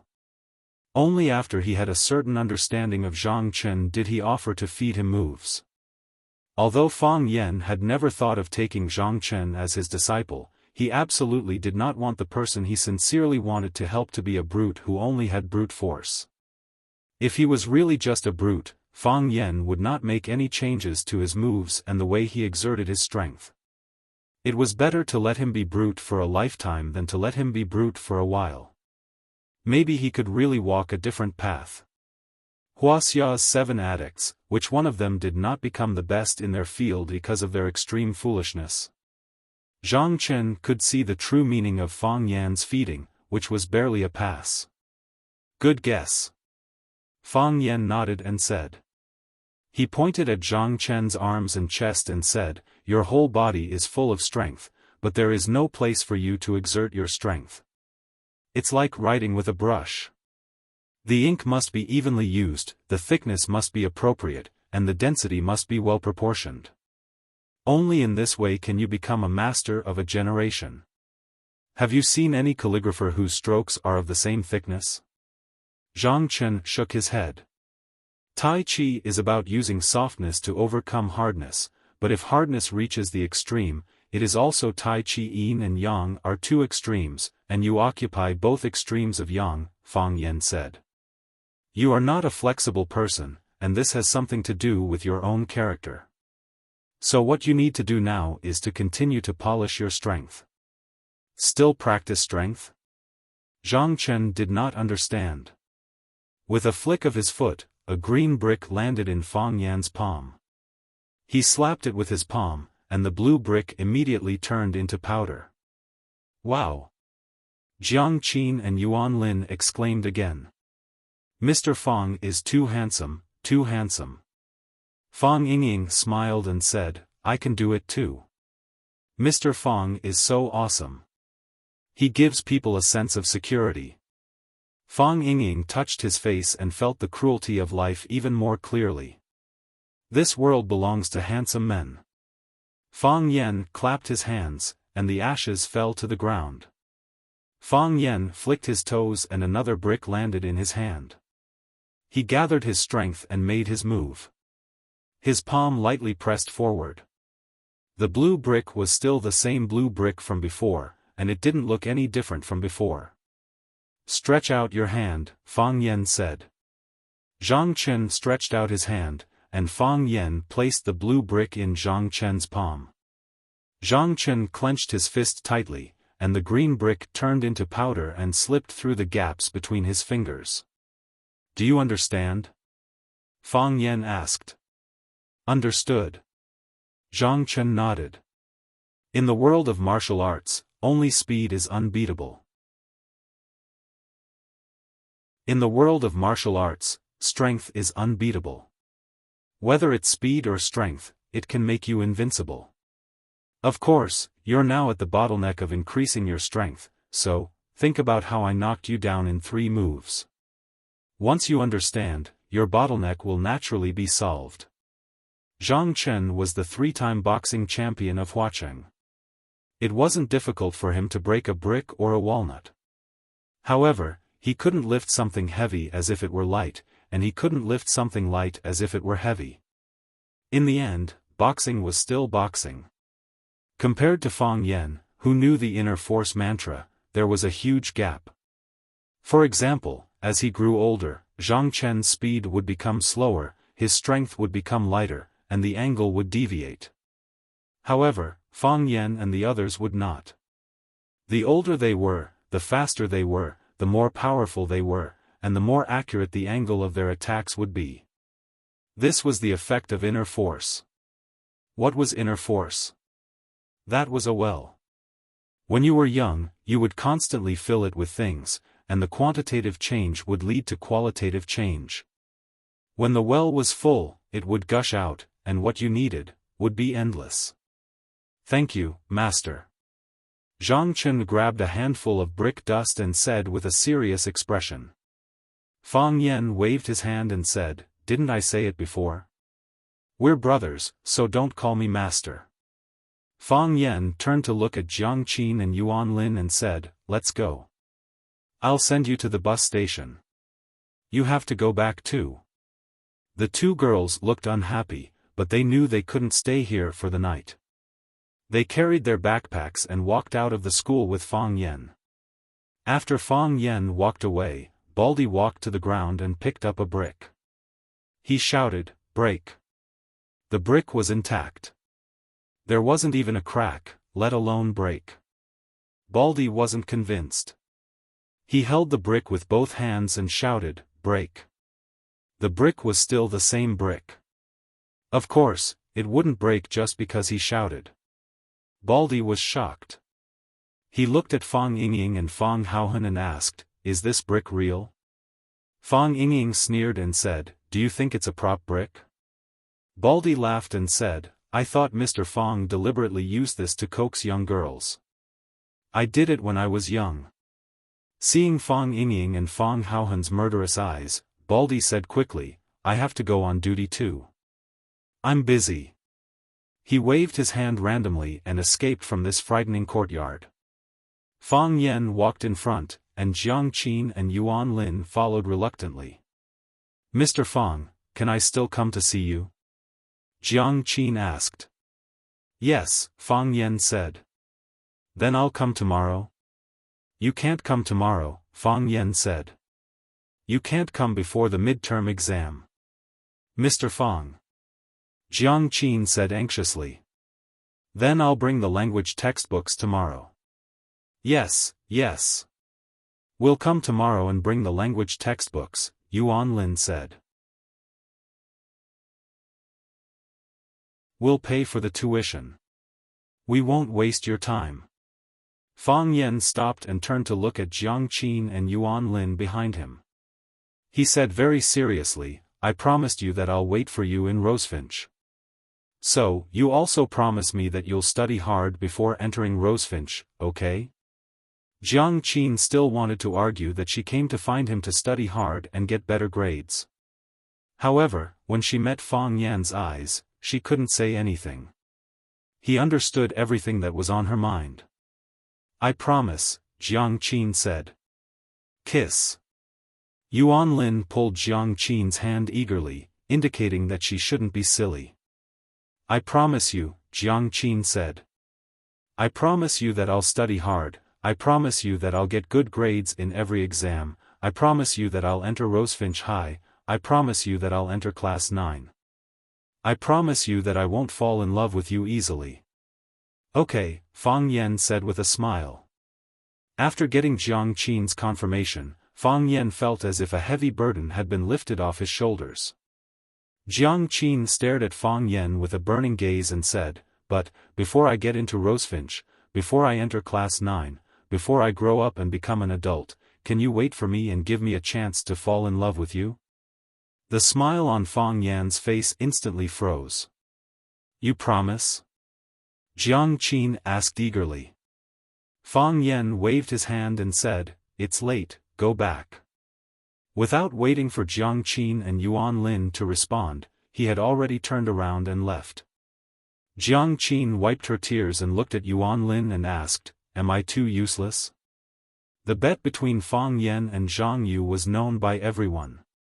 Even some of the school's higher-ups knew about the bet between the two.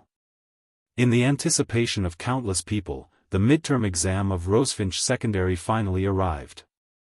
The students of Class 1 and Class 9 were all full of energy, wholeheartedly thinking of defeating their opponents in this exam. Class 1 wanted to prove to the teachers and students of the school that Class 1 was Class 1 and that the class of kings could not be ignored.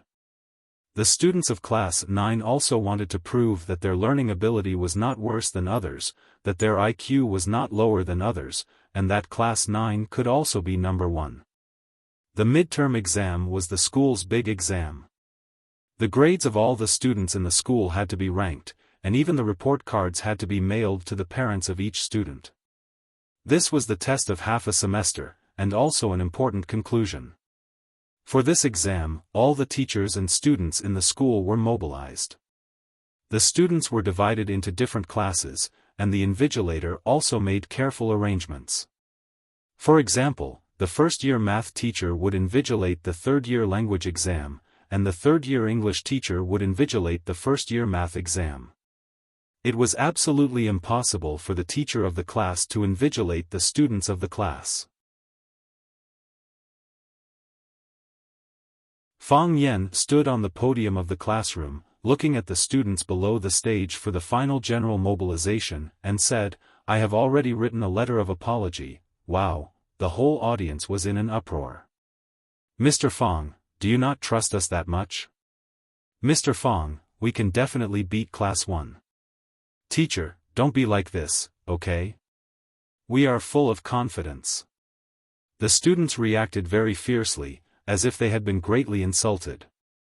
Fang Yen waved his hand, motioning for everyone to quiet down, and said, "I will first read a paragraph for everyone. Everyone listen to what I have written." Fang Yen cleared his throat and said, "I fear the starry sky, because it is endless, and makes people realize their own insignificance. I cherish morality, because it makes people realize their own shortcomings, and re-establish their own beliefs. I respect my opponent, because he defeated me with great strength, woke me up, and let me taste the taste of defeat and tears of humiliation. I've fantasized countless times that I'm on the winning side. Even in my dreams, I still hope so. How can I lose? I am so strong. How can I lose? My journey is the galaxy and the distance. Yes, I am very strong. But my opponent is even stronger. My journey is the galaxy and the distance, but my opponent's journey is a place that I can't see. My opponent is handsome, wise, gentle, and kind. He respects the school leaders, unites with fellow teachers, cares for every student, and truly treats every student as his own child." The students' faces were red, and their breathing was rapid. Chuanjiashe clenched his fists, wishing he could rush up and tear the letter of apology into pieces. Mr. Fang, how could he write such a letter of apology? Fang Yen glanced at the students below the stage and said, "Oh, I forgot to tell you, this letter of apology is written by me to teacher Zhang Yu."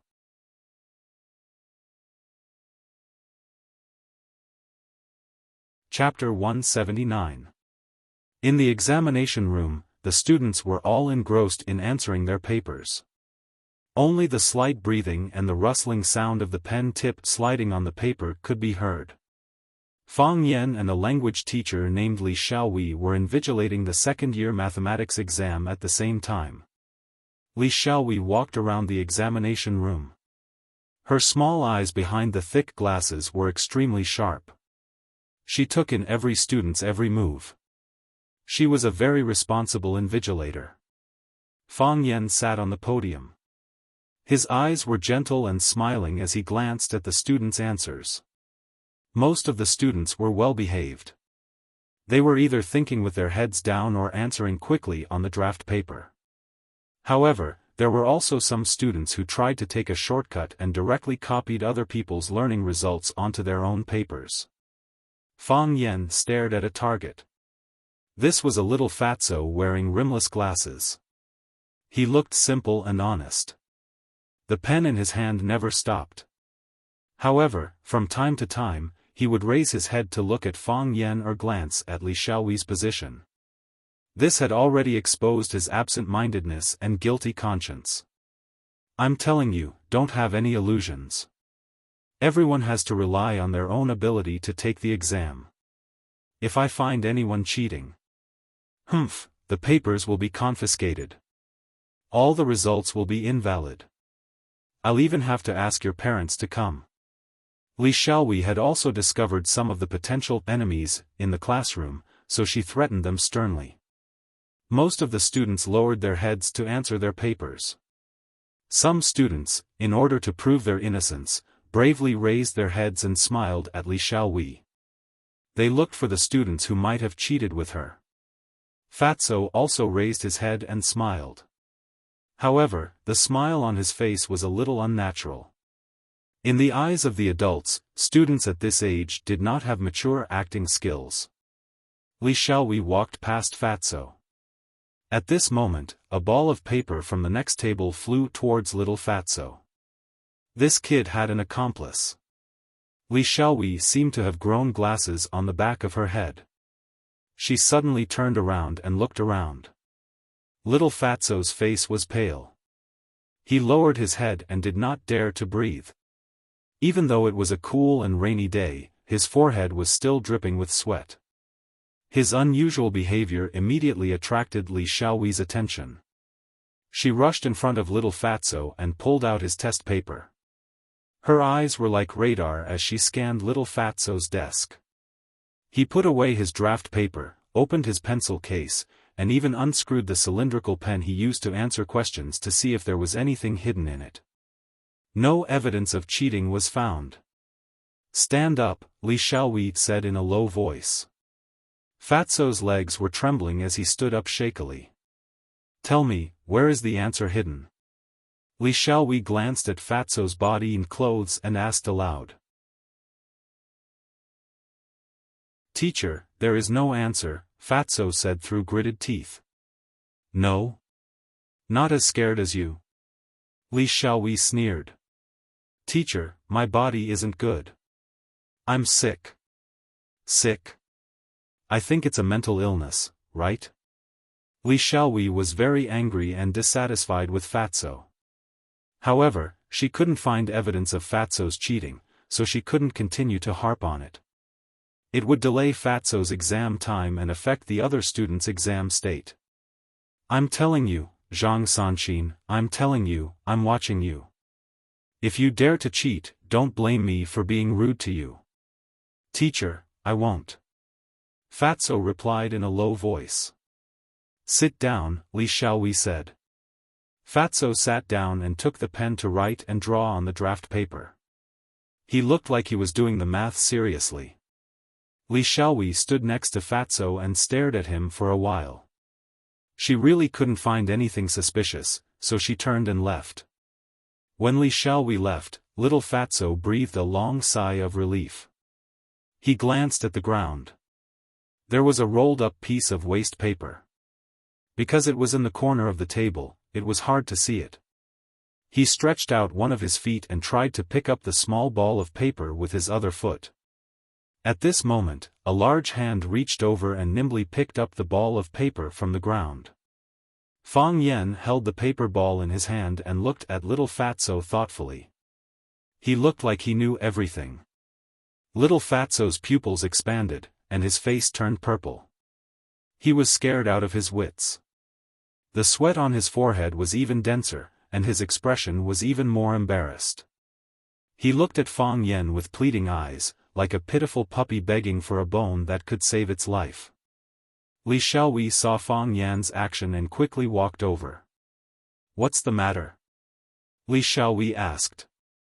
"It's nothing," Fang Yan said with a smile. "We have to remind the students to try their best to maintain the cleanliness of the examination room during the exam.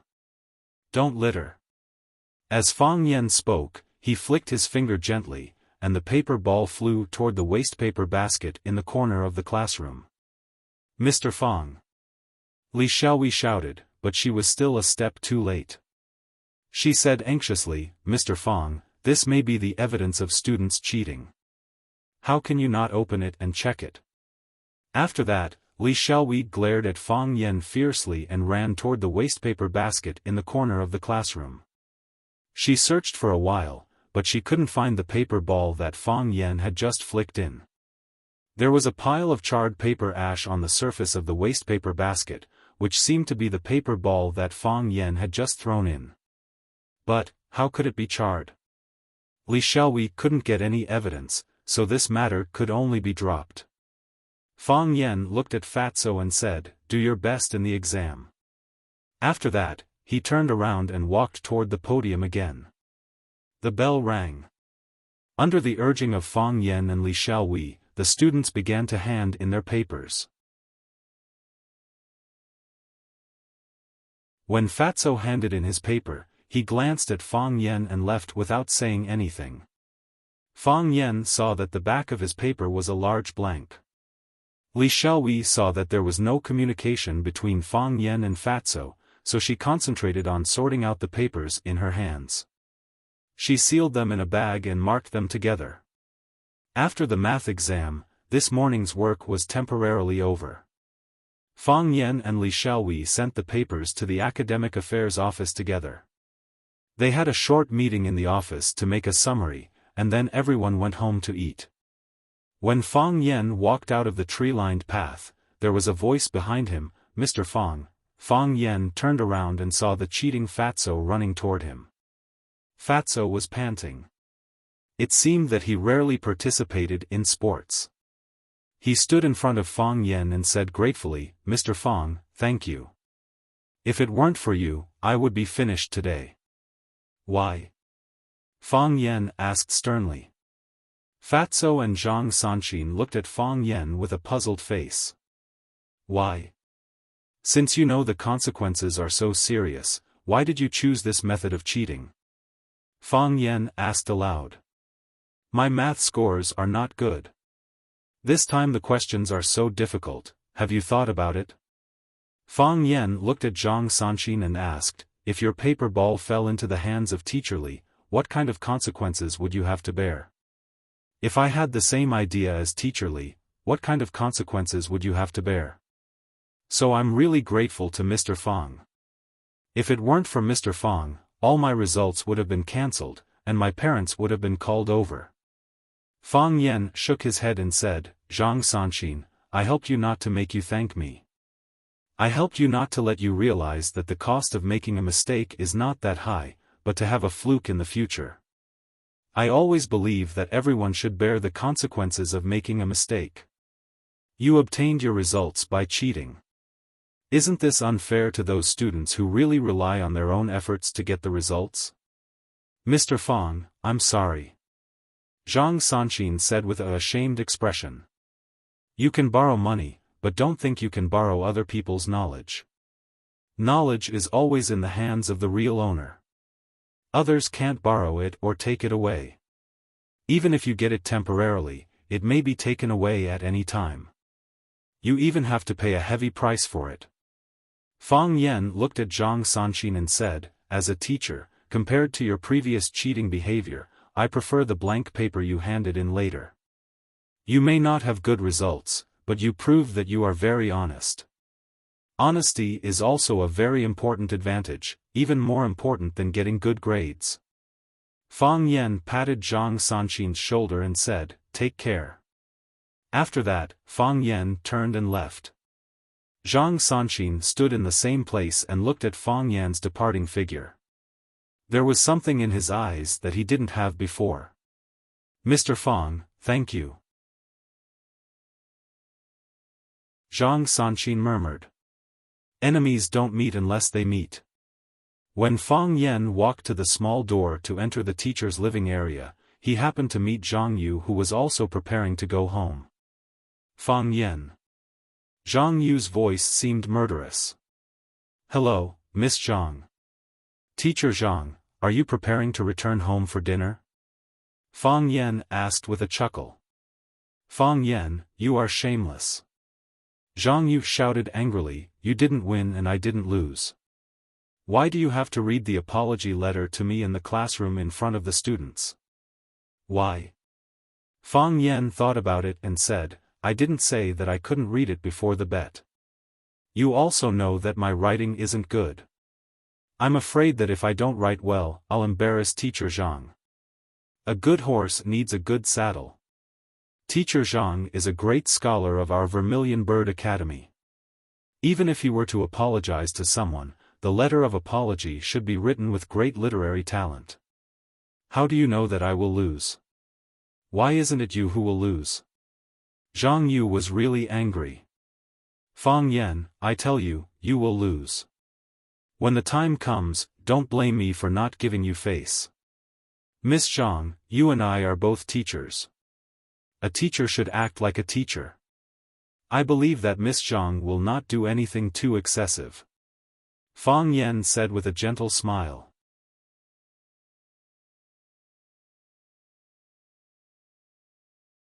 Chapter 180. The rain is drifting, just like our damp and flying mood at this moment. Wearing our beautiful coats, holding a colorful umbrella, we went out and walked in the rain. Carefully feel the beauty of the rain, feel the breath of our youth. What is youth? It's electricity, it's light, it's hard work, it's the courage to win first place. It's you like me and I like you, it's infinite possibilities and opportunities. Good afternoon everyone, I'm the host of the campus radio program, Little Wu.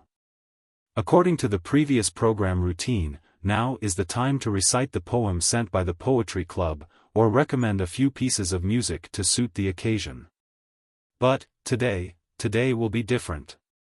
We all know that two extremely popular language teachers in the school once made a bet, betting which class's language scores would be higher. The loser would have to recite a letter of apology provided by the winner on the campus radio program.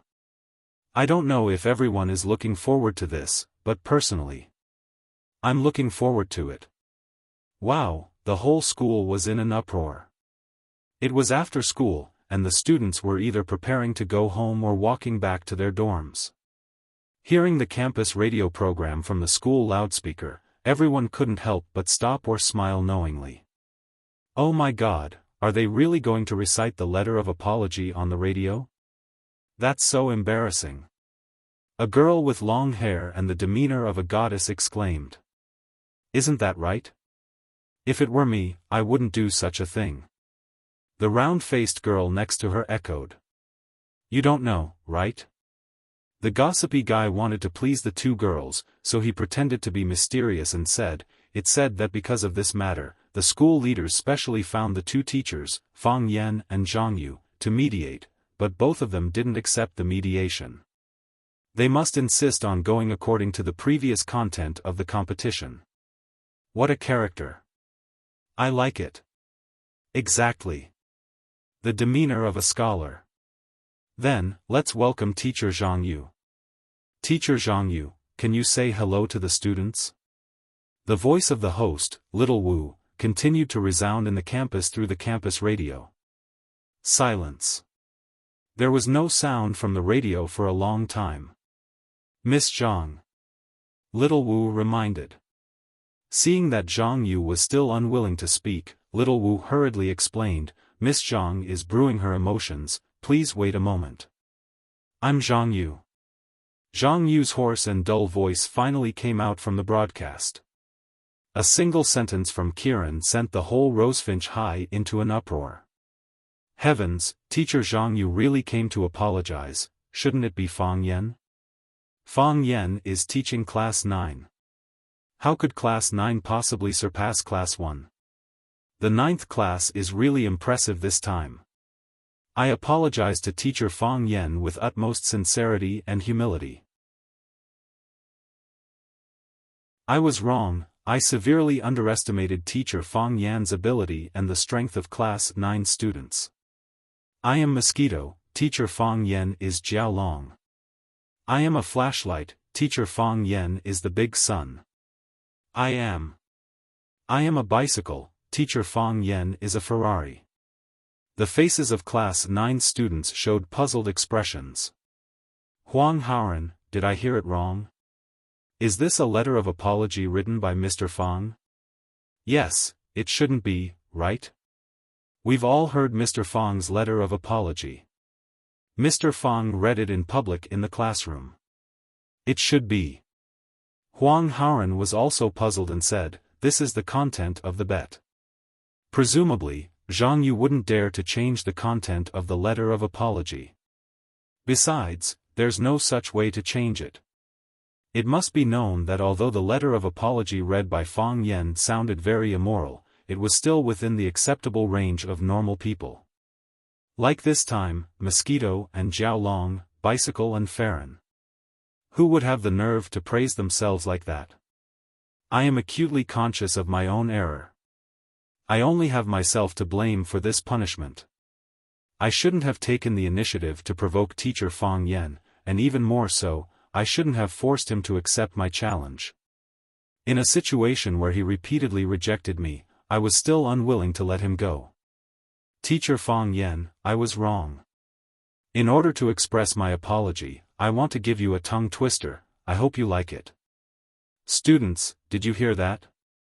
Teacher Zhang Yu is going to say a tongue twister, the host, Little Wu, said happily. Darkening.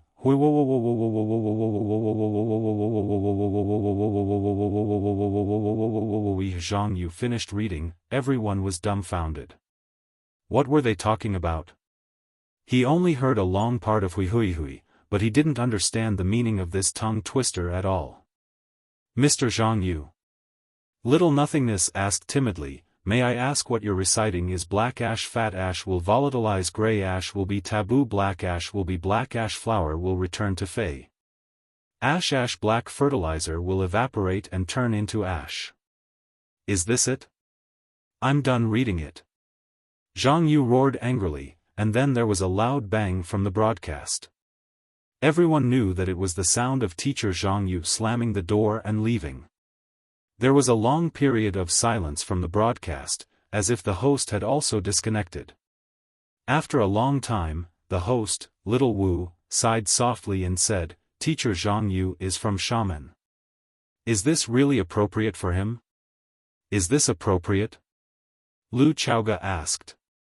In Lu Chaoga's office, she and Fang Yan had just enjoyed Teacher Zhang Yu's performance on the campus radio station. That hui part almost made her drop her jaw in shock. What? Miss Zhang is from Xiamen? Fang Yan looked shocked. I didn't know that at all. I just felt that when he talked to me, the words gray and fly weren't very coherent. I didn't expect that I would guess it right. Lu Chaoga drank a few mouthfuls of tea, and then looked at Fang Yan's face again. She said, I know that you didn't write this script before. Your apology letter has been read in class, and I have the original text here.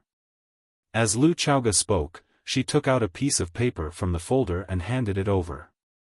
Fang Yan took the paper and looked at it. It was the hipster version of the apology letter that he had read in class. I fear the starry sky because it is so deep that it makes people feel small.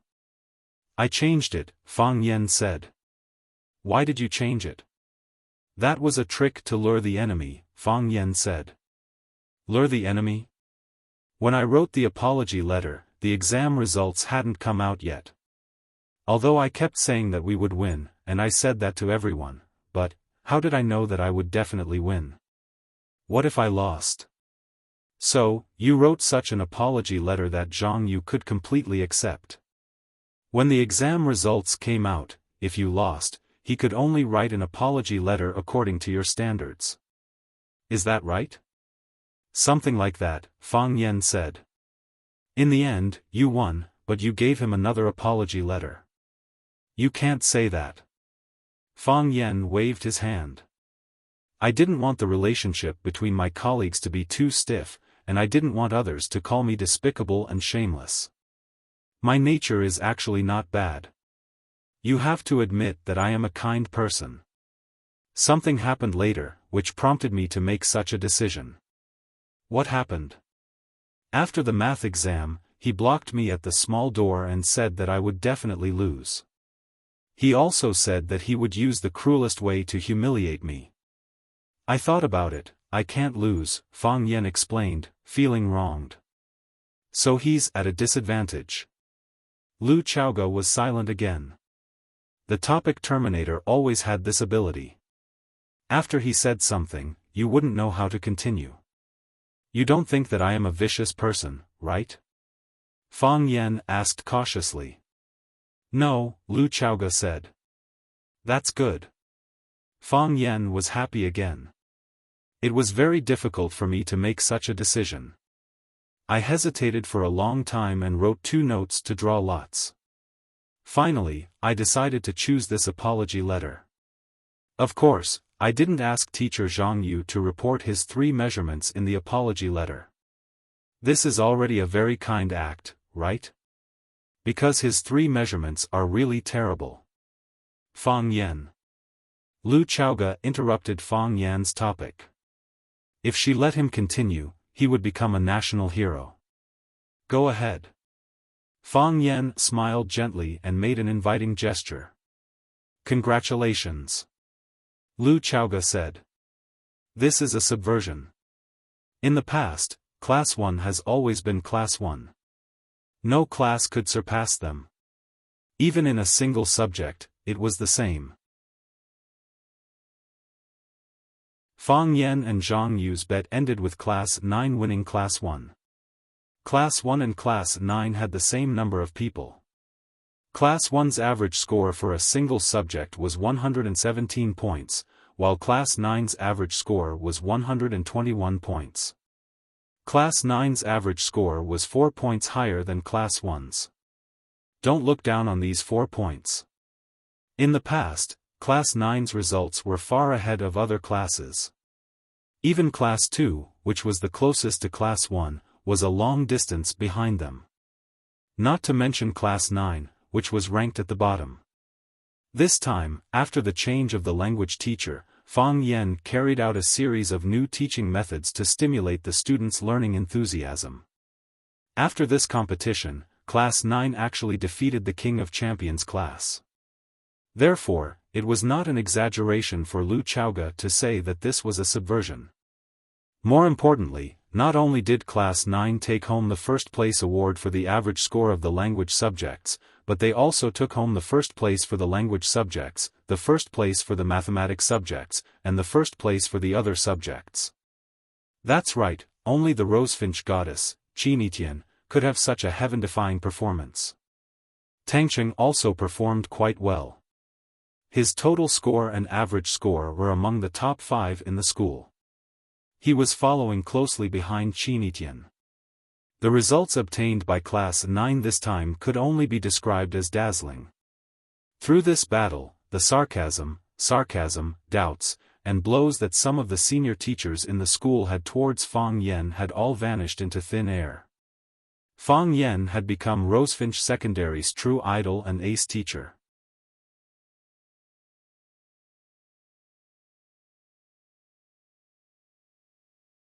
Chapter 181. No one disliked compliments, and Fang Huohua was no exception.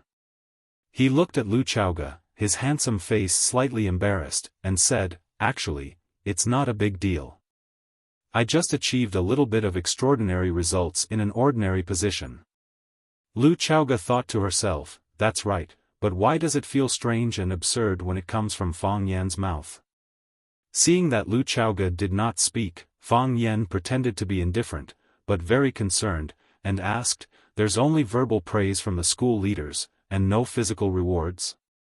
I'm going to buy Rosefinch, Lu Chaoga said. Fang Yan was shocked and said, you don't have to be so polite, right? Although I've made some contributions to the school, it's something I should do. You don't have to give me the whole Rosefinch, do you? Fang Yan quickly calmed down, thought about it seriously, and said, is it because I helped you before? If it's because of that, I'm willing to accept it. Lu Chaoga was now the second largest shareholder of Longtu Group, and she was a super-rich person with a net worth of billions. If she bought a school for him because she was grateful for his selfless help and life-saving grace, it was completely understandable. Lu Chaoga looked at Fang Yan calmly and said, you've already used your results to prove to everyone that this teaching method is excellent and effective.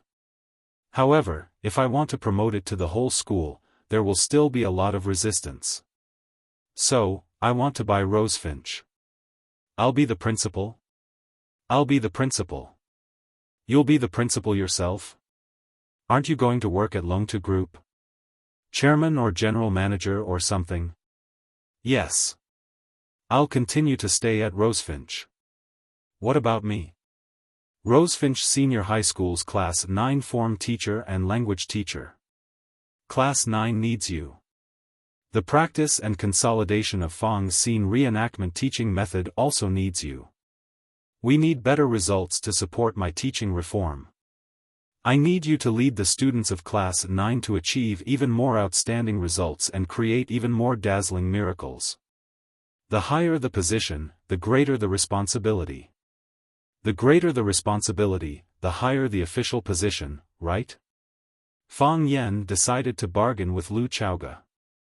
Rosefinch Secondary's managing vice principal, Class 9's homeroom teacher and language teacher, I think this new position suits me very well. That's what you think, Lu Chaoga said.